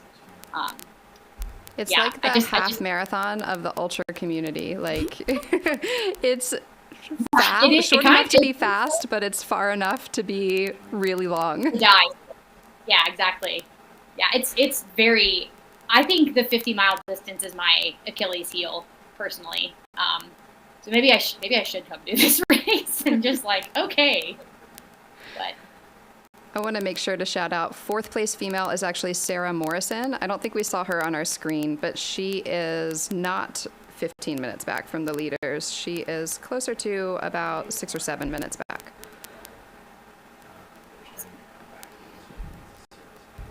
yeah, I love a good exciting women's race. So yeah, getting to see all the front women all clustered together is awesome. Yeah, and quite late in the race to all be together. Yeah. Well, I think it was Hans that said he thought that there would be a good bit of pack running. So maybe the women are doing that as opposed to the guys. Working together. Yeah, but they're not really in a pack. They're just like in a little short string. I don't know. They can see one another. So I don't know. It's Not like quite they're working together. No, they're like staying separate, but all within it. Like it's very tactical looking. I don't know. It's exciting. And I know when they get to that 8-mile rolling section, they're going to be able to kind of see. We hear that's like 90-degree corners, and you can kind of, even if you don't quote unquote look back, like you could see, where somebody else was at. So they're going to have visibility to one another for the rest of the race potentially. Yeah, I think that is a huge. Being able to have eyes on who it is that you're racing is such a huge, I think, like benefit. So very cool. Where would you prefer to be, Rachel? Would you want to be leading or chasing? I would want to be second place for sure. Second, sandwiched. Yeah. Yep. Yeah. Because I don't know. I like to have a carrot to chase. But you're able to kind of like you're motivated by the third place person behind you. But you're able to kind of adjust your effort based off of what you feel like the first place person is doing. So yeah, I think second is a really good spot to be in, especially if you feel pretty good going at the pace of the first place person. Yeah, getting that equal pressure of like being chased and chasing. Maybe they even each other out. Yeah. You just did a 50-miler, Rachel. I did. Yeah, it was hard. Across mountain. Yeah. Anything else? Are you racing still yet again this year? You love to race. I do like to race. I think I'm done with racing for this year anyway. But I was actually considering jumping in and doing the Hunter S. Thompson, but decided not to. After Pass Mountain, I got through with that race, and I was like, I think I need to be done this year. Yeah, nice. Found out I raced like over 1,000 miles this year alone, and was like, need to be doing other things. That's a lot. It's a lot.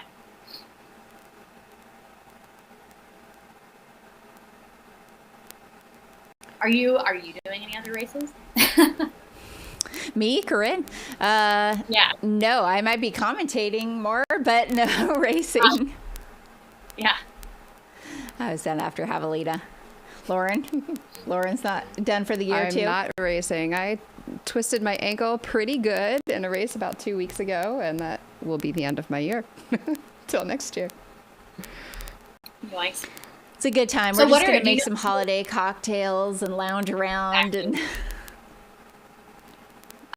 do you guys know what we're looking at? Since I'm new to the... This is a new feed. I am pretty sure this is Snyder's Landing, which would be roughly mile 33. Yeah. Okay. Confirmation there. I believe the top 11 or 12 men we've seen come through here. We haven't actually seen them, but the last couple guys that went through. Okay.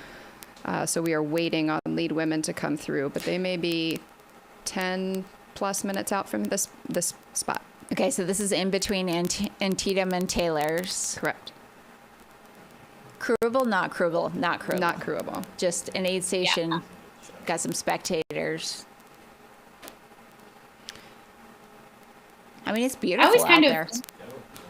yeah, it's very fall. It's quite nice. Looks like we've got another man coming through here. We won't have another timing mat until mile 38. So we can see these runners coming through. We're not quite sure on splits and exactly what place they're in. Just working hard. You can see these runners just, man, it's a grind at this point, I feel like. So runners will get off the canal at mile 42. And I think you're kind of getting into that counting down the miles at this point. Single digits until the canal ends, and then you've got a new stimulus on the roads. Yep. It's very important to, I think, like, split up your race into manageable distances. Yeah. I think pretty much no matter what the distance of the race, I usually wind up doing something very similar.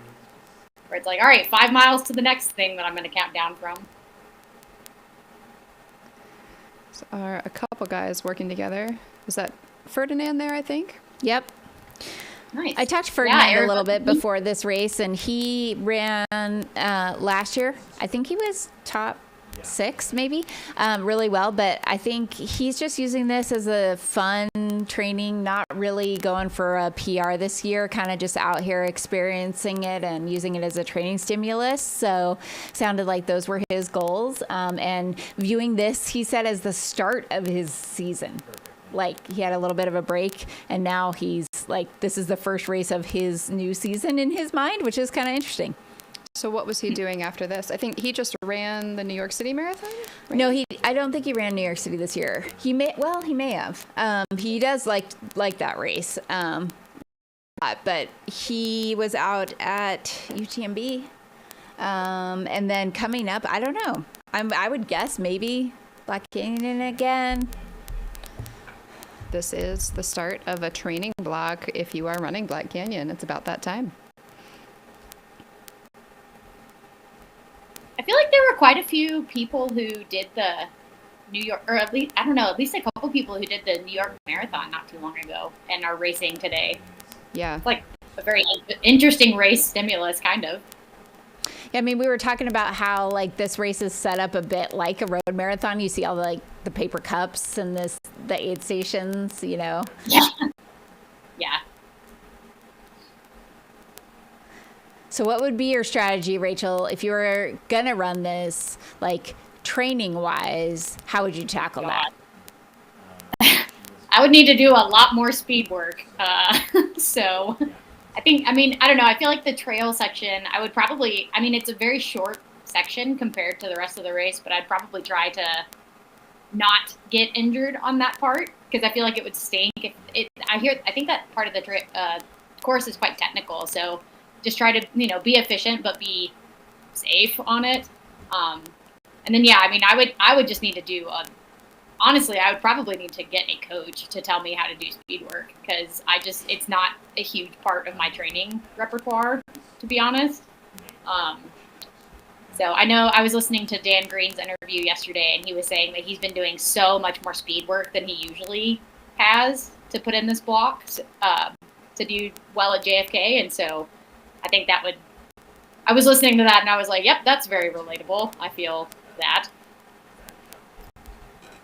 Yeah, just get that turnover going. We had a question in the chat about kind of the DNF rate of this race, because it, a lot of people want to know, like, how many people finished this. Just a cool stat, starting in 1963, there were 11 starters and 4 finishers, 36% finish rate. Over the years, obviously, it's grown a ton. 2024 last year was a 91% finish rate. Over 1,200 finishers last year, I believe. 1120 out of 1,237. Wow. So 1,200 starters and 1,100 finishers. That's an outstanding finish rate for an ultra. I think it looks like on average it's definitely high. I mean, it's been in the 90, 85+% for like the last decade. I think that the terrain that this offers, especially down on the canal, the last 35 miles of the race are very friendly to efficient walking, efficient run-walk intervals. And the cutoffs are very generous. They have 13 hours is the race cutoff to complete this distance. So I think it sets up with a friendly course, generous cutoffs, lots of support, both in terms of aid stations and crew, crowd, volunteers.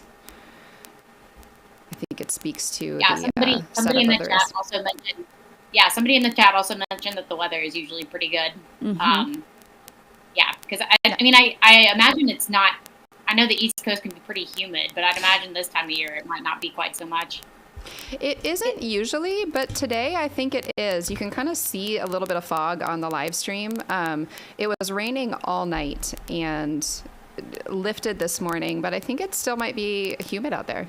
Yeah, but if it's like 50 degrees, it's kind of ideal. Yeah. I mean, you're not dealing with extreme hot or cold. Or sun. There's really no sun today. Just it's quite needing gray. to stay hydrated out there. Yeah. Man, did we see that guy's hair that just went by? He had a pretty awesome mullet going on. Yeah, that was solid. All right, let's do some speculation here. Rachel, what do you think is going to happen on the women's side in this race? Right now, we have Jade Bellsberg, Shea Aquilano, and Hannah Allgood. 1, 2, 3, all together. Yeah. I mean, I feel like if this is just such heavy speculation, I think, but I feel like if I were Shea, I would be, I mean, I already mentioned this a little bit, but I would be right where I wanted to be unless Jade like starts really slowing down or something. I probably wouldn't want to really pass maybe this early. That way I can kind of save my energy for the like final road section. I don't know. I guess my biggest question mark is probably like, I wonder what Hannah is doing.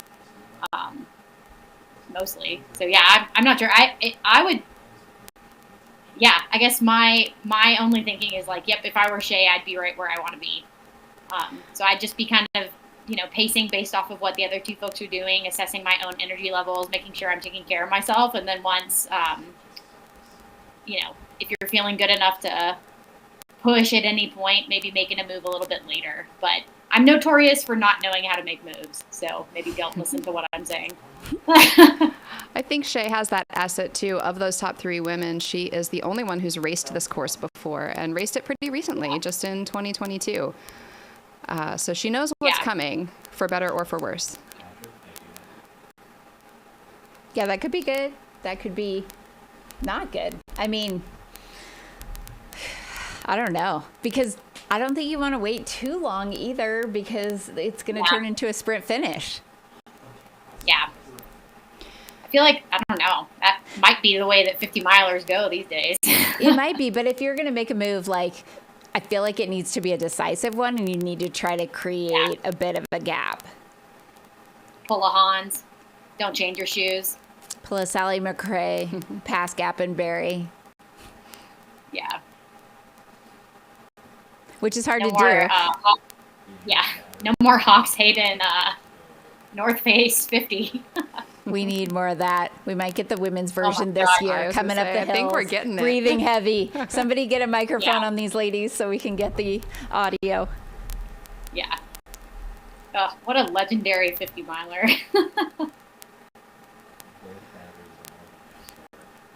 I cannot pull myself away from this women's race, but when those top 3 women come through, I will probably step off at that point. You need to go do I've got to see mom who it is, though. Yeah.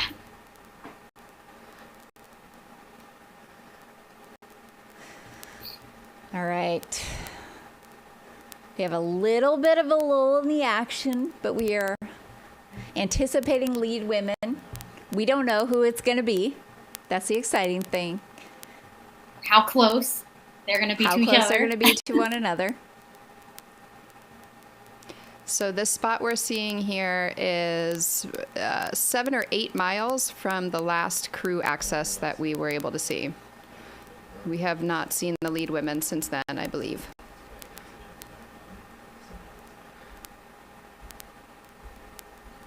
Should not be too far back. Yeah, I didn't quite catch who was like immediately in front of all the women, but Be honest, I didn't either. I was so excited to see them coming through. I know. On the men's side, I know we had, Hans is leading. David Sinclair and Cade Michael were essentially together, maybe a couple minutes back. We also had up there in that front pack Adam Joland, Stephen Kirsch, Dylan Flelling, a couple of young 22, 24-year-old runners. Remy LaRue was up there. Kevin Vermeulen. I know fan favorite Dan Green was maybe floating around between 10th and 15th. Ferdinand Clovis, Andrew Simpson. We also saw not Patrick Blair. Who's the local? Patrick Blair. Yep. It is Patrick Blair. I don't think we've seen him come through. No, but who pulled out? That Callum was Callum Neff. Neff. Callum Neff. Yeah. We saw him pull the plug at Antietam. Said he had just raced the Marine Corps Marathon and has another marathon coming up in December. So decided today not to over push and has been dealing with a little bit of a hamstring strain. So felt like this was a great training run. Get 27 miles in, and he was all smiles and very happy with the decision. Let's see who we've got here. Bib 30, it looked like. So at the last crew spot, or our last timing, Matt, sorry, Hannah, Jade, and Shay were in 31st, 32nd, 33rd overall. I believe at this point we are seeing just outside the top 20 men coming through. So 10 to 12 more athletes before we see those women, I believe. It does get very quiet at the front of the pack. I think in the mid pack and the back of the pack, you'll see large crowds together, people who make lifelong friends along the way as they yo-yo back and forth with other runners out there. I have made friends that I'm still in touch with 10 years later from meeting in mid-race. But up here at the front of pack, people get quite strung out, and you can be alone for long periods of time here. Again, we talked about it earlier. No headphones in this race. Alone Ooh, I with like your thoughts. that. That's a good rule, I think. Yeah, it is. That's one of the things that I really like about fixed time racing. Actually, is that you get to spend so much time with with other people, even though you're running at a completely different pace. Because there are a lot of times in fixed distance racing where I might not see anybody almost the entire race. So yeah, definitely. But I love the no headphones rule. That puts a nice little yeah, I like that. And rule. that is for all runners, front to back. Nice. So you're forced to make friends. To recognize exactly. Are you allowed make friends to with the trees if you're play music through your phone? You can, but people will hate you. Okay. But yeah, it is allowed. That's allowed. Okay. Yeah, trail. Oh, here's Dan Green. He looks like he's maybe not feeling great coming through there. Oh. Yeah. Hobbling a little bit. Yawn. Meanwhile, the person behind him is raging. Charging. Yeah, seriously. It's like 40, perhaps. Looks like that person has just got a second wind. Well, this guy's going the wrong way. Just kidding. He's way off course. The beauty of ultra running, you can ebb and flow and have these ups and downs that are just really wild to navigate through. Yeah, I remember at Cocodona, Dan was housing burgers, McDonald's sandwiches and stuff. Yeah, maybe he just needs to grab one. Here's our lead men, cool. 2 and 3. Right. That looks like Cade and David Sinclair. David Sinclair still running together. Nice. Okay, so we got word that Hans was through here at 4:03. So 4:09 on the clock right now, so about 6 minutes separating them. 6-7 minutes. That's for all you kids out there Get out. being cringe. Sorry. My teenagers would hate me right now. Okay, but yeah, 7 or so minutes ahead of David and Cade, who are working together. And it's like, again, you know, how much is that going to help? Like, David and Cade are working together. They're pushing each other. They're getting in a rhythm. Could they, you know, like, bridge that gap? Or... So we're getting close. That view that we saw there of those men coming through was mile 38. That's the last crude aid station. They've got about 3 and a little bit miles left on the canal, and then they get onto the road and start hammering for 8 miles to the. So from that spot that we saw, they have about a half marathon left to go. Not quite.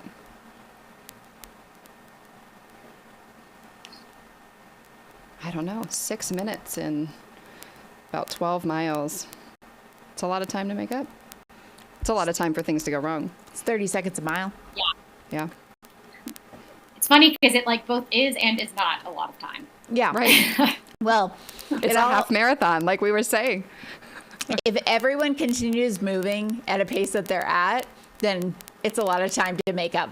If somebody cramps or has to walk or has to stop and throw up, like 30 seconds could get eaten up really quickly. Yeah. Oh yeah, that's an exciting. I don't know. I like the men's race still having that little pack of David and Cade. It would be cool to see how that went. I know, 2-3, and I mean you have David Sinclair who knows this course. Obviously, has run exceptionally well out here.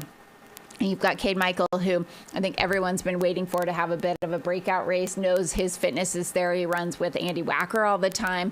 You know, they broke records in Boulder running together. And we've heard from, you know, his friends and the Boulder boys that he's in extremely good shape, but just hasn't really put one together yet at one of these big stages. So this could be it. I think this is his first 50 miler. Mm-hmm.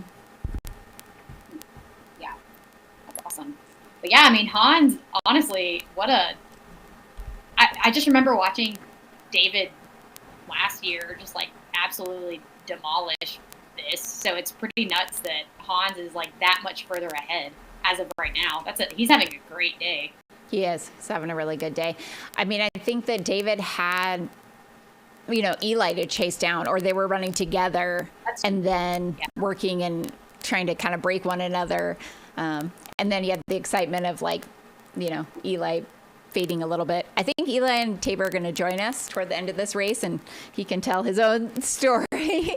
But, yeah, they were really battling one another. And I don't know, maybe this is David's style. He likes to run with people. Like, let me find somebody to run with here.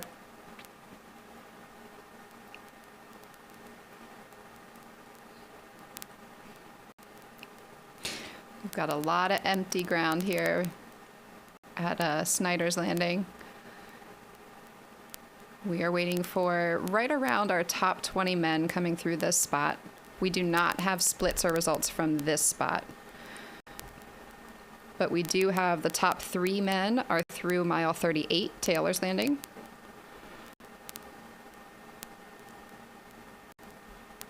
Not quite showing up on the tracker yet.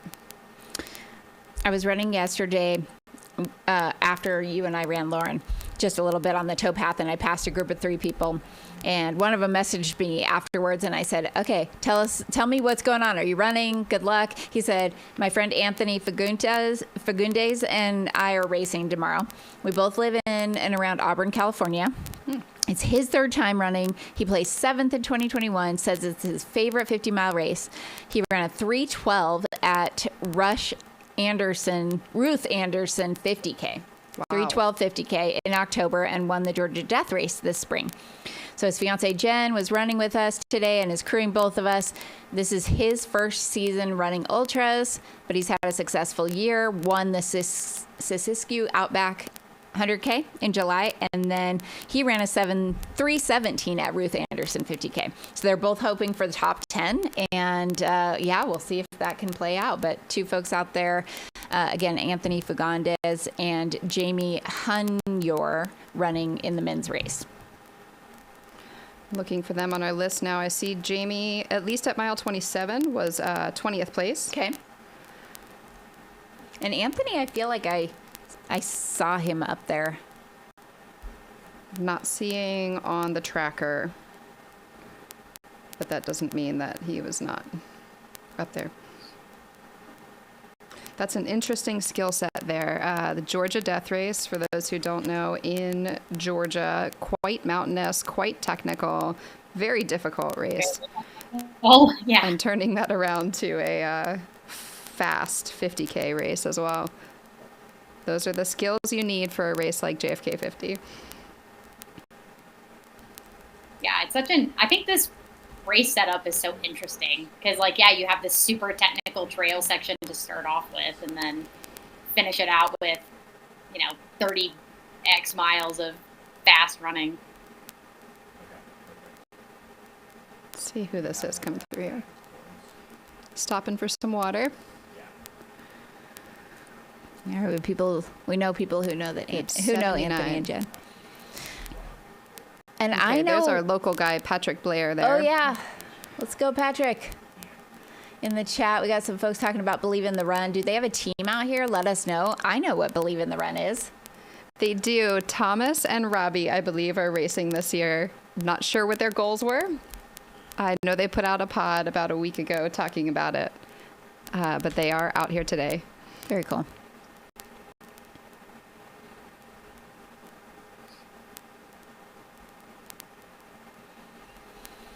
So here we're looking at the aid station in between Antietam and Taylor's.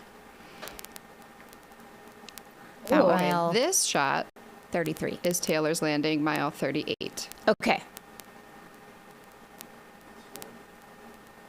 That's that fourth was place? Our fourth place male. Was that Sean O'Connor? I missed the bib number.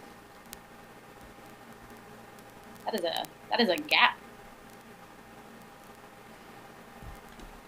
I'm pretty sure it was, which would put us in the same order as at mile 27, the top 4 unchanged.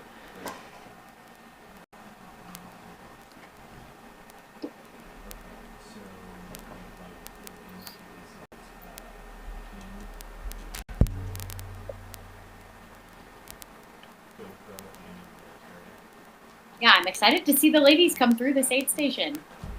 I also really like this is a racer here? You're just hanging out at the aid station? Yep. Cool. Very old school way of racing. Take your time. Yeah.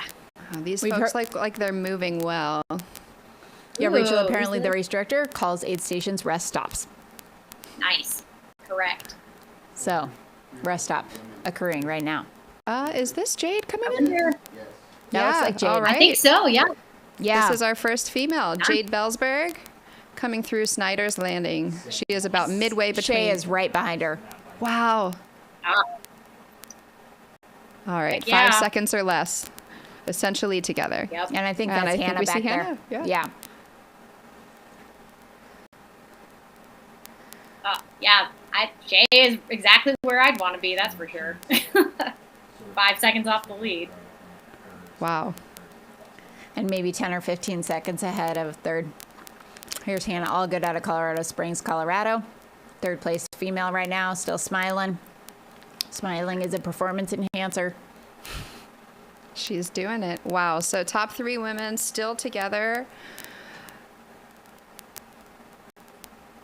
They are about midway between crew spots. They'll get to see their crew one more time in just a few miles here before heading toward the road to duke it out.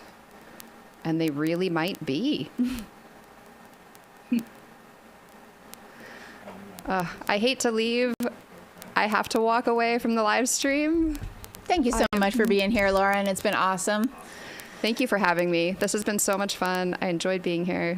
Let's give Lauren some shouts in the... What's your favorite emoji? Do you want an emoji in the chat? Oh gosh, the cheese emoji. The cheese emoji? Okay, like a smile cheese. Oh, a smile cheese or actual cheese? I like actual cheese in there. Either thank one. you, Lauren. It's been awesome. Go enjoy time with your family, and thanks for providing all your insights into the JFK 50 and for showing me around the trails yesterday. It's great been a privilege. Great to have you here, and Rachel and I will keep trucking on. All right. Thank you, guys. Well, I actually gotta go too. I have to go to Sedona. Yeah. You have to go to what? I have to go to Sedona. Wait. Are you going to be a turkey something? Did I see this? I did, yeah. So we'll shout out I'm staying in Flagstaff with my dear friend Margaret, and I got asked to be the turkey for the Flagstaff Turkey Trot. And that's where Moynihan Trail Gangsters. There's been some epic turkeys, so people chase you. Yeah. Yep. Wasn't Molly Seidel last year? Yeah, Molly's been the turkey. Jeff Browning also. They were saying like, oh yeah, historically the turkey wins. I was like, guys, I'm not gonna win a 4-mile race. Like a little outside my wheelhouse. But I'm definitely excited to be the turkey. I think that'll be very fun. All right. Well, maybe we will take a super quick break here. But thank you, Rachel. It was awesome to have you joining for a few minutes, and we will be back here with coverage shortly. Yeah, and I think are the Hemmings coming on soon? I think? Yes. So that'll be amazing to get them in for what I assume will be a really exciting finish. So yeah, can't wait. Cool. All right. Yeah. All right. Well, thank you. Thank you so much. We'll be back shortly.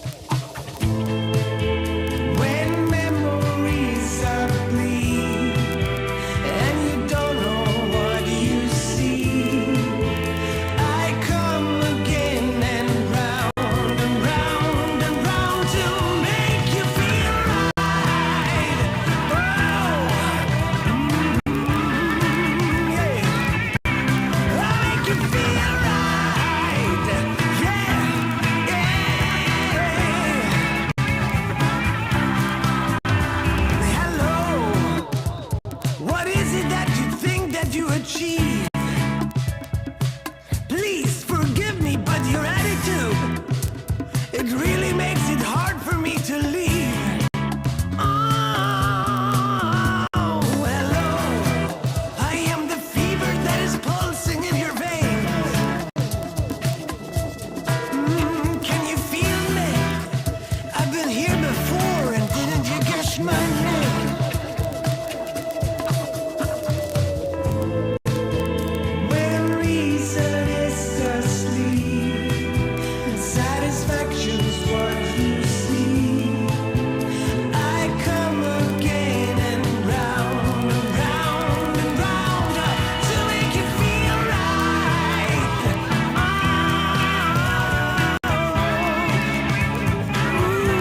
To make you feel right. Yeah.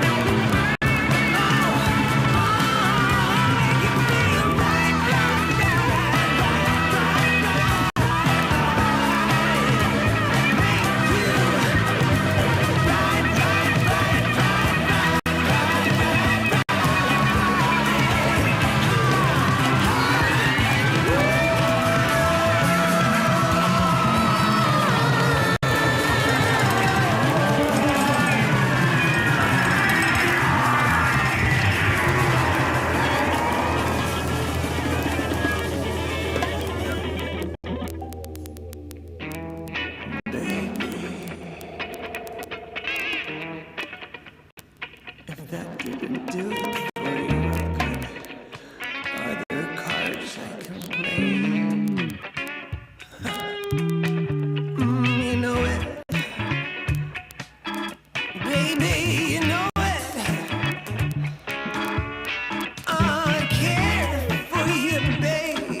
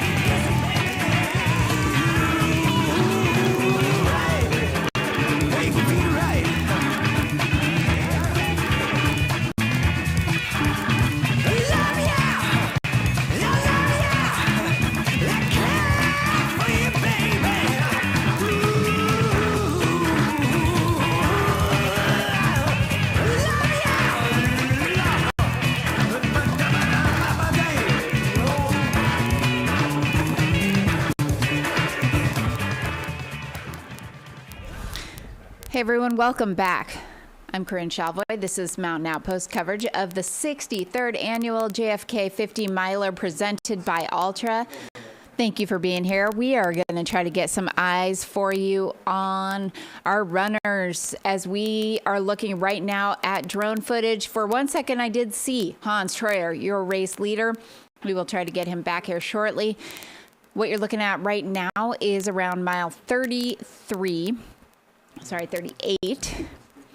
on course. We had our lead women come through, and they are so close to one another. It is a very exciting women's race. As you see Hans Troyer here on your screen, and he is on this road section. He is, you know, being escorted by a police vehicle here. He is, last we checked, about 3 minutes off a course record pace, but he is well ahead, around 6 or 7. Yes, I said 6, 7 minutes ahead of the next place runners, which are David Sinclair and Cade Michael, who were essentially running together. So the battle for second place is on in the men's race, and right now it is anyone's race on the women's side. We had Jade Bellsberg leading Shea Aquilano by about 5 seconds, and then just 10 or 15 seconds behind them was Hannah Allgood. So those three ladies are still on the C&O towpath at this point.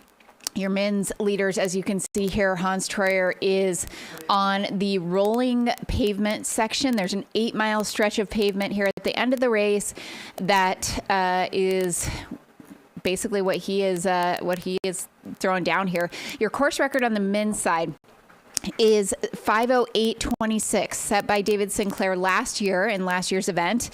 5:08:26 would be the mark that Hans is going for. He was about 3 minutes off that. You know, hard to know how much time he could make up in these last handful of miles, how much he's got left in his legs. That was an incredible time set by David Sinclair in 2024. He broke the previous course record, you know, by a good 10 or 11 minutes. And I don't know. It's going to be interesting to see. But here we are at 4:31 elapsed, and he is making his way through on what is a very mild day out here in the east.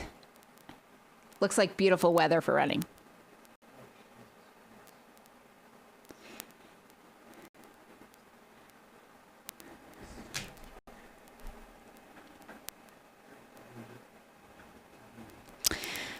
Word from Mr. Jamil Curry, who might be joining us here again for a few minutes to save me from being here in the studio alone, says that Hans is on course record pace as of mile 38. So we are officially back on course record watch here in the men's side of things. Very, very exciting.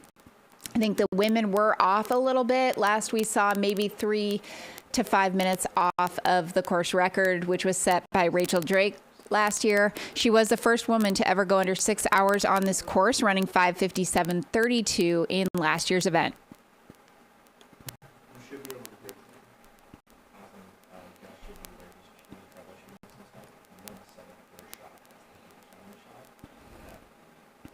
A lot of bread being thrown in this chat.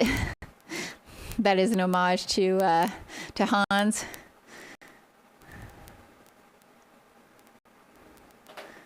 Shout out to one of his sponsors, Hyperlight, Liquid Performance. I asked him yesterday in our pre-race interview, which we may be able to show you at some point here, but you can go back and watch it on the Mountain Outpost channel as well, that Hans was going to be consuming a lot of Hyperlight on course this year. He said maybe a couple gels too, but majority of his calories were going to come in liquid form.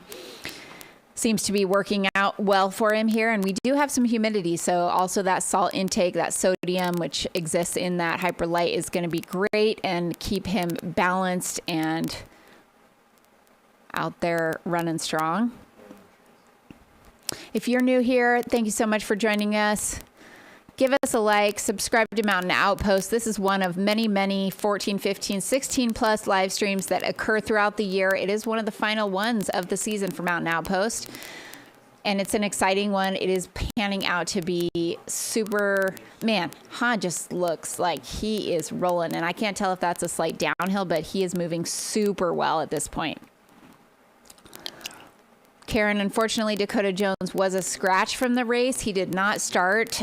Same to be said for Devin Yanko, was on the start list but did not line up this morning, unfortunately, but hopefully they are both doing okay.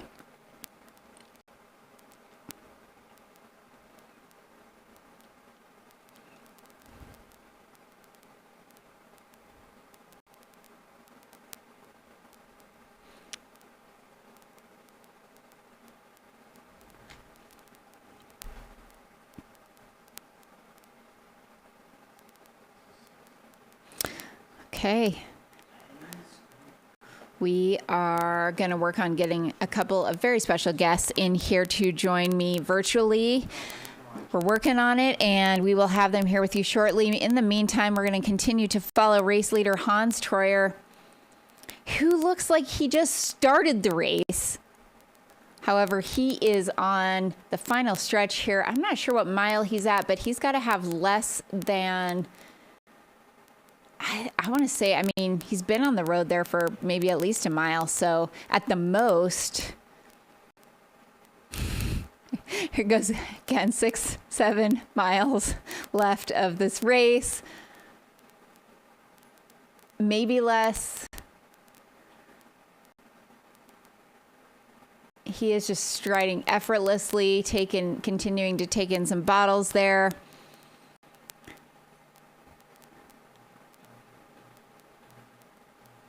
And again, I've heard some people say that they really enjoyed this last 8 miles and having an opportunity for a little bit of undulating terrain after being on the C&O Canal for so long on a very flat, not really winding kind of stretch. And then some people say that this is just a painful getting on the pavement and really challenging section to tackle at the very end of this when your legs are tired. So I don't know, just from watching, it looks like Hans is feeling really, really great here, and man, showing no signs of slowing down whatsoever. He's got to be maybe thinking about that course record at this point in time.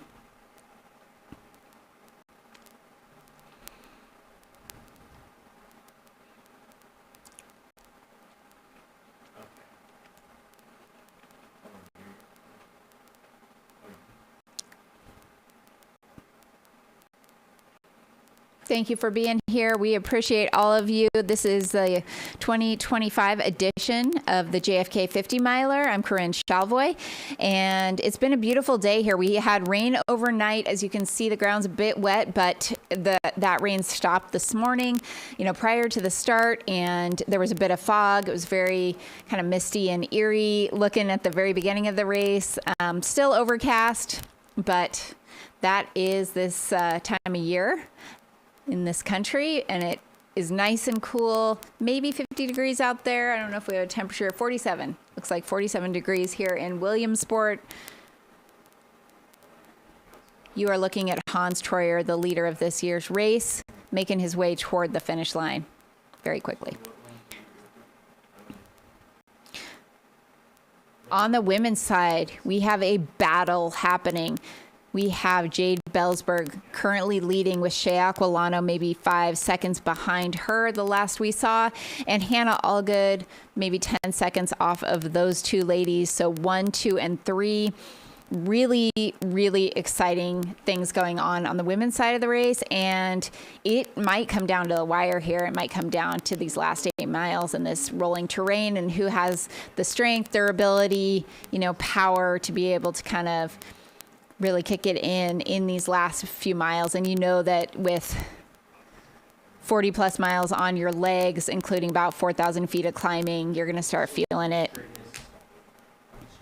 But these are ultra runners. This is what they do. They endure for a very long time.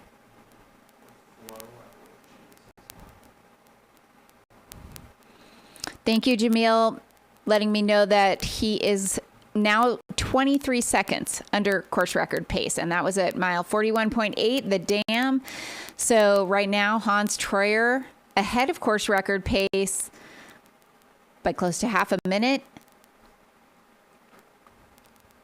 As we work to get our special guests in who are going to be joining us for the end of this race.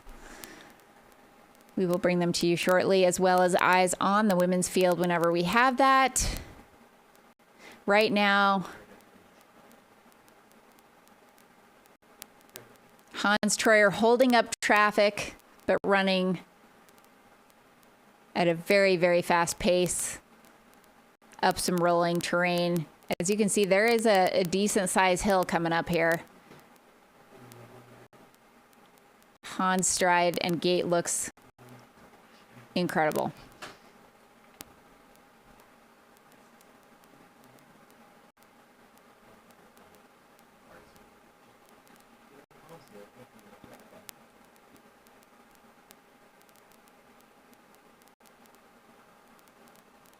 Fortunately, we're back on the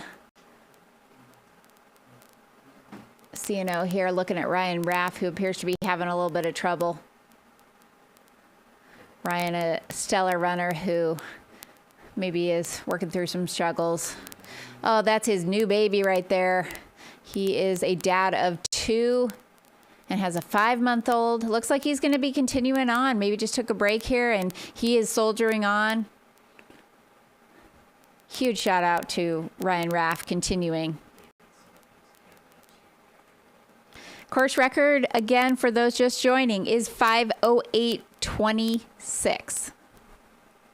On the men's side, women's course record is 5:57:32. And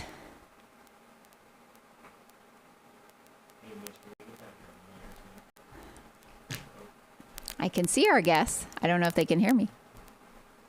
I'm waving. You should be able to hear them now. Okay. Can you guys hear me? I can't hear you yet. We're working on it. Oh, okay. Okay. Okay. How about Echo, now? but now I can hear you. Ooh, There's an echo. Okay. Let's see here. Try and do it better. Unfortunately, we don't have shared headphones.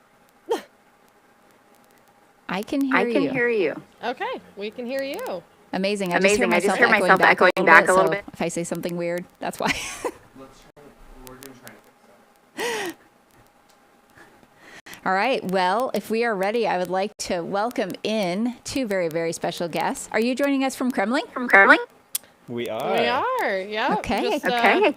Just finished our run. Watch everyone else run this morning. That sounds great. We'll get you on the screen here in just a moment, but I'm going to be joined by the one and only Eli and Tabor Hemming here. We're going to fix the echo first. Okay. We're working on audio. Bear with us. Got technical issues happening. We're going to clear up the audio. We're going to clear up the crackling so we can hear every word crisp and clear.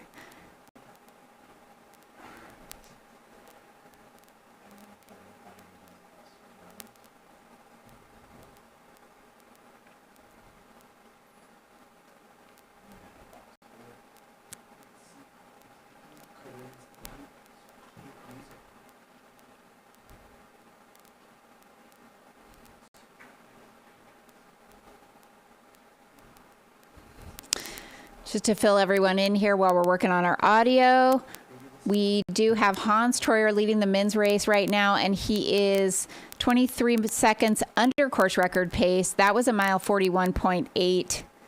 So he has, and we know he maybe at this point a mile, even 2 miles ahead of that point in the race. We might be able to get some more visuals, but he only has a handful of miles left and is going to be trying to better that course record this year. On the women's side, we have 3 women running within about 10 or 15 seconds of one another. Truly a battle going on. We've got Jade Bellsberg, Shea Aquilano, and Hannah Allgood all running very close to one another. And they were still on the CNO canal, making their way to the paved section in the last 8 miles of rolling hills of the course.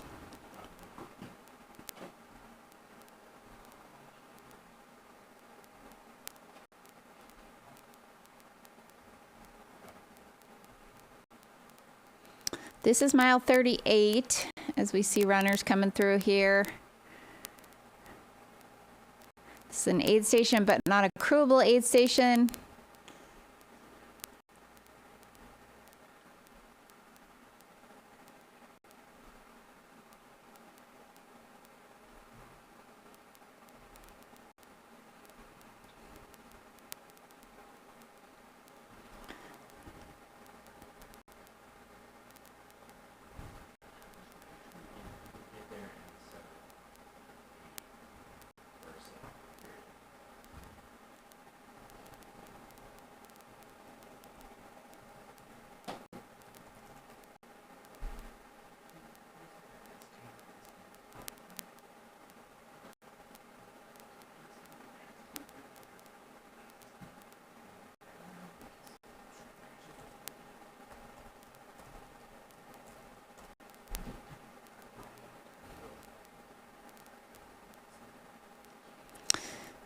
right. Thank you all for being with us. We are working on getting audio issues troubleshot before bringing in our very special guests who are going to help me call in the men's winner and, you know, talk about this race for the next hour or so, 90 minutes.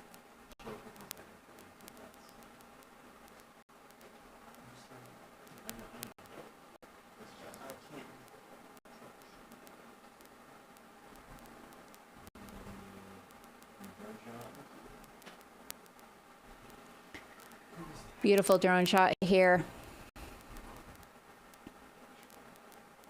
See a runner down there. I'm trying to ID them. That it appears, if this is second or third male, that there has been a gap created. And I feel like I might see David Sinclair up front there with the bike next to him. And that could be Cade Michael, you know, now back maybe 5-10 seconds.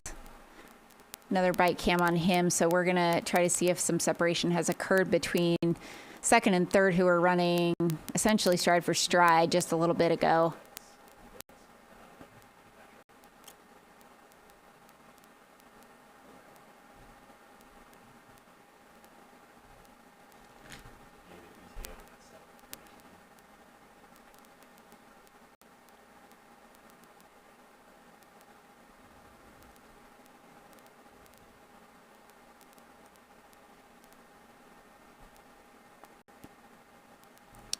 What you're looking at here is number 2 and number 3 on the men's side.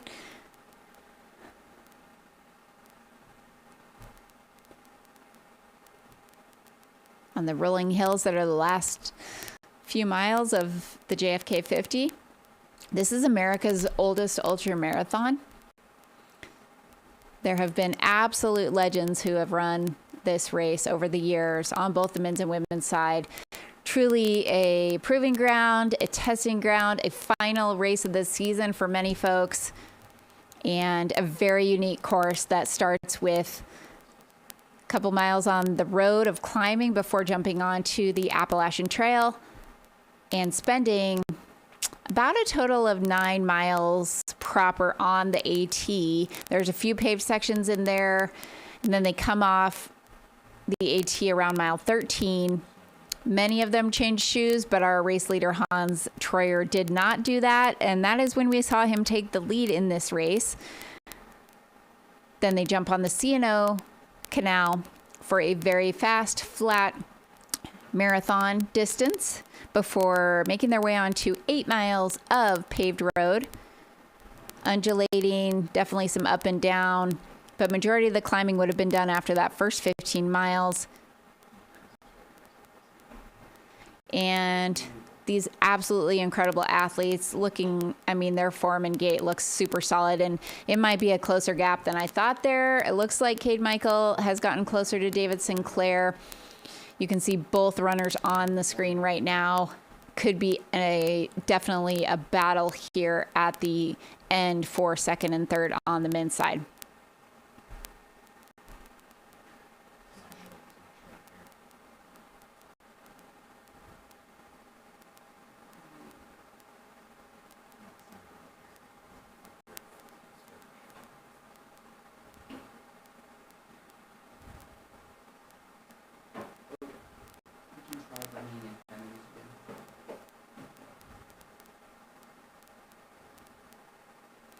Just some beautiful drone footage. Shout out to our drone pilots out there, bringing you all the action here. I feel like we're looking a little bit at a road marathon-esque type broadcast right now. But that's not a marathon course. That looked like a fairly steep hill at the end of this race here.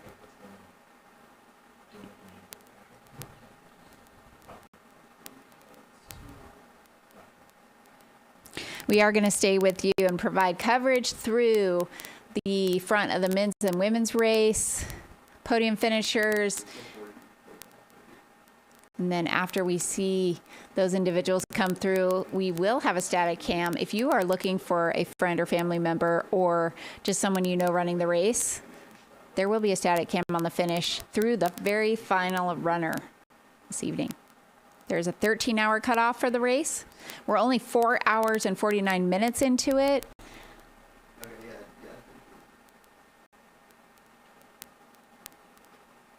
These front runners are making very quick work of this course.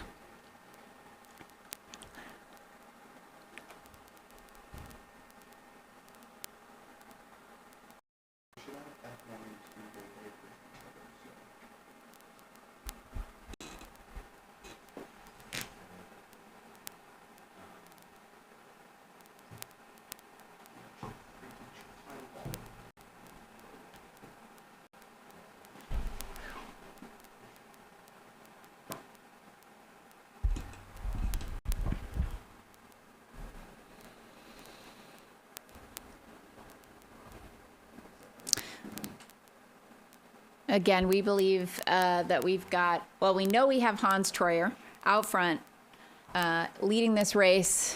Looks like unless something crazy happens, he is going to take the win here today. Currently working on maybe trying to set a course record. He was, 5 minutes off that coming off the AT, and then it slowly got less and less to where we heard it was 3 minutes off, and then he was 23 seconds ahead. So has really made up some time on the second half of this course and is going for a very, very fast time. Current course record is held by your second place runner, David Sinclair, who last year ran a 5:08.26 on this course. Incredibly fast time. David is being pursued and was running very closely with Cade Michael out of Boulder, Colorado in third. Still to be determined who is going to land in second and third place on the men's side. Very exciting race there. On the women's side, we have Jade Bellsberg, Shea Akolana, and Hannah Allgood. 1, 2, 3, all running very close to one another. And I am Corinne Chalvoy. I am so happy to be here with you today. This is an incredible race. Takes such a dynamic, diverse, skilled trail athlete who also has a ton of speed. And as soon as we can here, we are going to work on bringing in two special guests, one of whom had a stellar performance here last year.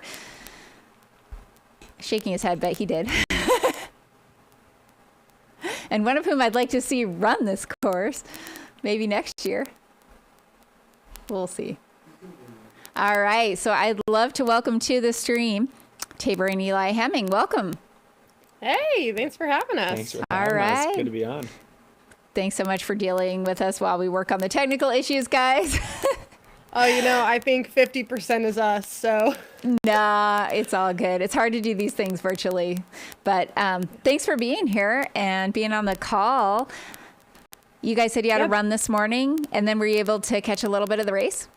So we actually have 2 treadmills, and so we just set up the TV, and we were watching the race while running on the treadmill. So we've gotten like a front row seat. Yeah, front row seat. Couldn't hear much, but that's all right. We could watch it.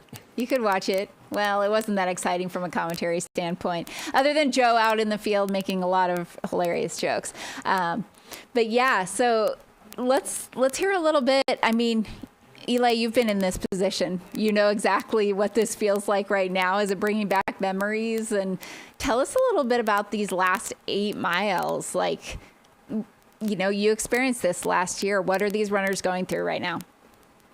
Yeah, I would say definitely I was in a little bit different of a situation than these guys that are currently running very, very quickly. I was at a point that I was in kind of survival mode, so I was more so jogging these last few miles. When we first hopped on, I saw Hans go by a pair of white tents that I remember standing at for like about 5 minutes before continuing on, drinking about 3 Cokes, hoping for the best.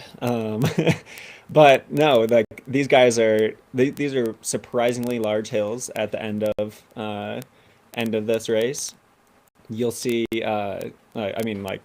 really the biggest surprise to the system is after being on that slight uphill or basically flat towpath for however many miles, like 20 miles, all of a sudden you're running up a hill and it feels like a mountain.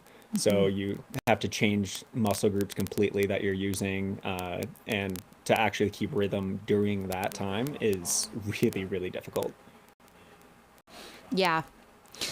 We're looking at Hans Troyer here. We believe he is maybe about 3 miles out from the finish now. So I don't know if you recognize this section, Eli, but yeah, he's moving really, really well. And like we said, right now, it's going to be tight whether or not he can go under that previous course record. Tell me a little. If I remember correctly, David Sinclair ran this last section very, very quickly. So it's not impossible, but it's definitely tough to get that record. Yeah, that was stout. Tabor, do you have any interest in this race? Yeah, I think after watching Eli suffer last year, I think I need a few years before I'm like, I can do it. I saw him see some stuff out there, and I was like, wow, I just don't know if I'm that tough. But I think it was really invigorating today watching the 3 women battle it out up front. Mm-hmm. And I think it's motivating to see people run fast on courses like this. Mm-hmm. And so it definitely lit the fire because I do like running fast, and this is a course to do that. And just having it seems like it's getting more and more popular right now at the end of the year with people coming and like trying to run fast here, which I feel like in years prior it'd been like 1 or 2 people came, but like today, for instance, you're seeing like a lot of stout pros come and like make it their end of season kind of big race, which is really cool. Yeah. Do you think it gives any more like credibility? I feel like there's this merging of, some road runners, some triathletes coming over to trail and dabbling in ultra. Do you think a race like JFK like gives the sport a bit of credibility in that, like, yes, an ultra can include very fast running, and you can have to do both, like navigate the AT and throw down a very fast marathon and then finish with all these hills? Like, do you think that adds some credibility to our definition of like, ultra running? Yeah, I think so. And I think like a great example of that this year is really Hannah Allgood, right? Like we have her running Canyons, which is fast, and Western States, which is 100 miles, but then like going and doing OCC and then running super fast here. I think it shows that like you have to be able to do it all to be good in our sport. It's not just like, oh yeah, you only have to be good at one specific thing. Mm-hmm. And so I think a race like this especially gives it credibility because you do have the technicality of the AT, which every time we've ran on it, which has been like 2 or 3 times, I always am like blown away with how technical it was. Like, what would you say with that, Eli? Yeah, it's just such awkward footing that it really throws you off. Like, I know they had some rain here, so I kind of wonder. I saw you guys talking a little bit about it changing the actual technicality of it. I don't know if it's for the better or for the worse, but I know leaves, wet rocks, that scares me. So how was that last year, Eli? Because we heard there was a dusting of snow. Like, did that actually help in terms of making it maybe less technical, or what was the footing like for you? I wouldn't say the footing was overly bad. There was a dusting of snow, and really you only had that in certain sections that were just a little bit higher. As soon as you started going down any hills, it was pretty uncovered. But I would say, honestly, snow usually helps that. Yeah. I haven't ran much on the Appalachian Trail besides that race, besides this race last year, so I don't have a whole lot to compare it to, but I assume that it would help. And do you think it changes? Like, we heard Jim Walmsley talk about, reconning the world's course and it appearing to be super technical. And then when you're on it and you're in a race setting, it's like you have a different level of focus and maybe move over things more quickly. Like, I don't know. What are your thoughts on that? Oh, definitely. Like, when you're out there just training, like the focus isn't fully there. It's hard to have that level of focus when you're just like kind of out having a good time, like just seeing what there is to see. When you're actually in a race, like it requires 100% focus. One of the reasons that it's so exhausting, because you do have to find that flow state of being in control and knowing exactly where your foot's going the whole time. So I feel like you're in a little bit of a fight or flight when you're racing, though. And so you're like, I just have to get over the terrain as fast as possible. Where, like, in training, it's like, oh, well, you know, I can take my time. There's nothing on the line here. Like, if I go slow over this rock field, it's whatever. Where in a race, you're like, I can't lose time here. Or, like, I want to make up positions or placing. So. Yeah. But, Well, man, Eli, you had Hans one of the is- fastest shoe changes ever known, captured by Mike McMonagle. I go back and watch it all the time. I need to ask you, how did you get off your shoes so quickly? I had bungee laces on both my pro shoes. move. Pro move. Is this a So- triathlon? Yeah. Triathlete. So I was a triathlete for basically my entire life. I raced professional for like 6 years, and the style that we raced, it was basically your transition had to be about 15 seconds with putting your bike in, taking your shoes off, putting your shoes on, like all of the stuff that goes into that. It was fun. It was kind of just kind of for fun, little throwback to my triathlon days. I wouldn't say it helped that much, but it was definitely a fun little. Oh yeah, let's see if I can still put on shoes quickly. Oh, it was awesome. It was really fun to witness and to rewatch, and yeah, kind of blew up. We heard that Hans wasn't changing shoes. Did you guys get that? Yeah, we did see that. So I'm impressed, honestly. Yeah, I honestly, like, the trail super shoes nowadays are getting so good that you totally can. You can get away with, honestly, if you're running, I mean, yeah, he's running maybe like 5:30, 5:40 pace, which is fast, but it's not necessarily what road super shoes were designed for. And so I don't know if a trail super shoe at that speed is much slower than a road super shoe. Yeah, it's a good point. Yeah, did we determine what Hannah Allgood was wearing? Because it looked like the ASUs, but I assume she was wearing the 4s. I thought I saw. I think she was wearing the 4s, at least when I looked them up. I think she was in the 4s. I don't know what she was on in the AT section, but I think she was on the Audi Zero 4s. You guys, I mean, we're talking Adidas Terex language here. Adidas, Yes, right? Sorry. Yes, sorry. Everyone is probably like, what are those acronyms? What are you talking about? Yes, but we think the difference between the road super shoe and trail super shoe, correct, I don't think is that much anymore. I think the technology is kind of merging at a happy medium to where they're so fast on the road that you might as well wear the same shoe. Yeah, and the ASU I just thought came about out. wearing the. Yes, it did. I thought about wearing the ASU Adidas Trail Super Shoe throughout the whole race last year, and honestly, I just changed to the Road Super Shoe for the novelty of it because no other race have I done that. So I thought it was kind of fun, but I don't know if it helps. Got it. Yeah, it's a good point. Like, are you running speeds fast enough to make a difference between the weight of... both shoes have carbon in them, right?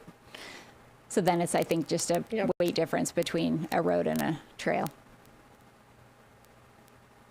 I think a lot of trail super shoes nowadays are not necessarily carbon rods or carbon stiffening elements, but they're often plastic, but still. Fiber. You have a stiffening element that's providing propulsion. Sure. We have a battle here. Yeah, we do. I think this is Kirsch and David Sinclair. Incredible. It was Cade Michael. I think that's Stephen Kirsch now. Oh my God, that would be insane. At least in the white Adidas, yeah. Absolutely bonkers. That's what it Stephen is. Kirsch and David Sinclair. That would mean that Stephen took over David here recently because he was behind him. Yep, it looked like when we first hopped on, when we first started talking, they had about like maybe 10 seconds. Stiff. Wow. That would be So it looks like he outstanding caught up because... Oh, sorry to interrupt you.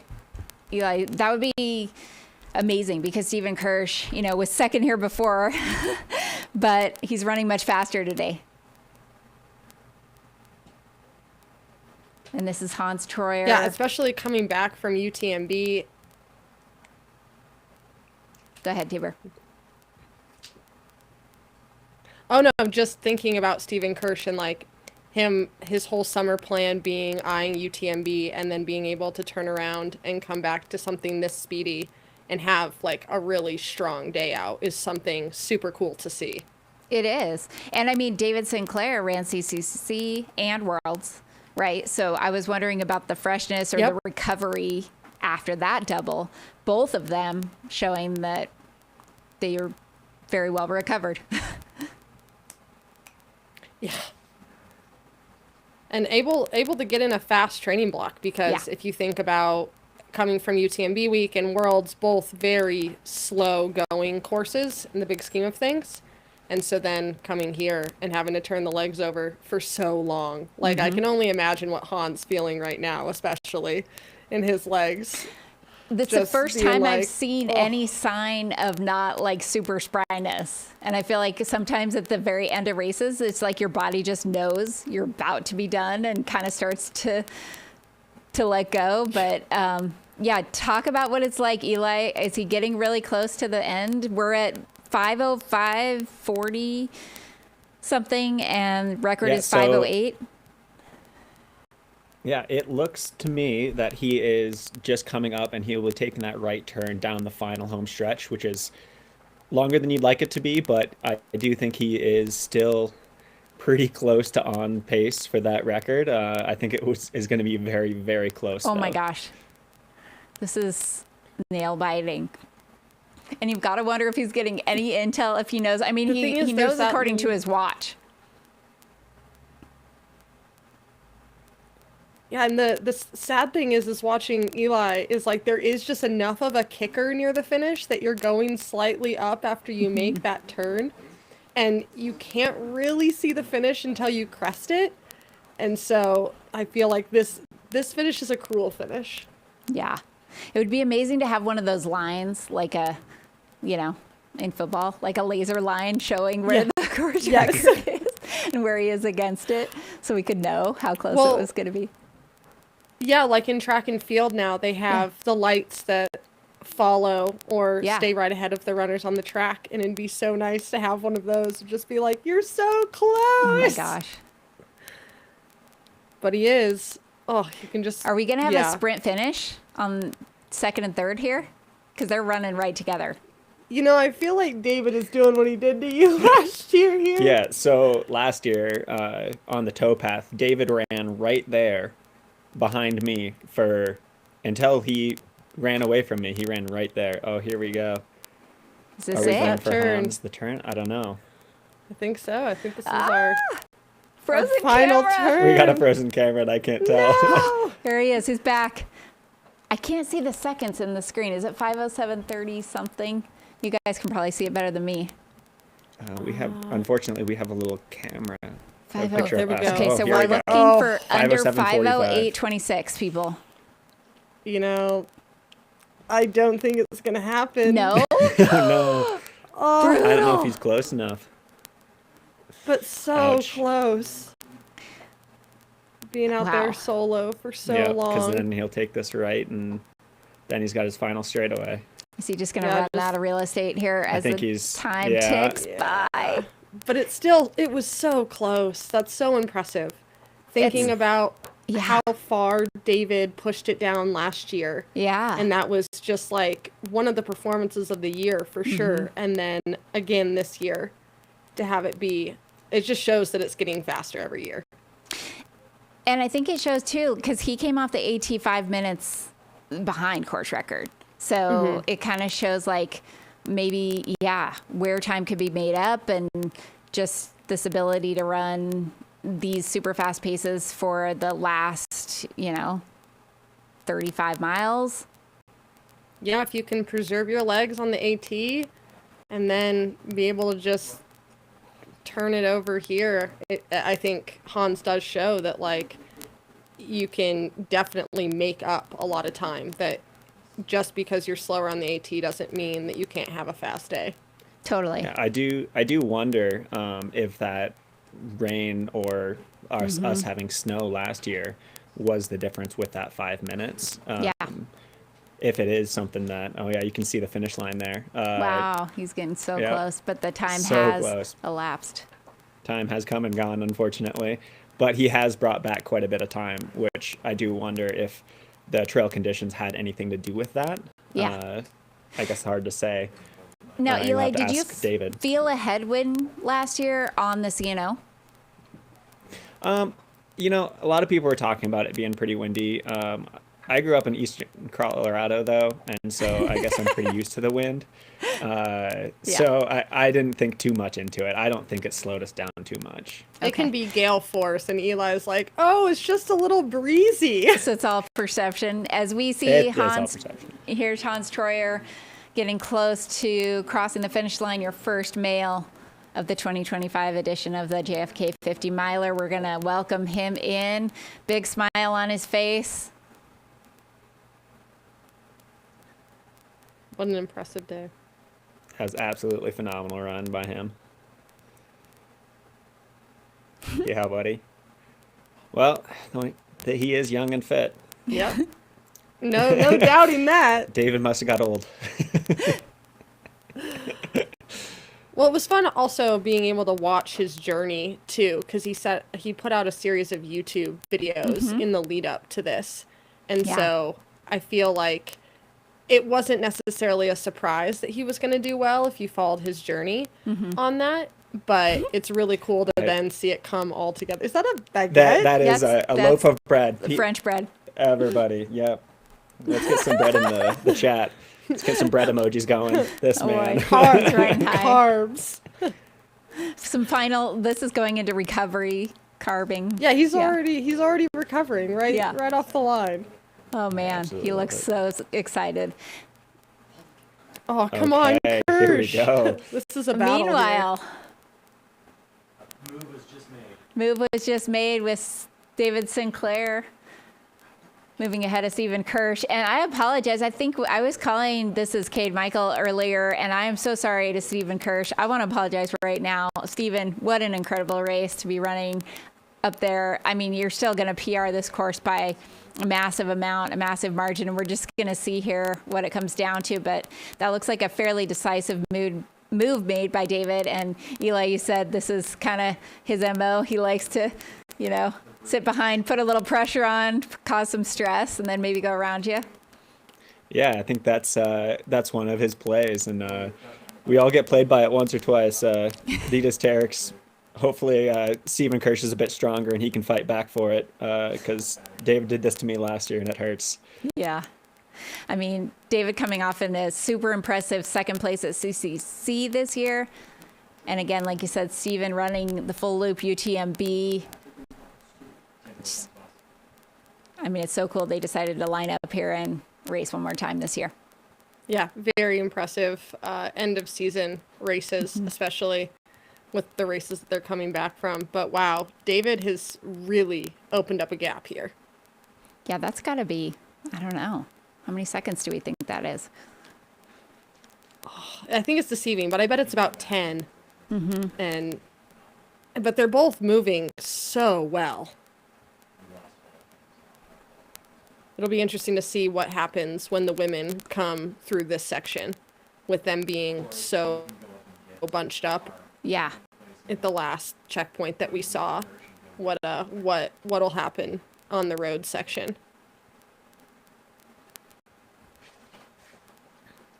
Yeah, that's going to be really cool and really interesting to see. Do they try to tackle the hill harder than the others, or really utilize the downhill sections? Probably personal preference. Probably just everybody's out there giving it absolutely everything they possibly have is the reality. I think that at the end of a 50 miler, like, we do have to recognize that this is after 5 hours of racing. Yeah. So I think at this point it is just kind of whatever you got. I think the only question I have is if David went a little bit early, That was a early run for home, so maybe Kirsch is trying to be a little bit more tactical, saving his sprint for the last bit. How much time do you he's think, not or how much dropping completely off? So how much mileage do you think they have left at this point, Eli? If you could guess. This is probably within a mile of the finish. Okay. This is pretty close. I love watching David just ride the white line like as close as he can for every tangent. Back there, I saw him just cut right across the grass of the median, just like any little bit to get home quicker. Nice. But it'll be interesting to hear his perspective on the conditions from last year, if he thinks, you know, they were faster or slower this year coming through. Yeah. Yeah, it'll be interesting. Yeah, that will be, because he'll inevitably look at splits from, you know, the AT section, and that will be a great comparison. Looks like we're going on to the other side of the road here. I think we're doing the tangents, you know? Any little bit counts at this point. Yeah. Heck yeah. Taking the corners as much as you can. But I think he might be safe from Kirsch at this point. I think The think fact he that knows. the camera came in between them seems to me that they assume that Kirsch is not coming back on him. He's closing hard, though. Oh, looking behind him. I think when you get to this spot, it's almost just like making it cone to cone. Mm-hmm. Just trying to break up the last little bit, because the aching in the legs at this point of being on the pavement now for 8 miles after being on the towpath for that long. But here's that false little climb that I talked about. I don't think like the camera does it justice, but it's a decent hill to the finish here. Yeah. You can kind of tell. It does not look comfortable. No, it's cruel.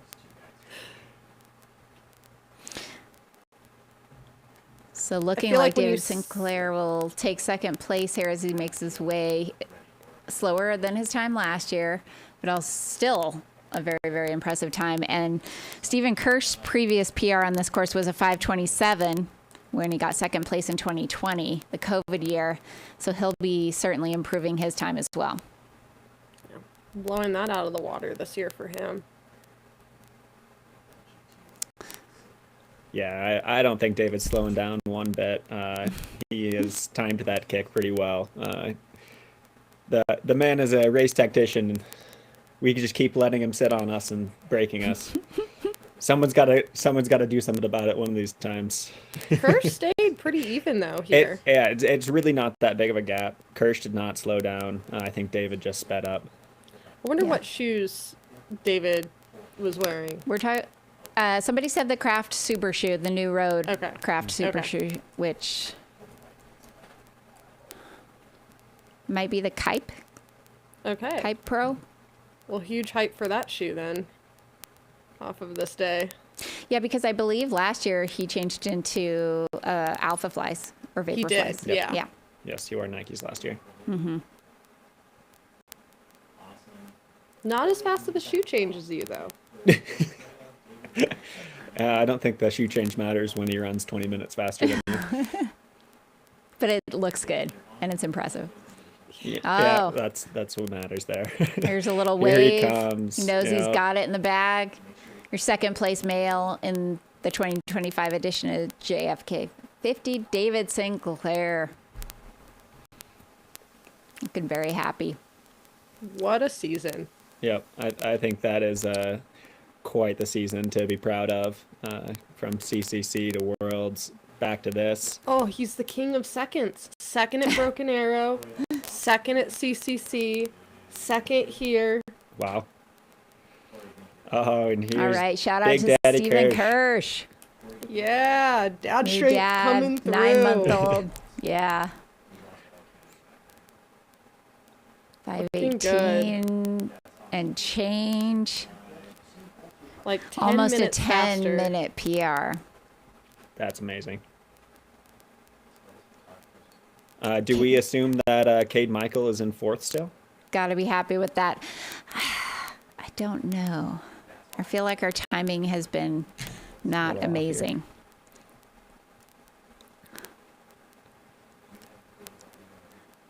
According to Timing might trackers, it be- might be Josh Park. Okay. Okay. I think this is a good learning experience, though, for Cade, this being one of his longer races. Yeah, Getting I to mean, test- it takes some time to figure out how to pace these things and, you know, how to fuel. The distance. Eli and I have learned that so far, even this past year, of testing out the slightly longer distances and learning that it's not as easy to get away with things as like in a 50K. Yeah. And things sneak up on you over time. It's like the cumulative effect of 8, 9, 10 hours. Just Yep. being a little bit off and And or I not think being knowing. yeah, and having the maturity of an athlete too, of learning how to work through things. I think that definitely comes with being able to put quite a few of these races together. Totally agree. And I think we're seeing that with Hans, right? Like his Black Canyon a couple years ago with getting severe rhabdo. Oh, but poor now guy. having like Western states under his belt and just like getting back into the longer stuff. I think it shows that you have to have some rough ones before maybe you hit it out of the park. For sure. I feel like Hans has severe endorphin overload right now. He looks like he's got just as much energy as from before the race. It's got to be. Just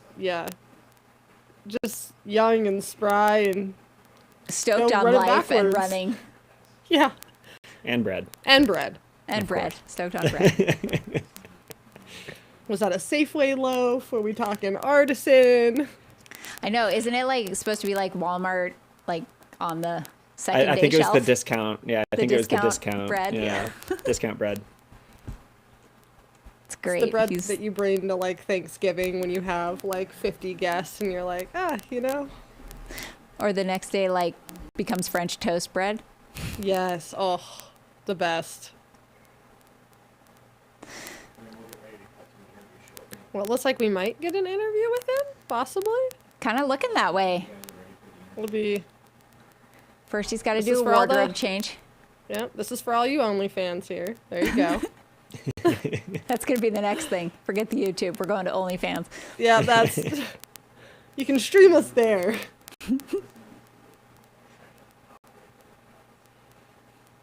Yeah, do we have.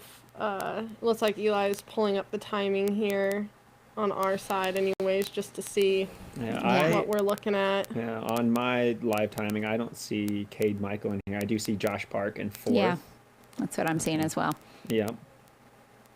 So it looks like Han's official time was 5:10:24. Wow. 5:10:24. So fast. That's amazing. Everybody thought that David Sinclair's time was unmatchable, but come back next year and another person just runs just as fast. We just see it happening over and over again. Oh, here we got somebody else running. Again, so close. We're not seeing like these huge gaps between people. No. Which is really cool that I think especially because the loneliness that could be on the towpath, because this race doesn't allow you to have headphones and there's a lot of monotony. I think having all these people close probably makes it a bit more doable mentally. At least that's how I would look at it. Yeah. Yeah, I was lovingly referring to the towpath as an outside treadmill. Outside treadmill. Looks the same the whole time. Yeah. It's pretty. It's nature-y, but it's the same. Yeah. I remember driving when I was crewing Eli last year, and you'd pull up at one of the crewable aid stations. You're like, this looks just like the last crewable aid station. Am I in the right place? Yes. Which I do think this is like, shout out to all the crews, because you do drive these like super narrow back roads and you're just following pins and you get dropped off at these random spots and you're like, well, I do hope this is where I'm supposed to go. And I think crewing is so stressful because you're like, you could ruin someone's day for sure if you're not there. But shout out to the crews. Shout out to the crews. Yeah. And I think we are going to go to the finish line for an interview, on-course interview here. So we will hopefully be hearing from your men's champion, Hans Troyer, as soon as we can get him. Joe. So we're here, ladies and gentlemen, with our 2025 winner, Hans the Destroyer Troyer from Noonan, Georgia. He's telling me, ladies and gentlemen, that if he buckles over, his legs are going to cramp up. I got to ask you, how did this race unfold for you today? Not like how I expected it at all. It was insane. We were a little slower on the AT than I expected, so I made a really early move. When I went through Weaverton, didn't do a shoe change, and just decided to try and get out of eyesight, and then got out of eyesight, and that was the big move, and I just ran as fast as I could for the next 35 miles, and here we are. So now this is your first time coming to Washington County, if I'm correct. So this is your first JFK 50-mile ultra presented by Ultra, your sponsor no less. Great deal. So tell me though, like, what was it like? What was the AT like? What was the Sino Canal like? Was there any area along the course that provided you with extra challenges that you weren't aware of? Not necessarily extra challenges. If anything, the rain last night on the AT kind of packed down the leaves, which was great. So that made it a little easier to run, except for the rocks were like super slippery. We were all slipping around on the rocks the entire time. Luckily, I never fell, but I was definitely slipping around. And then the canal or the CO path, yeah, it was faster than I expected. The miles were just clicking, and it was amazing. I had so much fun. Now, when you came in, you were a little candid with your family, your mom and your wife, and so on and so forth. You said you were a little scared when you came in, so you were a little nervous. So what was that all about? Yeah, I had no idea where everybody was. I didn't hear it all, so I didn't know if it was like a minute behind me or 10 minutes behind me. So I just was kind of running for my life. It felt like for the final 35 miles. Every time there's a big straightaway, I'd do a little look back to see if there's anybody there, and I just never saw anybody. But luckily, the miles were clicking fast, and I kind of, looking at David Sinclair's splits from last year, I figured, if I was sitting around that like 5:30 range, like I don't know, like depending on the gap, I don't think anybody was going to come catch me. And luckily, the 5:30s mids were just clicking the entire time, and so I was feeling pretty confident no one was going to be running 5:20s, but it just worked out well for me. So as a side note, I see your mom back there holding the baguette. So what is going on with the big loaf of bread coming across the line? Yeah, so that's the Hyper did a documentary earlier this year. It's called The Kid. You can check it out on YouTube. But there's this whole bit where I love loaves of bread. They're so cheap. You can get them for like 70 cents at Walmart, and I eat them all the time. It's like the carbs per dollar is just ridiculous. So training tip, eat a loaf of bread all the time, but it's just kind of my thing now. So yeah. So congratulations, the second fastest JFK 50-mile ultra marathon in the history. Sponsored by Ultra, presented by Ultra. You're in their record books. Again, big shouts out. We hope to see you back here in 2026. Ladies and gentlemen, this is your 2025 JFK 50-mile ultra marathon champion, presented by Ultra. Congratulations, young fella. Thank you so much. I really appreciate it. Thank you. Thank you. Go get those legs massaged. Yeah, I gotta cry close to you. Thank you. Oh, that's amazing. I don't know what we just saw, like a commercial for discount bread and carbs per dollar. Tabor, I can't hear you, but that was amazing. We'll bring you back in. I know it's probably not you, it's us, but that was an amazing interview. Hans is like a kid in a candy store every time you talk to him. Like, he's just so excited about everything, and yeah, he said it didn't play out the way that he wanted it to, or not that he wanted to, but he expected it to. He said there was a lot of slippage. I think we've got you now, Tabor, if you wanted to say anything about Awesome. Hans. Yeah, just the happiness that he exudes. Yeah. Like, the kid, full stoke, but also Ultra, let's give that kid a bigger retainer if he's worried about 75 cents bread. But eyes on the women currently, right? Yeah, this is nuts. The women are literally within like 3 seconds of one another. 1, 2, and 3. They're so close. And they're now in the last, like, probably 6 miles, 5, 6 miles of this race. Yeah, and that's what, like, Hans was saying. He, like, looked at his family and he was scared because he didn't know where people were. Mm-hmm. And I think about, like, the gap that he had by the finish. But like these women, that's not a gap. This is going to be a race to the line. So pretty nail biting to have. And like stressful. How do you deal with that? Oh. Like, how do you not let that affect the energy output? This is, I believe, Shea Alcolano on your screen right now. If we can, I don't know if we can pan out it, but we do know that Jade and Hannah are very close as well. Yeah, just a nail biter. And like, I feel when it's all that close, you can't really get into that flow state because you have more of the panic of, I got to keep, the pedal to the metal for this last section. But Shea looks like she's running so well. She does. She looks really strong, really smooth. She actually looks like a bit more of an open gait than I saw earlier on the CNO. Like she looked a little tight or a little more compact, and this looks like, she's striding out a bit more. Yeah, I wonder if she just got warmer. I feel like, getting a little cold even, if you're getting damp. And now, like, I don't know, not there personally, but it looks like it's a little bit of a sun popping out. Yeah. That could just be my perspective, but... No, I think you're right. Versus being totally overcast, we maybe got a little bit of sun, and we can see Jade up ahead there. So the two women in the same frame, and we know Hannah Allgood is right behind the two of them. Man, this is just who's gonna hang on. Yeah, the women's race all day though, right? Just like it's never been anyone's just out there by themselves. Kind of like Rachel Drake last year. Like, yes, Mary Denholm was there, but Rachel kind of ran away with that win. And so for this year, for it to be anybody's race, coming down to the last 6 miles is cool to see in an ultra. It's really cool. But you might have realized I lost my commentator Eli. Oh no. He's off with another meeting that we've stacked on today. Well, we appreciate him. I mean, you and I are here for the women. We're gonna stay here for the women. There we go. He was he was here for the men, which appropriately, like, yeah. Yeah, he can share his experiences of getting his butt handed to him by David last year, and now we have women power here to cheer in these gals. Yeah. And I feel like this is a bit of a longer race for Jade.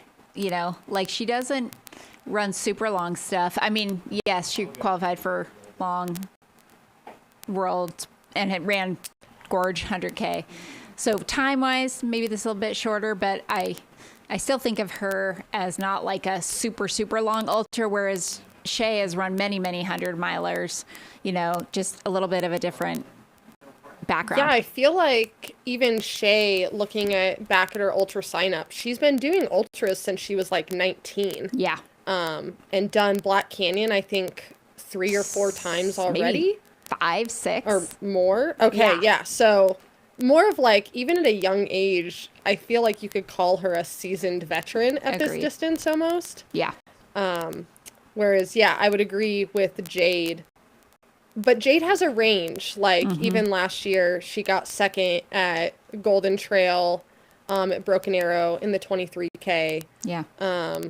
I'm pretty sure she did the vertical at Worlds as well for Team Canada, if I'm correct in that. I mean, I looked up and I saw short trail. I don't know if she did both. I think she might have done both. 38th finish in short trail. Okay. But she may have done vertical as well.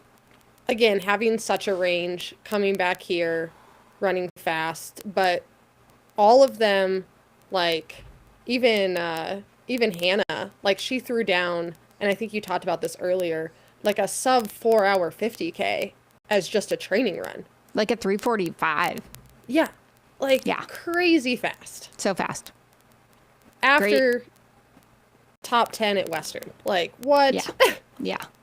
Really strong. Yeah, it'll be interesting to see how close they are or under Rachel's record here. Yeah, because 5:57 again, 5:57:32. But Rachel Drake last year was the only woman in the history of the race to go under 6 hours. So I feel like that 6 hour, I don't know, mark is kind of like this, I don't know, mythical thing. Can you do it? Can you go under 6? I don't know if they're gonna have enough. I feel like it. I don't know how many miles they have left. Yeah, I think it's just going to be very close. Oh, no. No. We have our next male finisher here. I think that might be Josh Park. Maybe so. We're going to try to ID that runner, but congratulations. Oh, and is this Ferdinand? Wow, yeah. He made up some places in that last stretch. He moved through. Holy moly, because he was outside the top 10 for a while. Yeah, I think the last check-in we saw him, he was like 6th. Oh, wow. Yeah, moving up. Talk Made about up a couple places here. Impressive. Yeah, I feel like this last 8-mile section could go either way, right? You could have some left in the tank, which I do think probably serves well for more veterans of the field, knowing like when they get to the last 8 miles, what they need to have in their legs. Because I feel like, especially moving onto the pavement with tired hips, tired ankles, it could be very cruel to not know what you have ahead of you. Yeah. And I believe we were right. I think that was Josh Park and Ferdinand Arrow coming in 4th and 5th on the men's side. Which, thinking of how fast the top 10 men even are going to run today, is very impressive. Yeah. I mean, we had 20 seconds separating those last 2 runners, and they're both running 5:34 and change.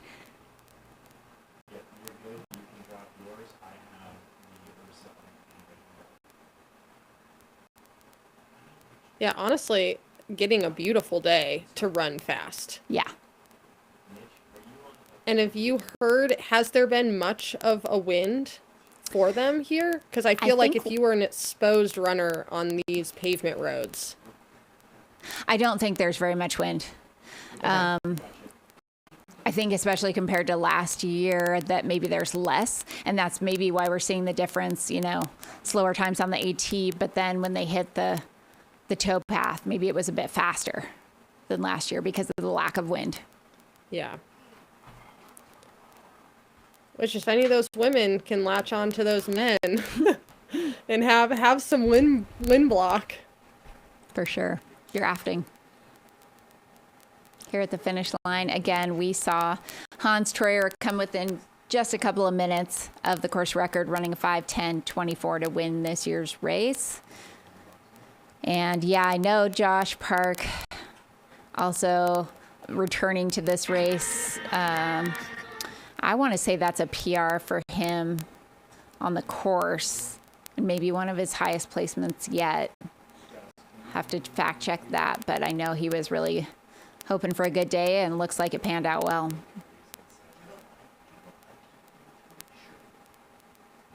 Trying to see, it looks like another runner coming close. Oh, and my friends that messaged me, Anthony Fagundes and Jamie Hunyer, saying they both wanted to run top 10. They're currently sitting in 7th and 10th. Oh. So they need to hang on, but they need to hang on. They might be making their goals. That's super cool. That would be a great day to see. That would be cool.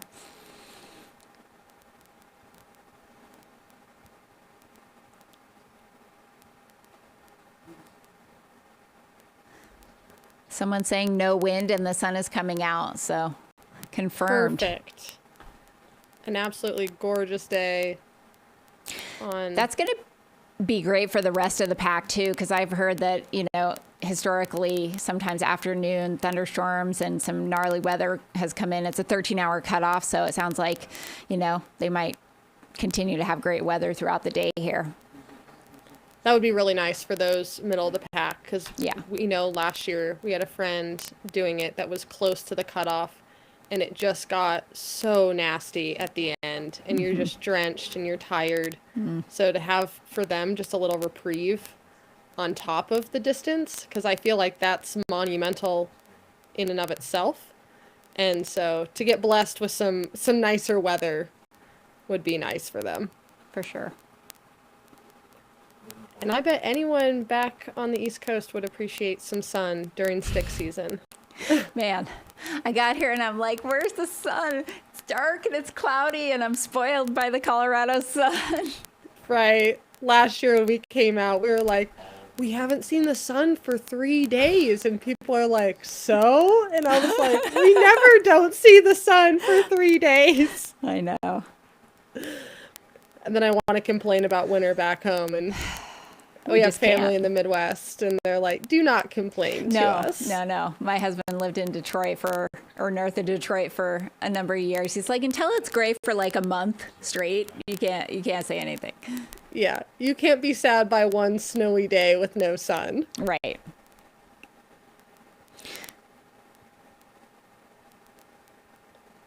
Well, it looks like we have another runner coming so close to that finish line. This could be Dylan. Okay. Flewelling. 22 years young. A lot of young guns in the field. Yeah. They're taking over. Rocking a button down. Love it. Try to get this number. If it's number 20, I don't think that is number 20. I think that's 18. That's Anthony. That's Anthony Fugandes moving up into 6th place. 35 years old out of Fair Oaks, California, making it happen. Saw him doing the shakeout yesterday. Yep. Amazing. Wow, he looks like he's going to go out for a hike. Yeah, right? Business professional here. Like, he could just go jump on a Zoom call at work and be good. Looks like he's about to go be a tour guide for, something. Nature adventure. Exactly. Congratulations to Anthony. And shout out to Jamie for tipping me off that you guys were going for top 10s. Now, I'm sure Anthony's going to hang out and try to watch his buddy, cheer him in.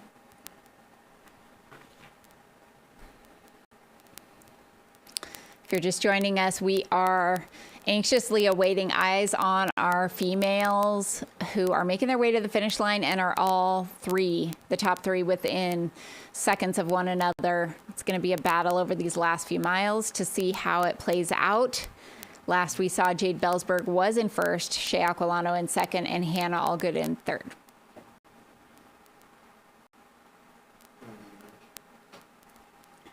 I'm Corinne Chalvoy. I'm joined by Tabor Hemming virtually. Thanks for being here, Tabor.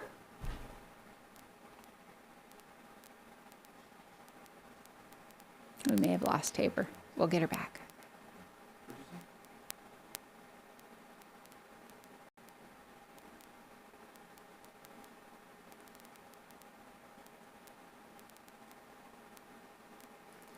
Shout out to our drone pilots bringing this beautiful video footage. And that's that turn going up to the finish. Another runner getting ready to cross the line.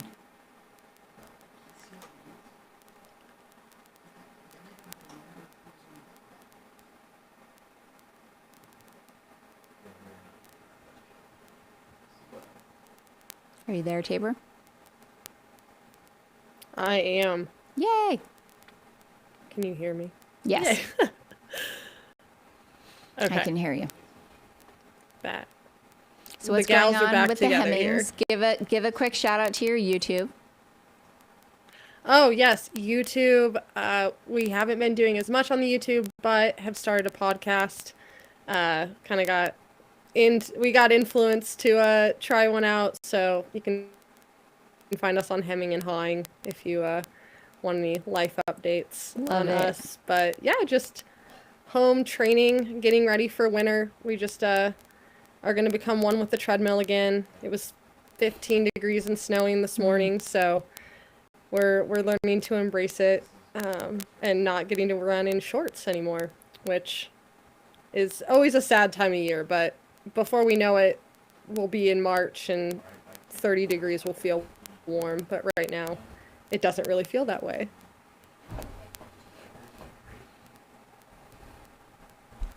How about you? How is the time on the East Coast been? It's been cool. Yeah. No, I've enjoyed it, and we're gonna pop up to New York for a day tomorrow, so that'll be fun. Great. Take advantage of being out here. Yeah. Did you get to see any of the course when you got in?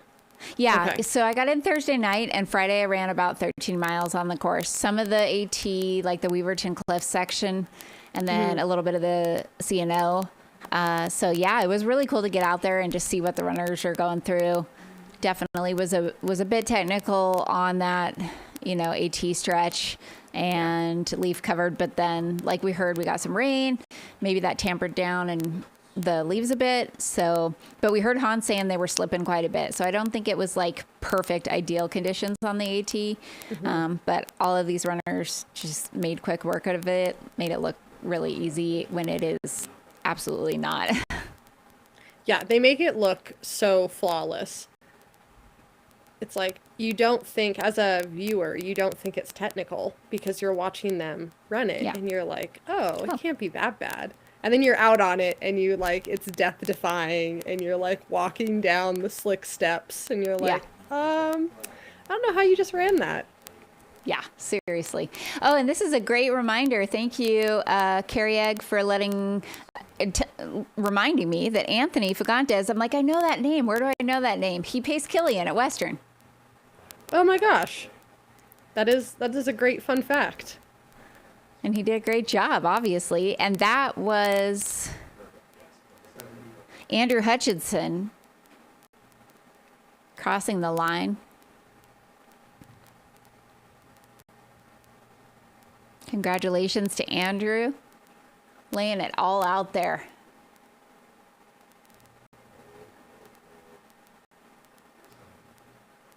Yeah, Killian famously put out a post kind of soliciting, do you want to be my pacer at Western States? And Anthony was chosen. I think partly because he's a local and knows the trails really well, but he did an amazing job. We have eyes right now on Jade Bellsberg. It's a frozen camera, but this is Jade, who I'm going to guess is still leading the women's race.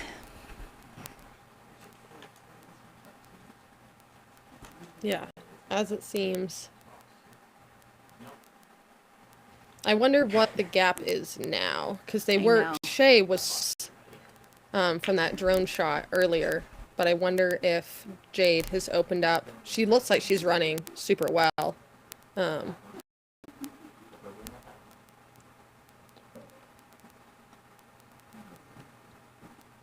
I wish I knew more of the course to know exactly what mile this was at.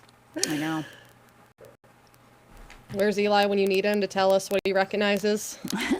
Can you remember every single corner of the last 6 miles of this when you felt like crap? Yeah. Can you tell me if you remember that tree on the left by chance? Yeah. I think I might have seen a 3 mile to go sign. Right. So I would say then, if we're looking at the time, I think that would be pretty hard then.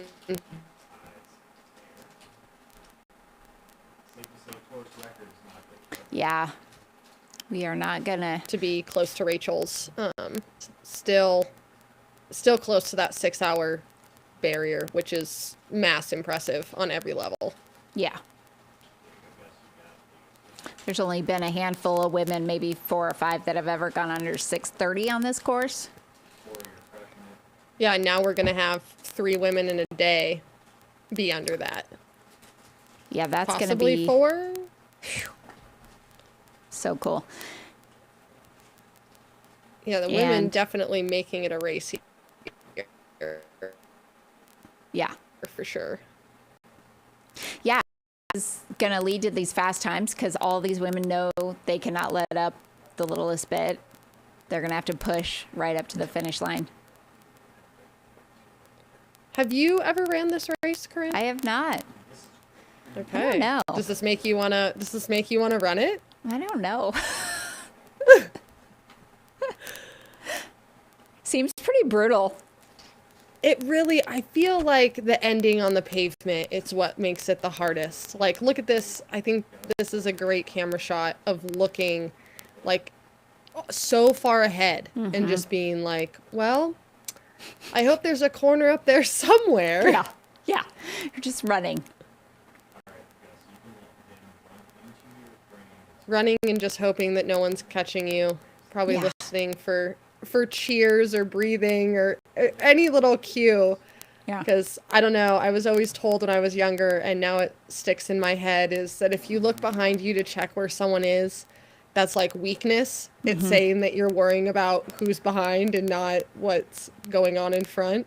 Yeah. And so I feel like having all those other external cues. Oh, Mullet Man, though, coming through. Absolutely rocking it. This is Love Jamie. that. Hunyer. Killing it. This is Anthony's buddy. There we go. They did what they set out to do, both in the top 10. Andrew finishing 7th, and Jamie maybe finishing, he might be finishing 8th. Wow. Well, they should party tonight then. Sorry, Anthony in 6th, and Jamie in 8th. Yes, they are absolutely going to party. Mission accomplished. So cool for both of them. It's nice to have two people that you come with have a good race. And shout out to their crew, because I think that one of their wives was crewing both of them. Oh my gosh. I couldn't see the mullet yesterday. When I ran by them, he had a hat on, so the mullet was disguised. He was just, waiting to show it off for race day. Wanted it to be special. Professional in the front, but, having fun in the back.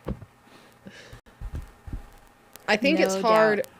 I think it'd be hard to be Jade right now, because it does seem that she's in no man's land, where, just the bike. It doesn't look like there's any men around her to help. I think this would be a hard stretch.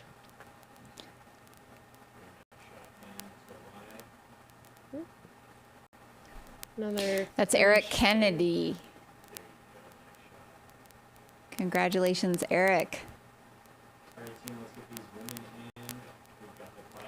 I've noticed a lot of belts today, and I feel like Shay has been one of the only people that I've seen with a vest.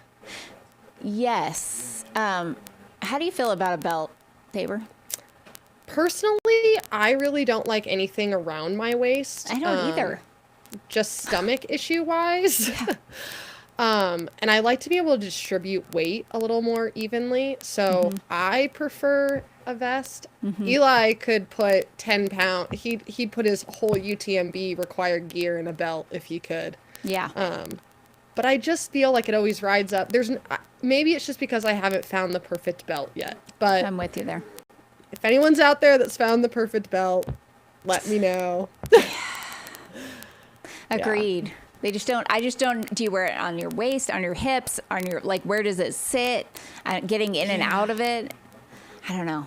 It's tough. And and then if it does start jiggling and bouncing, I just feel like I'm always pulling it down. It's kind of like the women who pull up the strapless dresses.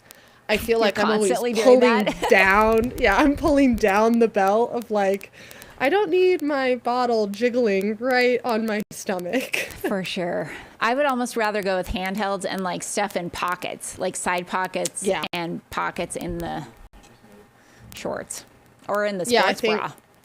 Yeah, that too. Adidas has a really cool thing where they do have sports bras now that have 3 little pockets on the front of a sports bra. I've seen so those. Being able to stash gels in there. Done that. That's solid. More than once.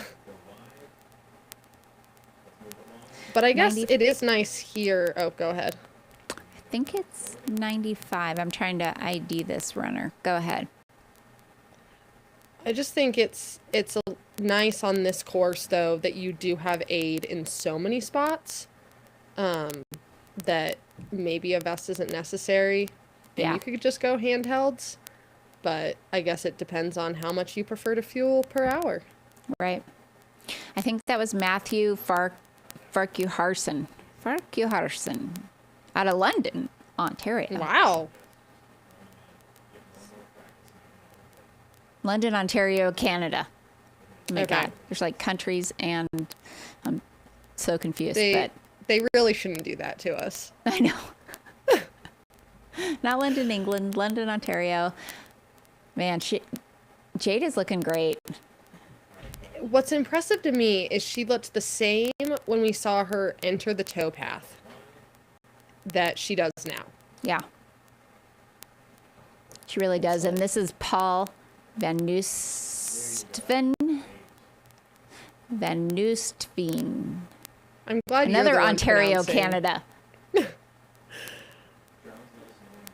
These names. Glad you're pronouncing the last names Nope. because I would not do well there.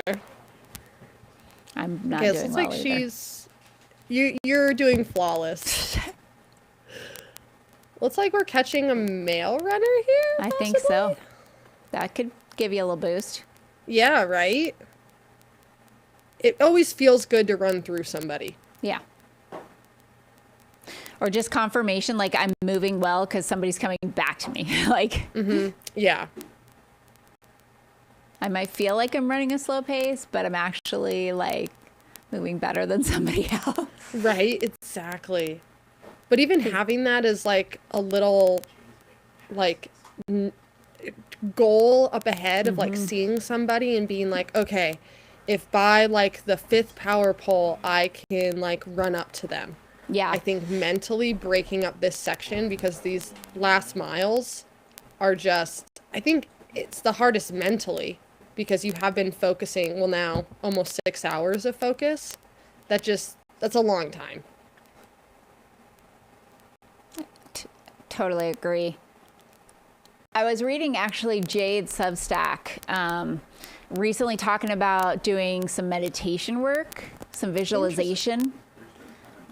She said she's visualized this race a lot, and she visualized it, like she printed out pictures of the course even though she's never been on it, and like looked at them a lot. And then she said she printed out pictures of the men's and women's winners from last year, even though she's never met them, and put them on the wall. That is impressive. And she said it got less and less awkward every time I looked at them. You're just This like, is I Ryan know Raff. Rachel Drake's face so well now. Yeah, well, it's fascinating. It's like coming to fruition. She's looked at somebody breaking that tape, 2 people breaking that tape for months now, and it's looking like that's what's gonna happen here today for her. Yeah, I'd be interested to interview her afterwards and ask her if she felt that was helpful come when it got really hard. Yeah, hopefully we can get her in for some words. We did not get a pre-race interview because she picked her packet up a day early, but yeah, I heard the women were kind of like elusive when We're it came to sneaky. the interviews. Couldn't track any of them down. Come on, ladies, we got to represent. You got to come in for Right? interviews. I'm trying here. We have to hear your story before. Yeah. And I think that is helpful, like having Jade with a Substack. Like I've read quite a few of hers leading into other races. And it's fun to know what exactly is going through their head before or after. Also, as another professional athlete, knowing that like everyone goes through the same like question marks in training, or with being able to feel like they can accomplish their goals. And that's like relatable to even like the general population running.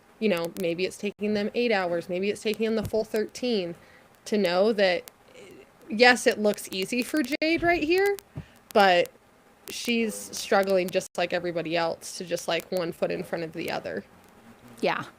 Guaranteed there is fatigue and soreness and potential like staving off cramps, you know. Yeah.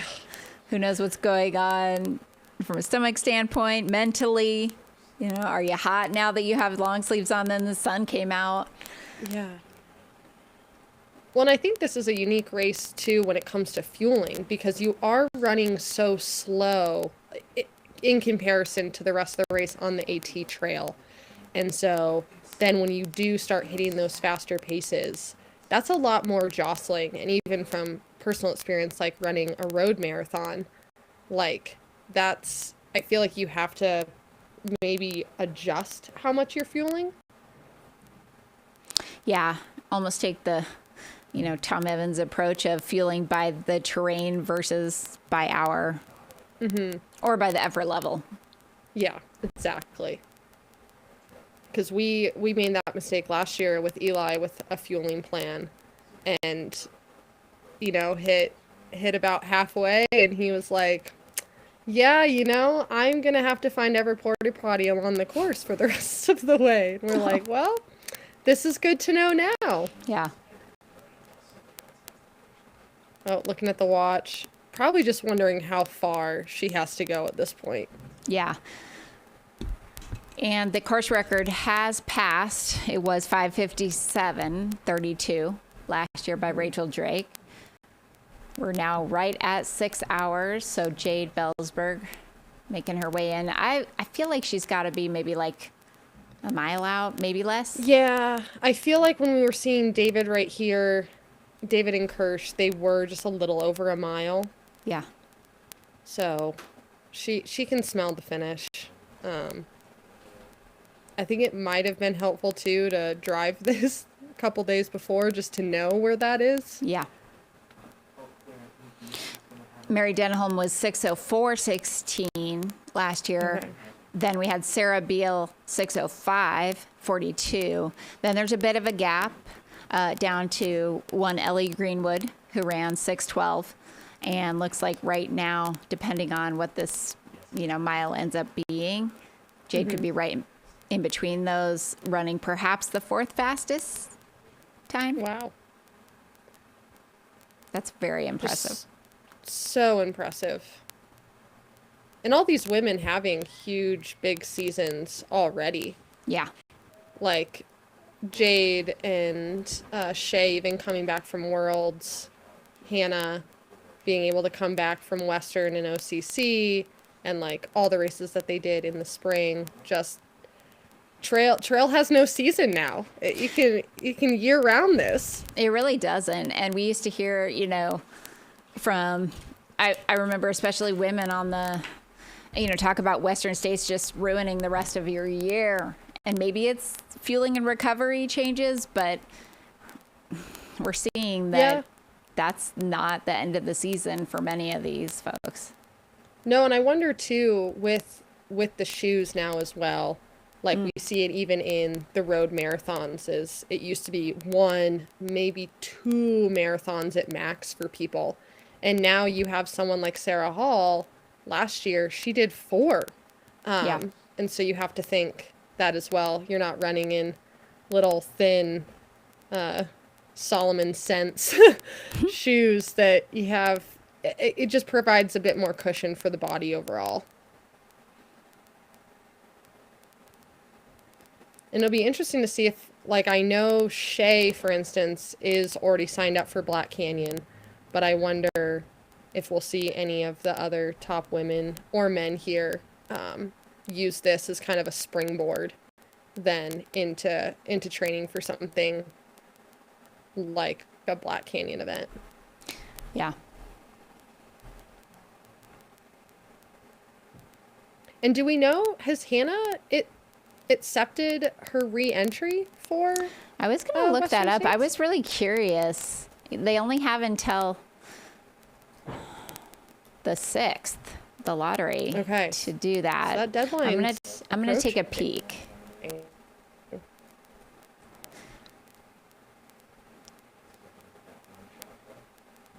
See if we can find out the Jade, answer to though, that. you can tell she is giving every ounce as she nears this finish. She looks really strong, though. She does. Just putting on a masterclass of running, you know, out like it's no big deal on a Saturday.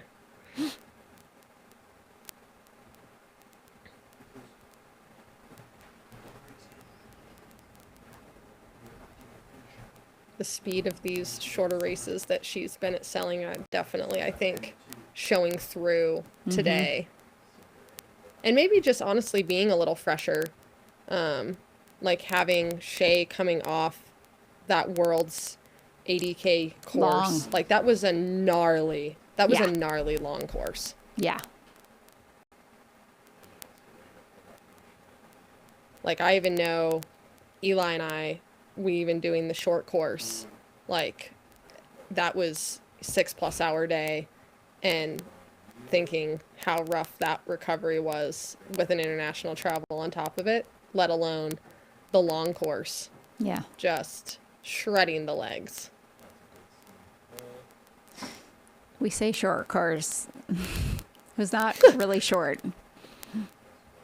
I wish they would rename that, Yeah. because you're like, oh, and people are thinking, oh, 20K, and you're Right. like, no, I wish.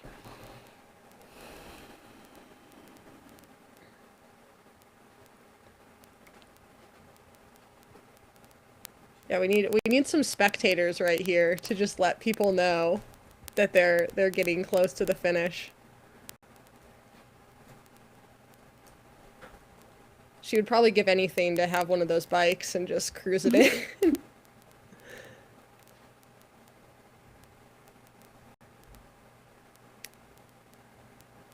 Yeah, I wish we could see what the gap was with Shay, and if they've... Because she hasn't looked back behind her, so it Yeah, seems man. like she's pretty confident that she And has it. Kudos to her for holding that. Like, just... Yeah. It Well, does look honestly, like Hannah is signed up for Western next year. Okay. Well, like seeing Hannah even catching Jade this morning earlier, I definitely wasn't predicting this was how it was going to play out. I wasn't either. I was like, I oh, thought- man. Hannah's making a surge here. She made up that gap pretty quick. Like, she's moving well. But, you know, Jade didn't let her go. She kind of No. just stuck right on her.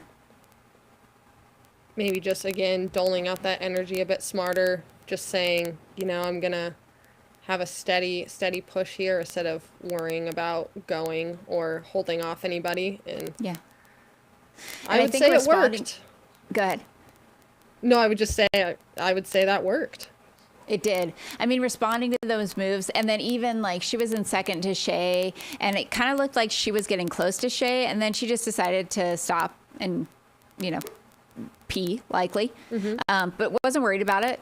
Wasn't worried about, you know, taking care of herself, taking a minute there, and then just getting right back into it. Seems like a very controlled race. Yeah. Execution just seems pretty flawless on this one for her, honestly. It does.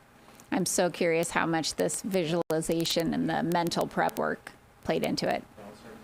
Yeah, I think it'd be really nice to hear her share more about that, and I think just runners, especially in our space, more. I just don't think we hear a lot about that. Like, we hear a lot about the nutrition plan, we hear about the training plans, but as a coach of mine always like to say, like 90% of running is above the shoulders. Yeah. Between the ears, and here we have Jade Bellsberg.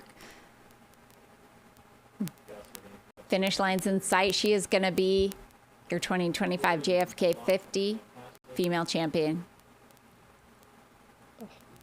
Very impressive day. So impressive. Such a fast time. Yeah, so is this putting her then third fastest in history then? I'm looking. I think so. Third or fourth? Okay. Fourth. Sarah Beal ran 6:05. Wow. What a day. Fourth fastest time in history.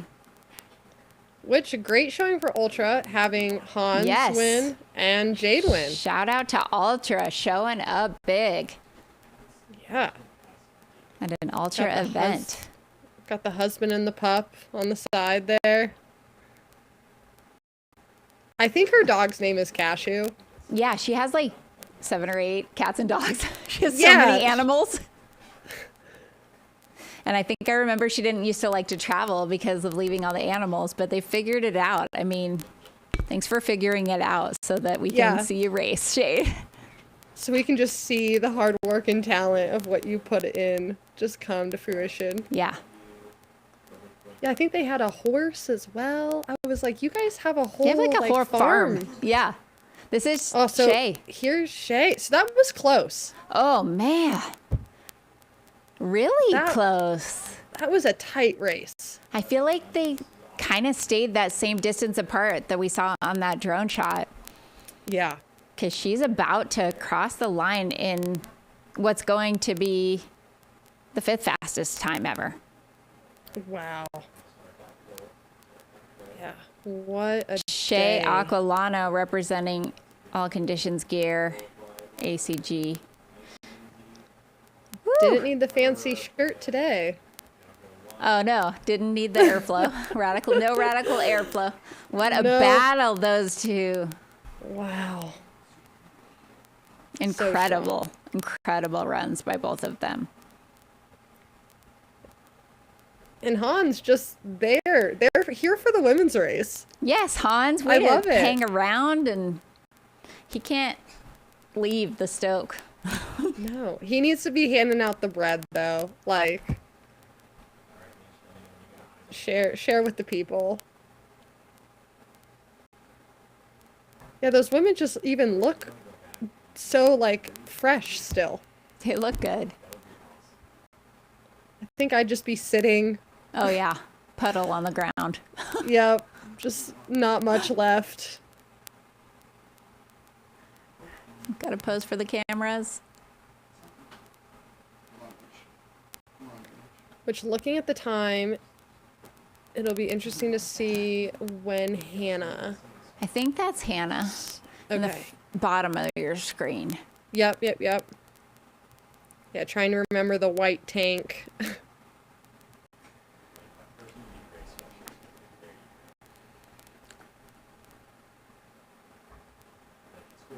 Maybe not. That could be a guy. Yeah, it's so hard to tell who the little ants are. I think that might be the male that Jade had passed that had the vest on. Yeah. Yeah, the red shorts. Because Hannah was definitely wearing like black shorts, I think. Black shorts, white top. I assume a belt. Yeah, I think so. These times are just crazy. It's crazy really how we just are. like, we set these standards. We're like, somebody can do that. And so then everybody's like, then why can't I do that? And then they go do that. And it's just bringing up the level of competition every time. Yeah. Right? Like, no race, I feel like, anymore. No race is just a give me that you show up and you're like, oh, well, I can, show up in B form and win this. It's like, you have to be so on your A game to even be on the podium at any of these races anymore. It's really cool to see the evolution. It is. If you're just joining us, Han Troyer is your winner on the men's side. I've been talking for a lot of hours. And Jade Bellsberg. You've been carrying this broadcast. You've been carrying this podcast or this live stream beautifully. You're so kind, but need some Maybe fresh a air. silent retreat. Maybe a silent retreat after. A silent retreat. I said maybe a silent retreat after this. Yeah. Silent retreat in the hotel room. Just go back to your husband and be like, I just need a week. Just.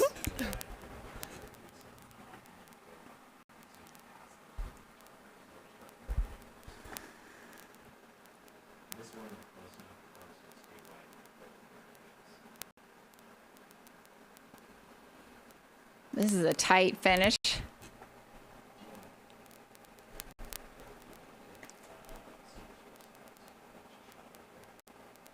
That runner looking very bouncy. Great finish.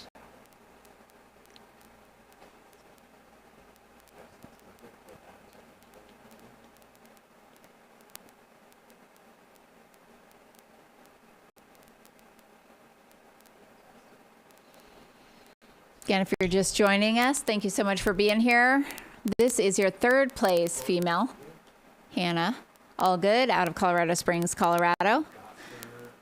Making her way, getting very close to that finish line, running an extremely fast time.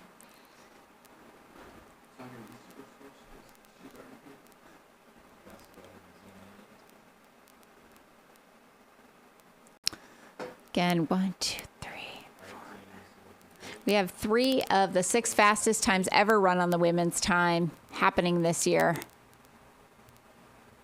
Not a course record. Yeah, still. But still wonderful performances. Yeah, so fast. I mean,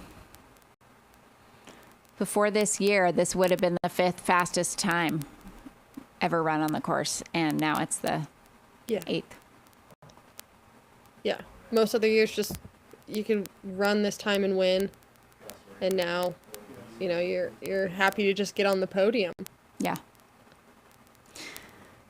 And that was, I don't know, it just shows super smart racing from all 3 of these women. Like, there was lead changes once or twice early on, and then they just stayed where they were and just held it. Yeah. And they weren't letting any, like, they were all battling the whole day. It wasn't like any of them were going to give an inch to anyone else. Nope. And then I feel like a lot happened for the last 8 miles. But yeah, holy cow. Go Hannah Allgood.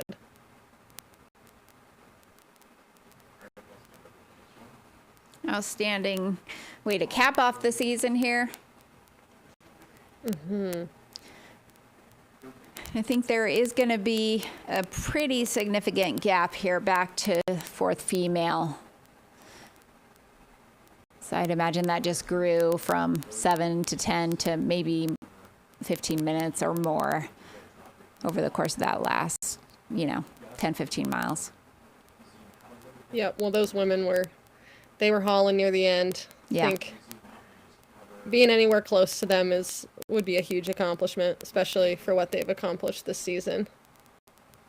Yeah, I mean, for a race that's been run for 63 years, and there's a top 50 list of women, and 3 of them are in the tops, now in the top 10 this year.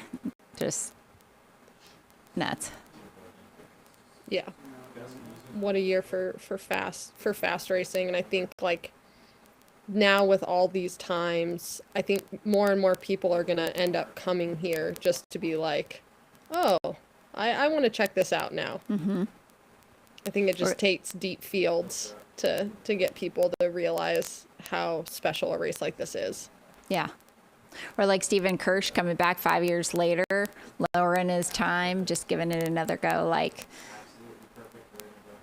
it's great. Yeah. Yep.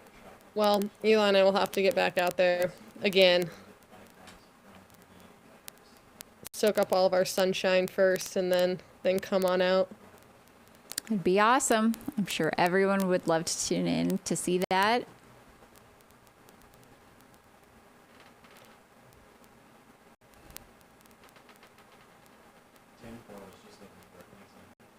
Yep, more just runners coming through aids. It's incredible that there's 14 aid stations that you can access for this. Yeah, I mean, every race has kind of its own uniqueness. Again, we heard no headphones at this race, no drop bags. Nope. But 14 aid stations and lots of, road marathon-esque cups filled with water, pre-filled. No, it's supported so well, and it just shows the community is so passionate about this race and giving runners that experience. And yeah, I think that's what we really felt last year, is we didn't realize what the community was going to be like. And every time I showed up to one of those Crewable aid stations, it was just the camaraderie and how organized it was really special to see. And that it is still one of those like grassroots, no big organization taking over yet, which is, I think, fun to support. It is. And hopefully we get some post-race interviews with these women. Yeah, that would be cool. I don't know if Joe's still down there. Should definitely try to get some words from. We are going to try to get some interviews. Everyone's moving into the gymnasium right now. So they're setting up new interviews there. Okay, sounds like we're going to maybe try to move into an indoor post-race interview area, the gymnasium there locally. Keeping everyone dry. Yeah, I don't know if it's starting to rain. It doesn't look like it's raining here. And we're in, where are we? Hagerstown. Yeah, I bet these runners will appreciate having it stay dry. Because there's also that level of humidity there that, you know, coming from the West Coast, you just always forget about. Yeah. Think we are going to try to get Joe. He is rounding up our women for some post-race interviews. I feel like always trying to get people post-race is like herding cats. It's tough. They have You friends. want to give them space. Yeah. But also you're like, hey, I want to hear what you have to say. Get over here. Yeah. You ran 50 miles. You'll be fine. Just, you know, throw on a jacket, and I need to hear what you have to say. Yeah. I've had a few races I've gone straight to the med tent. It's like, that's not happening. Oh. Yeah, you're like, I'm not. Don't look at me. I think this might be Tyler Veerman coming through.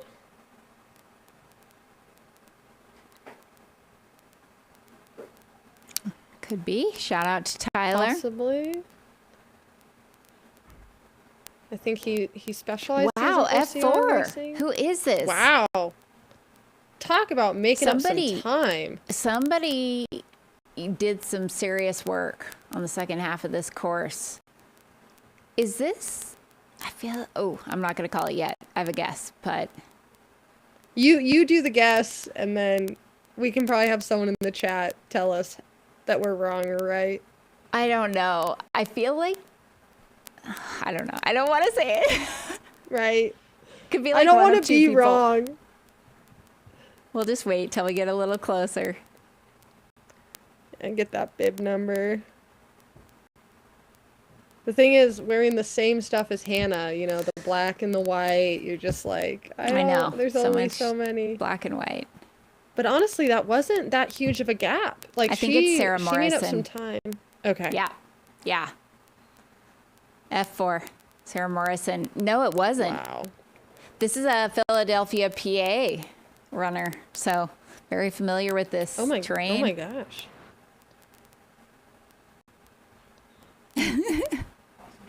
Nice post-race photo here. Love it. Big accomplishment. 50 miles is a long way.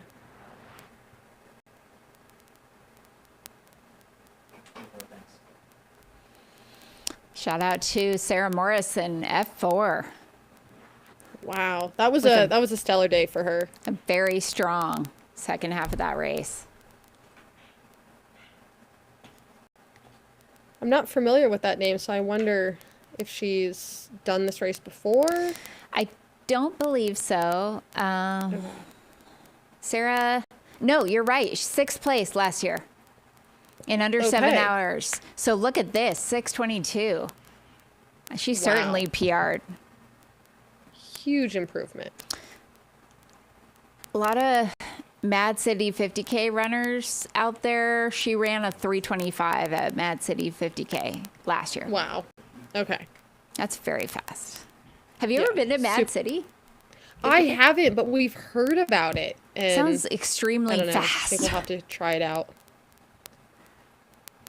We have all the, you probably feel the same way. We have all these races on our bucket list. Yeah. And then another year goes by and you're like, oh, I didn't do that one. And then you're like, okay, next year I got to put this on the calendar. Yeah, there's so many. And then I think it's always hard with like qualifications now for certain races. And you're like, what do I pick? Mm-hmm.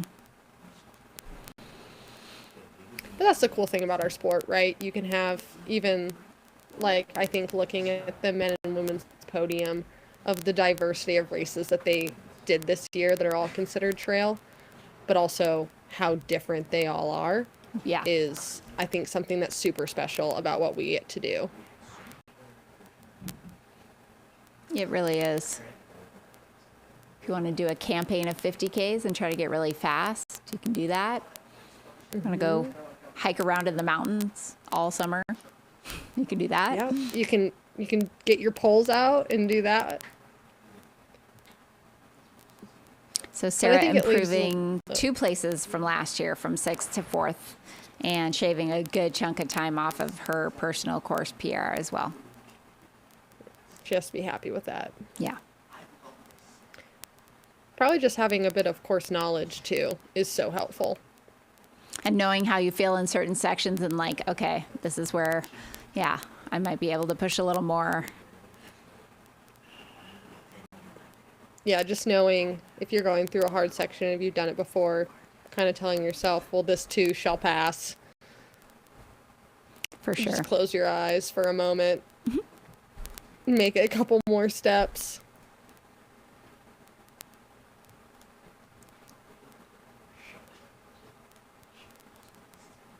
Yeah, and only that gap between first and third being just right at 7 minutes just shows how close that battle was all day long.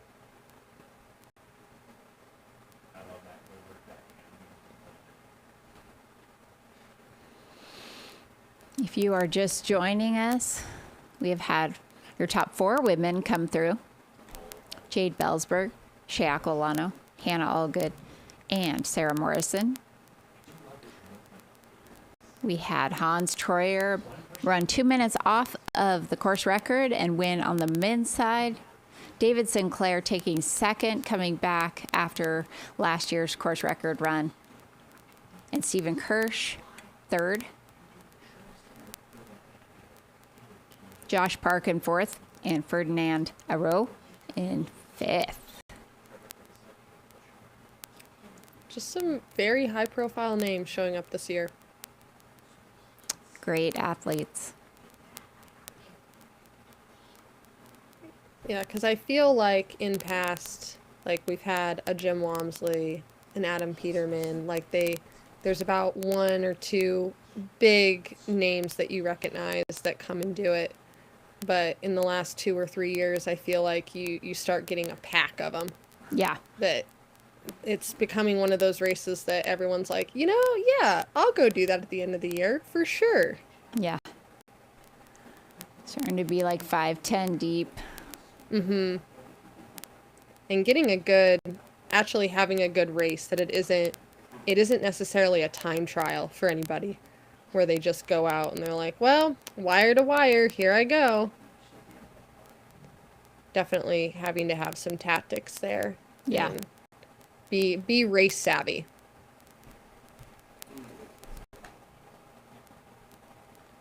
We're working it right now for this finish. Going to the arms. Yeah. I'm actually very impressed with this finish at the end of 50 miles. Take some dedication. Don't run over the child. Yeah, the road. Seriously. Great finish. Yeah, not an easy finish just to see for so long down. That, great beard. Yep. Very fall-like autumnal attire here. Yeah, he got the memo. Got the mustard top. Yeah. He dressed for the season. This is very Thanksgiving-esque. Yeah, this guy is so stoked. That You was gotta 73. wonder. You gotta wonder if his goal was to go under 6:30. Oh, he's gonna get it. He is. John Klingsborn, 27 out of Cape Coral, Maryland. A local. Yeah. I don't know how close Cape Coral is, but I feel like Maryland's just not that big, so. Right. I feel like you're practically a local if you live in Maryland.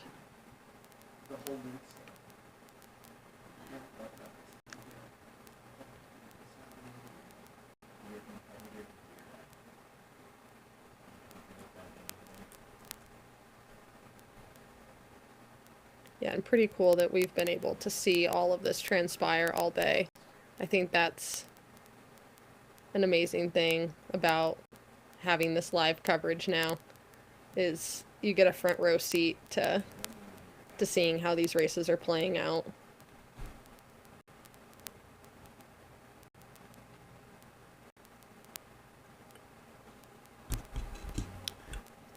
You do, and you get to see these historic events and the courses and the diversity of the terrain. And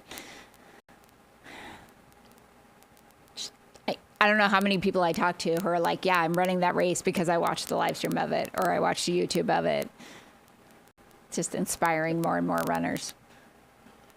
Yeah, I think it's just getting the sport more out there and showing that everyone of all abilities and all levels can come and can do it, and it's not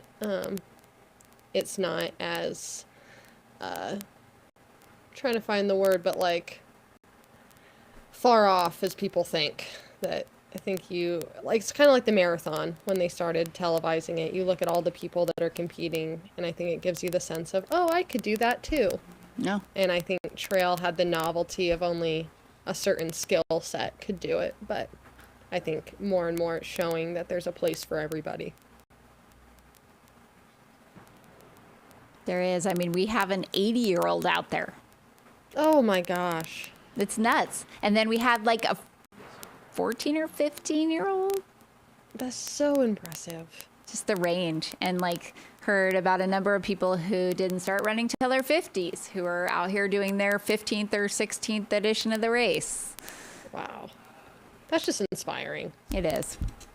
Like, I've had a very privileged upbringing through the running world, and then to see people like pick it up midlife and still have like these fantastic days out there, completely self-motivated, is inspiring to me. Yeah, it's really courageous. Well, I would love to stay on, but my next duties on the ranch are calling. Well, thank you so much, Tabor. It was awesome to have you here. Great to connect with you and call in these women. So, yeah, we really appreciate you joining and helping out with the stream from afar. And best of luck in your continued training and treadmill running, and hope you get some windows of good weather. Yeah, well, thank you, and appreciate getting to have a front row seat to all this amazing performances and just having time spent with you while you're carrying this live stream along. Awesome. Well, tell Eli thank you as well, and you guys take care, and we'll be talking to you soon. You too. See you later. Bye.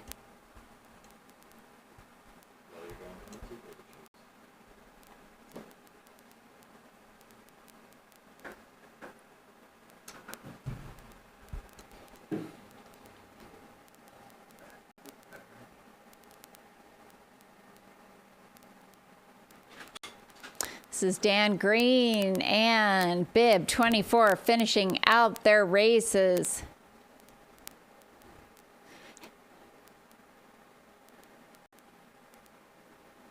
Congratulations, getting it done here.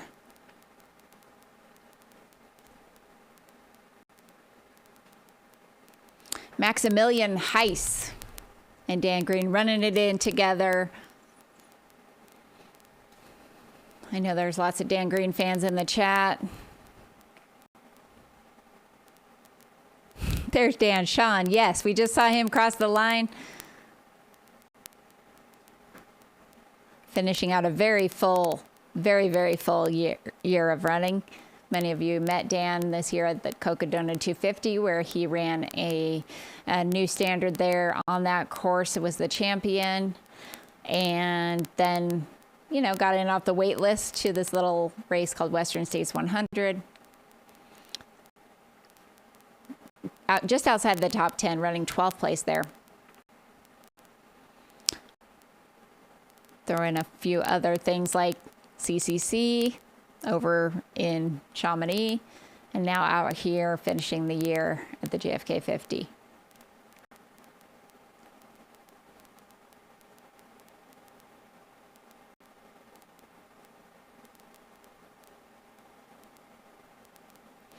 Oh, we're picking up a dog.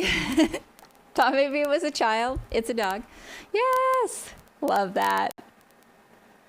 14:59, crossing the line.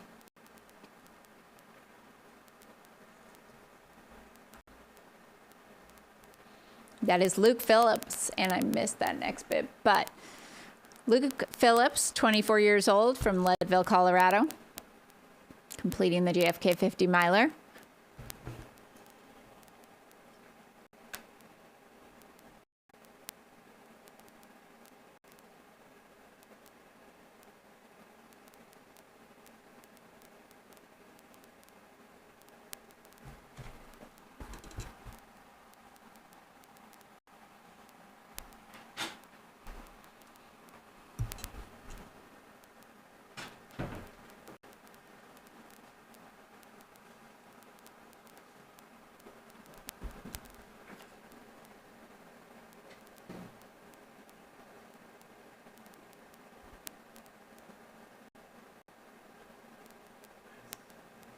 These runners have been out on course for 6.5 hours, working hard, traversing very technical sections of the Appalachian Trail, as well as a super fast, runnable C&O Canal, and now these rolling paved roads with a slight uphill, torturous finish to the finish line.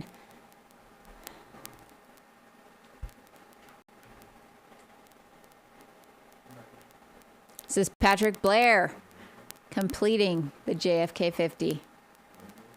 Local out of Catonsville, Maryland, 44 years young.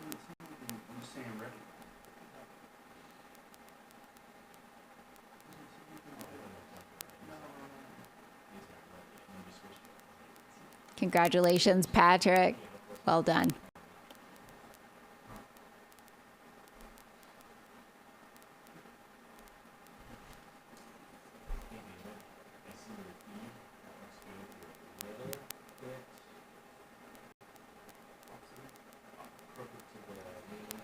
So we welcome more runners into the finish line here. I am Corinne Shalvoy. Thank you for tuning in to Mountain Outpost coverage of the JFK 50 miler. This is the 63rd running of the event.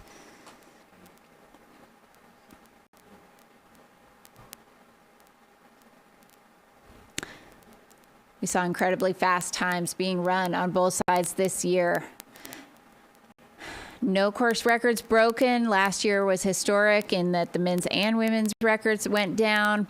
This year, we had Hans Troyer come within 2 minutes of David Sinclair's course record to run a very, very, very fast 5:10 and change. Jade Belsberg taking the win on the women's side. Running, I believe it was 6:07. I'm going to confirm that. Yes. Okay. Jade Belsberg running a 6:07:53. And we are going to work on getting some interviews going. We are going to cut to a quick commercial break here, and we will be right back with you. Stay tuned.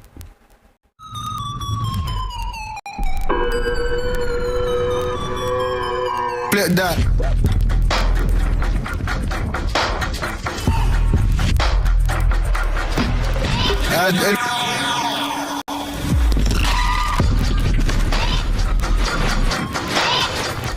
Ultra Fit. With room for your toes to crush your run, not your feet.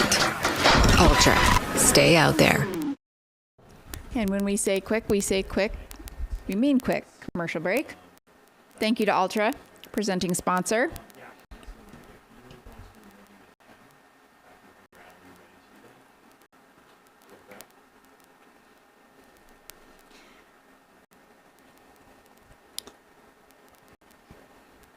This is coverage of the JFK 50 miler brought to you by Altra.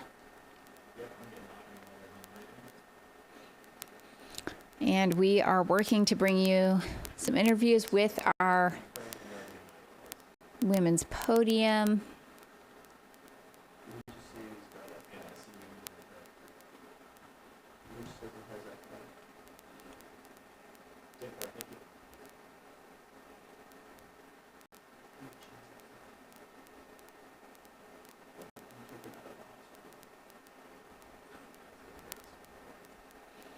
So many runners out there who have been on course, working super hard.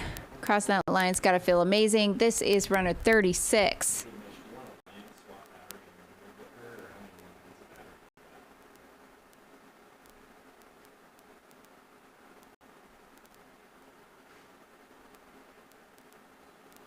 Kevin Vermeulen.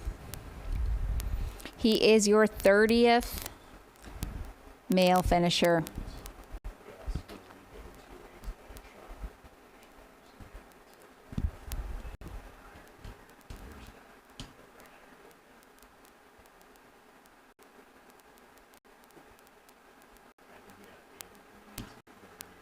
It's a beautiful day here in Williamsport, Maryland. We did not have any rain today. It rained a bit overnight, but we hear that was a good thing and maybe tampered down the leaves a bit on the Appalachian Trail portion.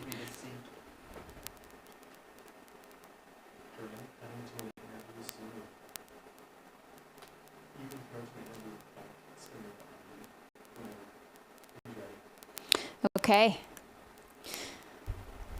We are going to hear from a mastermind behind this race, current race director, who has all the stats and puts together an incredible set of data for us to peruse.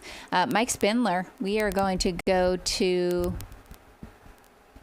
Mike here and get some words. Hey guys, David Yowsling here with Mountain Outpost, here with the JFK RD Mike. This is the 63rd annual race this year. Talk a little bit about how the day went today. Well, 63rd annual JFK 50 mile presented by Altra. We knew it was a great field. We knew we had good weather conditions. And when I saw 40 guys go into the Appalachian Trail at 2.5 miles together, we knew we were going to have a show today. And it did not disappoint. I mean, Hans, everybody's talking about Hans, the young stud, the 25-year-old setting the world on fire, and he did not disappoint.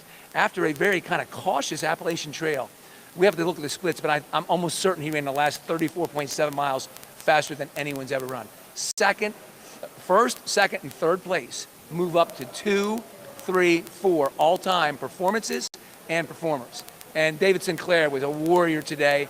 He proved last year was no fluke, and there's no shame in second place. It was just an amazing day, and our women's field was spectacular. And on a local girl from Chambersburg area senior high school, which is 20 couple miles away, who represents the presenting club, the Cumberland Valley Athletic Club, got 4th place in 6:21. Sarah Morrison, the former Villanova star that helped them win a national championship. So it was just a glorious day all around. Really competitive race, tight the whole time. Everyone was racing the whole time, but also the community here is incredible. Talk a little bit about the community that you guys have here. Well, it dates back to Buzz Sawyer, who's his idea in 1963 to put on one of these Kennedy Challenge events. I'm sure in his wildest dreams he never thought that handful of local athletes and him doing this 50-mile jaunt across the Appalachian Trail on towpath was going to end up being a world-class event that we would have to cap and turn away thousands of people. But the area gets into it.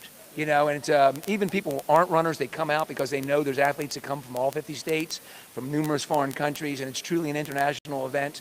And I think there's a real lot of local pride to it. We have over 400 volunteers around the course, and most of those people, they're talking to me. When can we come out? When is the race going to be? And that's a race director's dream. And there's a lot of people that have been running this race for decades, right? Talk a little bit about some of those people. Well, one of them's out in the course right now, Carolyn Showalter, who we call the undisputed queen of the JFK. She did her first JFK when she was 24 years old back in 1978. She won her first JFK in 1985 in her 8th attempt. Ended up winning the race 5 straight times, 85, 86, 87, 88, 89. Then came back and won the race at age 40 at 1994. So she's a 6-time champion. Last year, she broke the 70 and over record. She's out there right now at age 71, trying to finish for the 38th time. We're talking 70s, 80s, 90s, O's, teens, 20s, 6 different decades. And she firmly believes at 71 she can run faster than she did last year. So, and that's a unique story. But if you look in our program, there's a number of athletes that have finished in 4 decades, 5 decades, 6 decades, 7 decades. I guess once you get it in your blood, this ultra marathon thing is hard to get out. 100%. I met a young man out there today, 8 years old. He told me he had a 6:40 mile time and that you have to be 12 to run this race, and he's counting down the years right now. I love that. And you know, and honestly, a number of the young athletes who work the aid stations along the course, they'll get exposed to this, and this will be instilled in their mind as a dream and a goal down the road. And it's really one of my, I hope while I'm still directing, one of those aid station kids comes in and wins the thing. And yeah, it's great. That's the dream. Talk a little bit about the conditions out there today. It was a little bit rainy this morning, but we still had some really fast times, super competitive. What were you thinking going into the race today? Well, I got to go back almost a half century. When I won in '82, we were all very concerned because we had a real substantial rain the night before, like last night. But what it did was pack the leaves down, the dry leaves that were sitting up. It packed them down so you could see the rocks on the Appalachian Trail and the roots a little better. So it actually led to fast conditions. Now, I rode the bike up the towpath behind the leaders, and they were dodging some mud puddles, but there was very little wind. And oh my goodness, it was like 48, 47 at the start. Never got above 55, although some of the guys were sweating pretty profusely when they were coming in. Near ideal conditions. Normally it's windy. Normally they get off the towpath and they get that wind break because the river is constantly twisting and you're not going into the wind directly. But when you get off on the road, there's no more trees, and normally the wind is a westerly wind blowing in their face. It wasn't there today. It was almost perfect conditions. So I guess it's me. Incredible. I bet it's clean living by the whole race management team. Fantastic.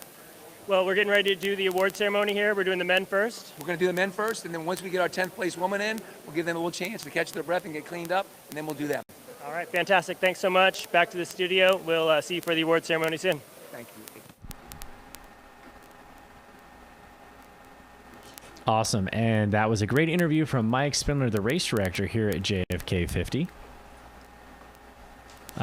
If anybody in this area looks up to or admires anyone, it's definitely Mike. He's a former cross country and track coach, a 220 marathoner. He's been the race director here at JFK for quite some time, and as you just heard, he can pull off all sorts of memories and data and splits and finishers' names and times over the decades. No one loves this race more than Mike. We're going to go ahead and keep eyes here on the finish line, give everybody their moment here to shine. Everyone's been working so hard all the way from Boonesboro here to Williamsport. Just a phenomenal day out on the Appalachian Trail and the C&O Canal.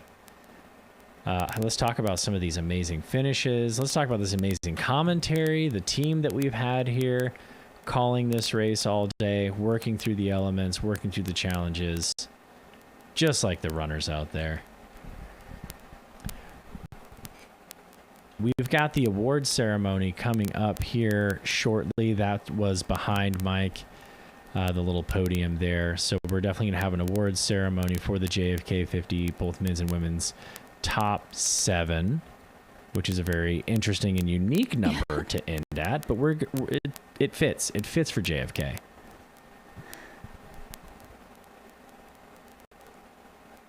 But y'all hold tight. We're going to come back shortly with that award ceremony and some interviews with the rest of the field. Thank you, Zach, for covering me. Appreciate that. Always willing to step up. Shout out to the team here doing all the behind the scenes work. There's a lot of equipment and a lot of cables and a lot of cords to make this all happen. Shout out to our drone pilots, all the volunteers out there, field commentators, all of our virtual commentators who called in today. We were joined by the likes of Jamil Curry, Rachel Entrikin, Tabor and Eli Hemming. And here in the studio, we had local Lauren Kramer dropping knowledge and just calling so many people as they came through aid stations by name. There's a local so-and-so. There's local so-and-so. It was awesome to have her knowledge. I started off the day here with Zach Marion, leader of this live stream production.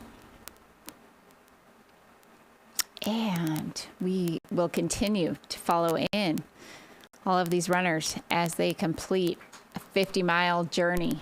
Let's also give a huge shout out to the boy wonder behind the scenes, Mr. Trevor Linton. Also, we had an amazing crew. We had Mitch and Patrick on the birds giving us the drone shots for the day.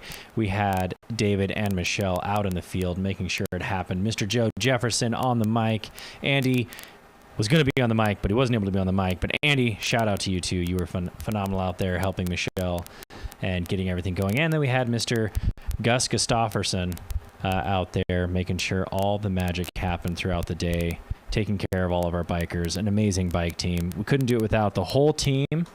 Shout out to everybody to make it happen.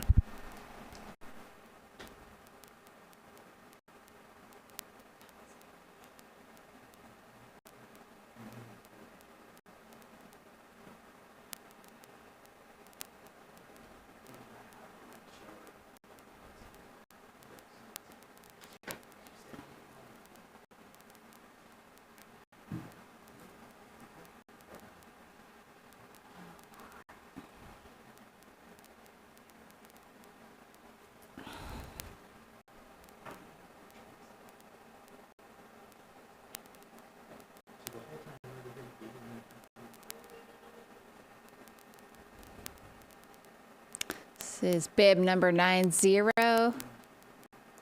Lance Haynes, also from Pennsylvania, 23 years old. Congratulations, you are a JFK 50-mile finisher.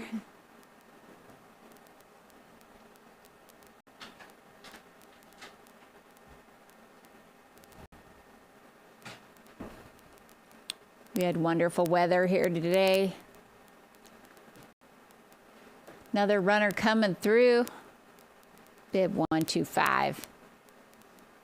Ooh, that's a tough name. Okay. Manikadon Murugesan. If I said that right, I don't know. Somebody should buy me a coffee. Congratulations, Manny. I'm going to call him Manny for sure. All right, we've got another female finisher. I think this is, yeah, normal runner.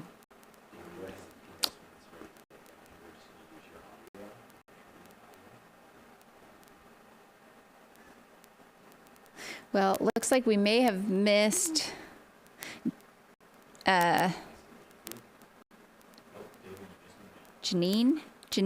Jeanne Mack, already finished. Andrea Fraquelli.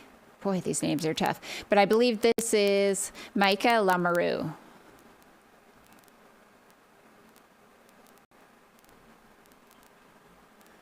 Piers Micah is a runner for Team Normal.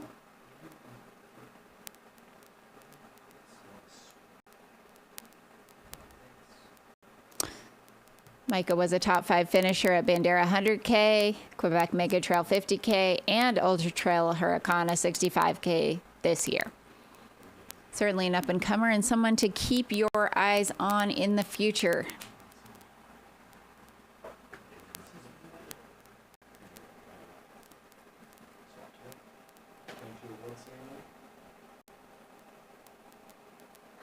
All right, we're now going to tune into our award ceremony.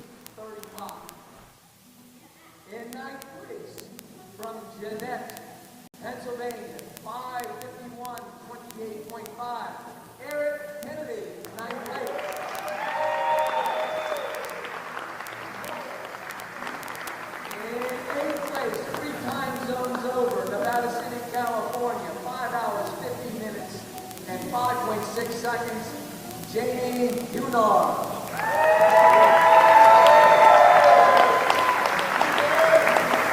In seventh place, only a mile up Route 8, only an hour up Route 81 to Harrisburg, Pennsylvania. Local boy, 24 years young, 5:45:59.9. Andrew Hutchinson,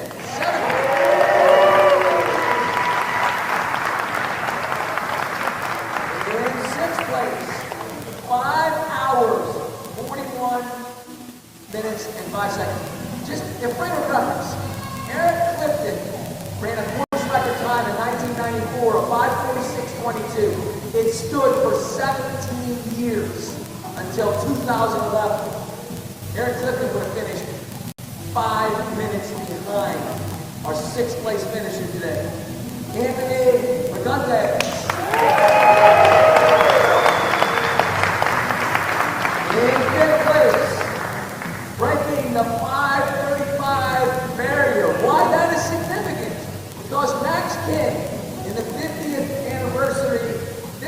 annual JFK back in 2012, 5 months after he finished 6th place in the Olympic trials, 3,000 meter steeplechase final, just missing our Olympic team.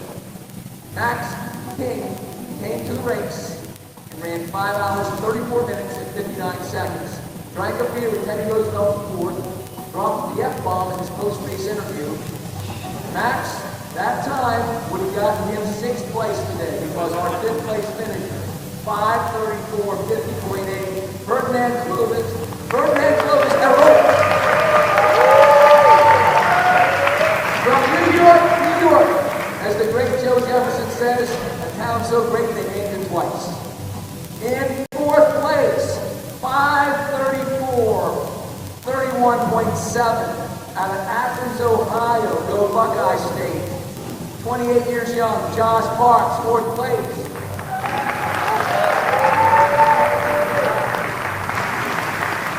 Our top 3 finishers today become the 2nd, 3rd, and 4th fastest performers and performances in JFK history. David Sinclair, of course, continues to be number 1. In 3rd place, hard to believe, 10 years ago this would not have been even my wildest dreams. 3rd place in the JFK 50 mile, knocking Hayden Hawks, the sub-29 10,000 meter runner, back a spot on the all-time list. 5:18:31.9 out of Seattle, Washington, 34 years young, Stephen Kurtz.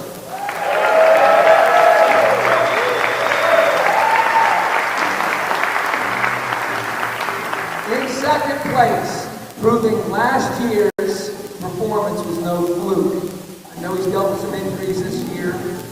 Comes back to defend his title and fought like a warrior. I know he went deep into the pain tunnel because I watched it personally on the towpath as a totally objective observer. An amazing performance to come back. Another performance in the top 5 all time. 5 hours, 18 minutes, and 6.4 seconds.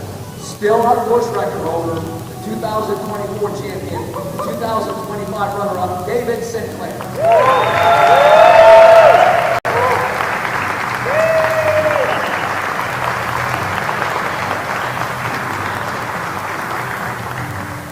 After what was considered a conservative start across the Appalachian Trail, once the top 5 stepped on the towpath, not 1 mile went north of 6 minutes. Sub-6-minute miles all the way from the 15.5 mile station to the finish line. I still have a hard time reading these times without thinking they're typos. 5 hours, 10 minutes, 24.5 seconds. I met him last night, I met him yesterday afternoon, I met his family last night, I met his wife last night. In just that short period of time, I can tell as great of a runner it is, and fine a human being he is as well. We were graced today. Amazing young man, 25 years of age. When someone told me that he had run the 50-mile race up there at Penn State, was that Mountain Back?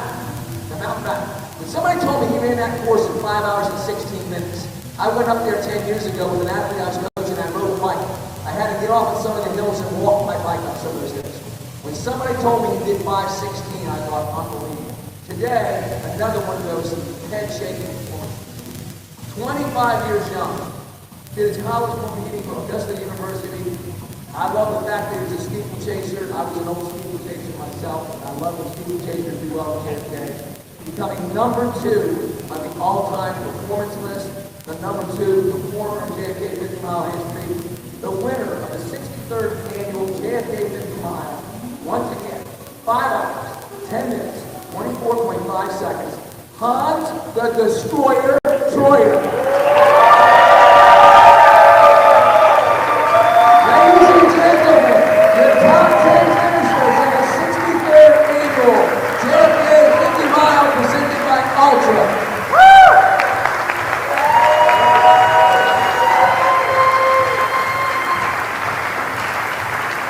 And if you take a look at that top step of the podium, I believe he's wearing Altra shoes.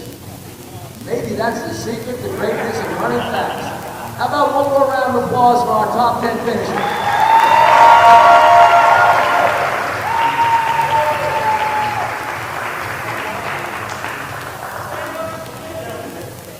We encourage you to stick around. We'll do the women's top 10 in approximately 45 minutes.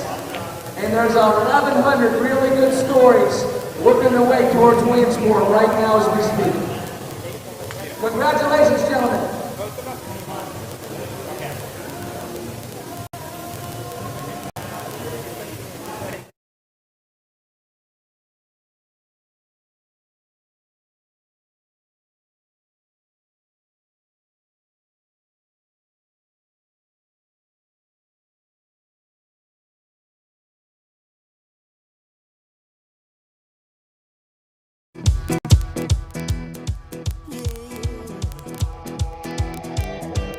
Out in stormy weather, I might have the blues, but nothing ever stopped me from dusting off my shoes. You might think you'll see me falling to the ground, but I threw up my umbrella when rain stops hitting down. Yeah, on a bad day, on a good day, I don't need no sunshine, 'cause I'm dancing with the rain. You will see me running, thinking I might be insane.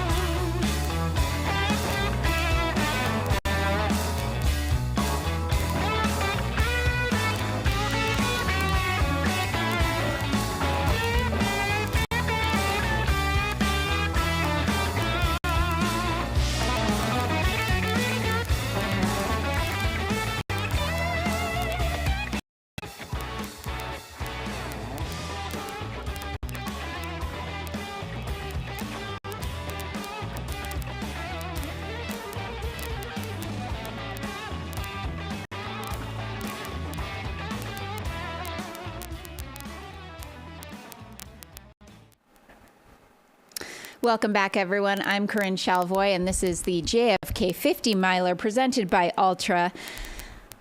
We are brought to you today by Mountain Outpost, and I've been here for a lot of hours, but we're going to hear from the women's winner, I believe, here shortly. We've got an interview inside the gym there. We just had our award ceremony for the top 10 men and celebrated them, and we are super excited to bring you an interview now with women's winner Jade Belsberg. So, ladies and gentlemen, we're here with our 2025 winner from British Columbia, Jade Belsberg. Jade, I got to ask you how things unfolded for you because, you know, we're down at mile marker 27.3, and all three women were within like 10 seconds of each other. It was very, very close. So how did things unfold for you in that last 23 miles? Yeah, it was a really tight race the whole time. Third place, Hannah Allgood, and second place, Shea Aquilano, put several surges on me during the race.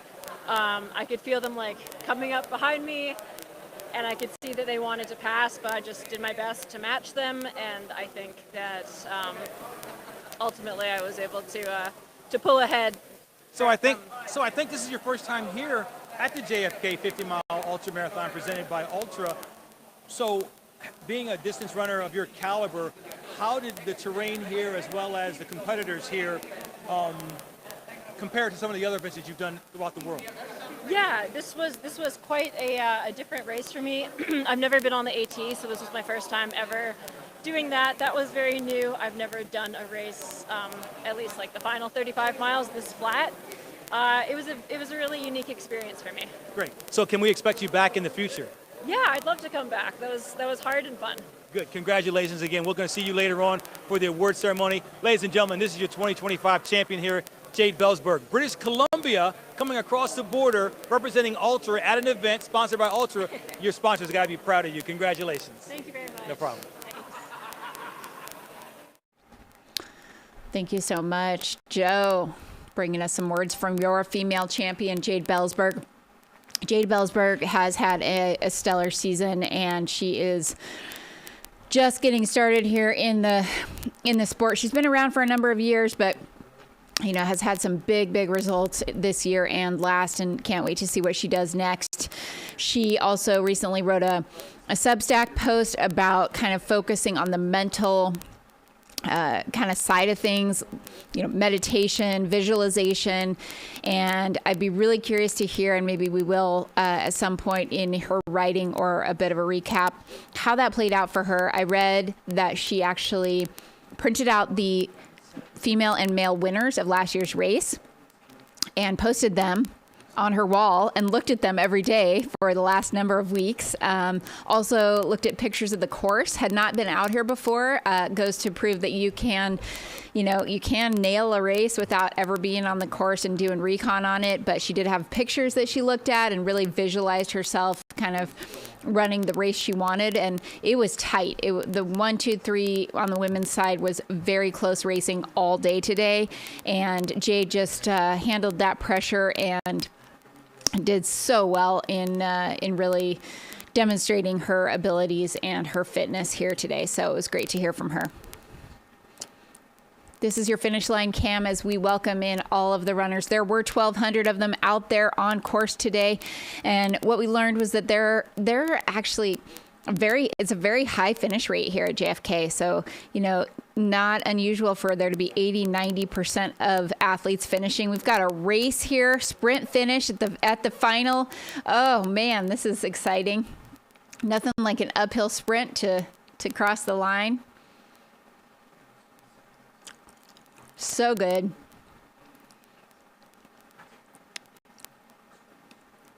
Runners started in downtown Boonesboro this morning at 6:30 a.m. They ran a couple miles uphill on paved road before making their way onto the Appalachian Trail and traversing about 11 miles on the AT before making their way to the C&O towpath, running a full marathon distance on that flat, fast path. And then 8 miles of what you can see right here, this rolling terrain, to finish out the day and complete 50 full miles.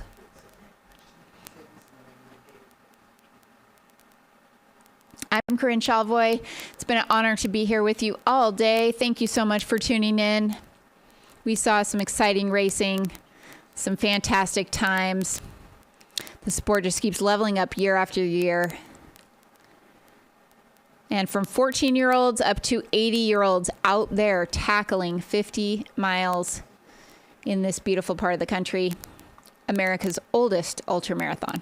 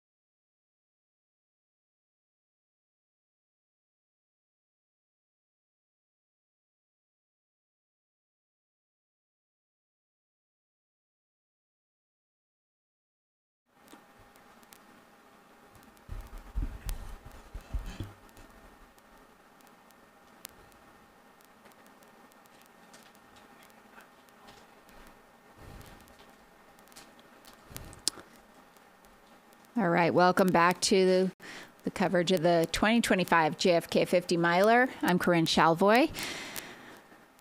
The race today is brought to you, presented by Altra, as well as this live stream. Shout out to Mountain Outpost and the entire team here. We are continuing with eyes on the finish line. We have had the award ceremony for the top 10 men. Your top 10 men in this year's race were Hans Troyer, David Sinclair, Stephen Kirsch, Josh Park, Ferdinand Arrow, Anthony Fagundes, Andrew Hutchinson, Jamie Hunier, Eric Kennedy, and Matthew Farquharson. I don't know how to say that last name. Farquharson. You're going to have to correct me, Matthew, but those are your top 10 on the men's side. We saw the award ceremony here just a moment ago, and we will continue coverage. That being said, we are getting ready to do a stream swap. You don't have to do anything if you're tuning in from home. Just stay right where you're at. And you will automatically be ported over after we see these two finishers come through. 112. Congratulations to Bib 112. That is Brad Dulay out of Hoboken, New Jersey, 40 years old, crushing the JFK 50 miler, making it look easy. Brad is a rock star.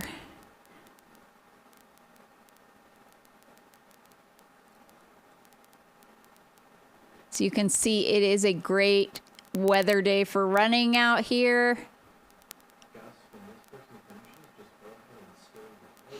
And this is 8:55. Ryan Bowman, 25 years old, out of Sharpsburg, Maryland.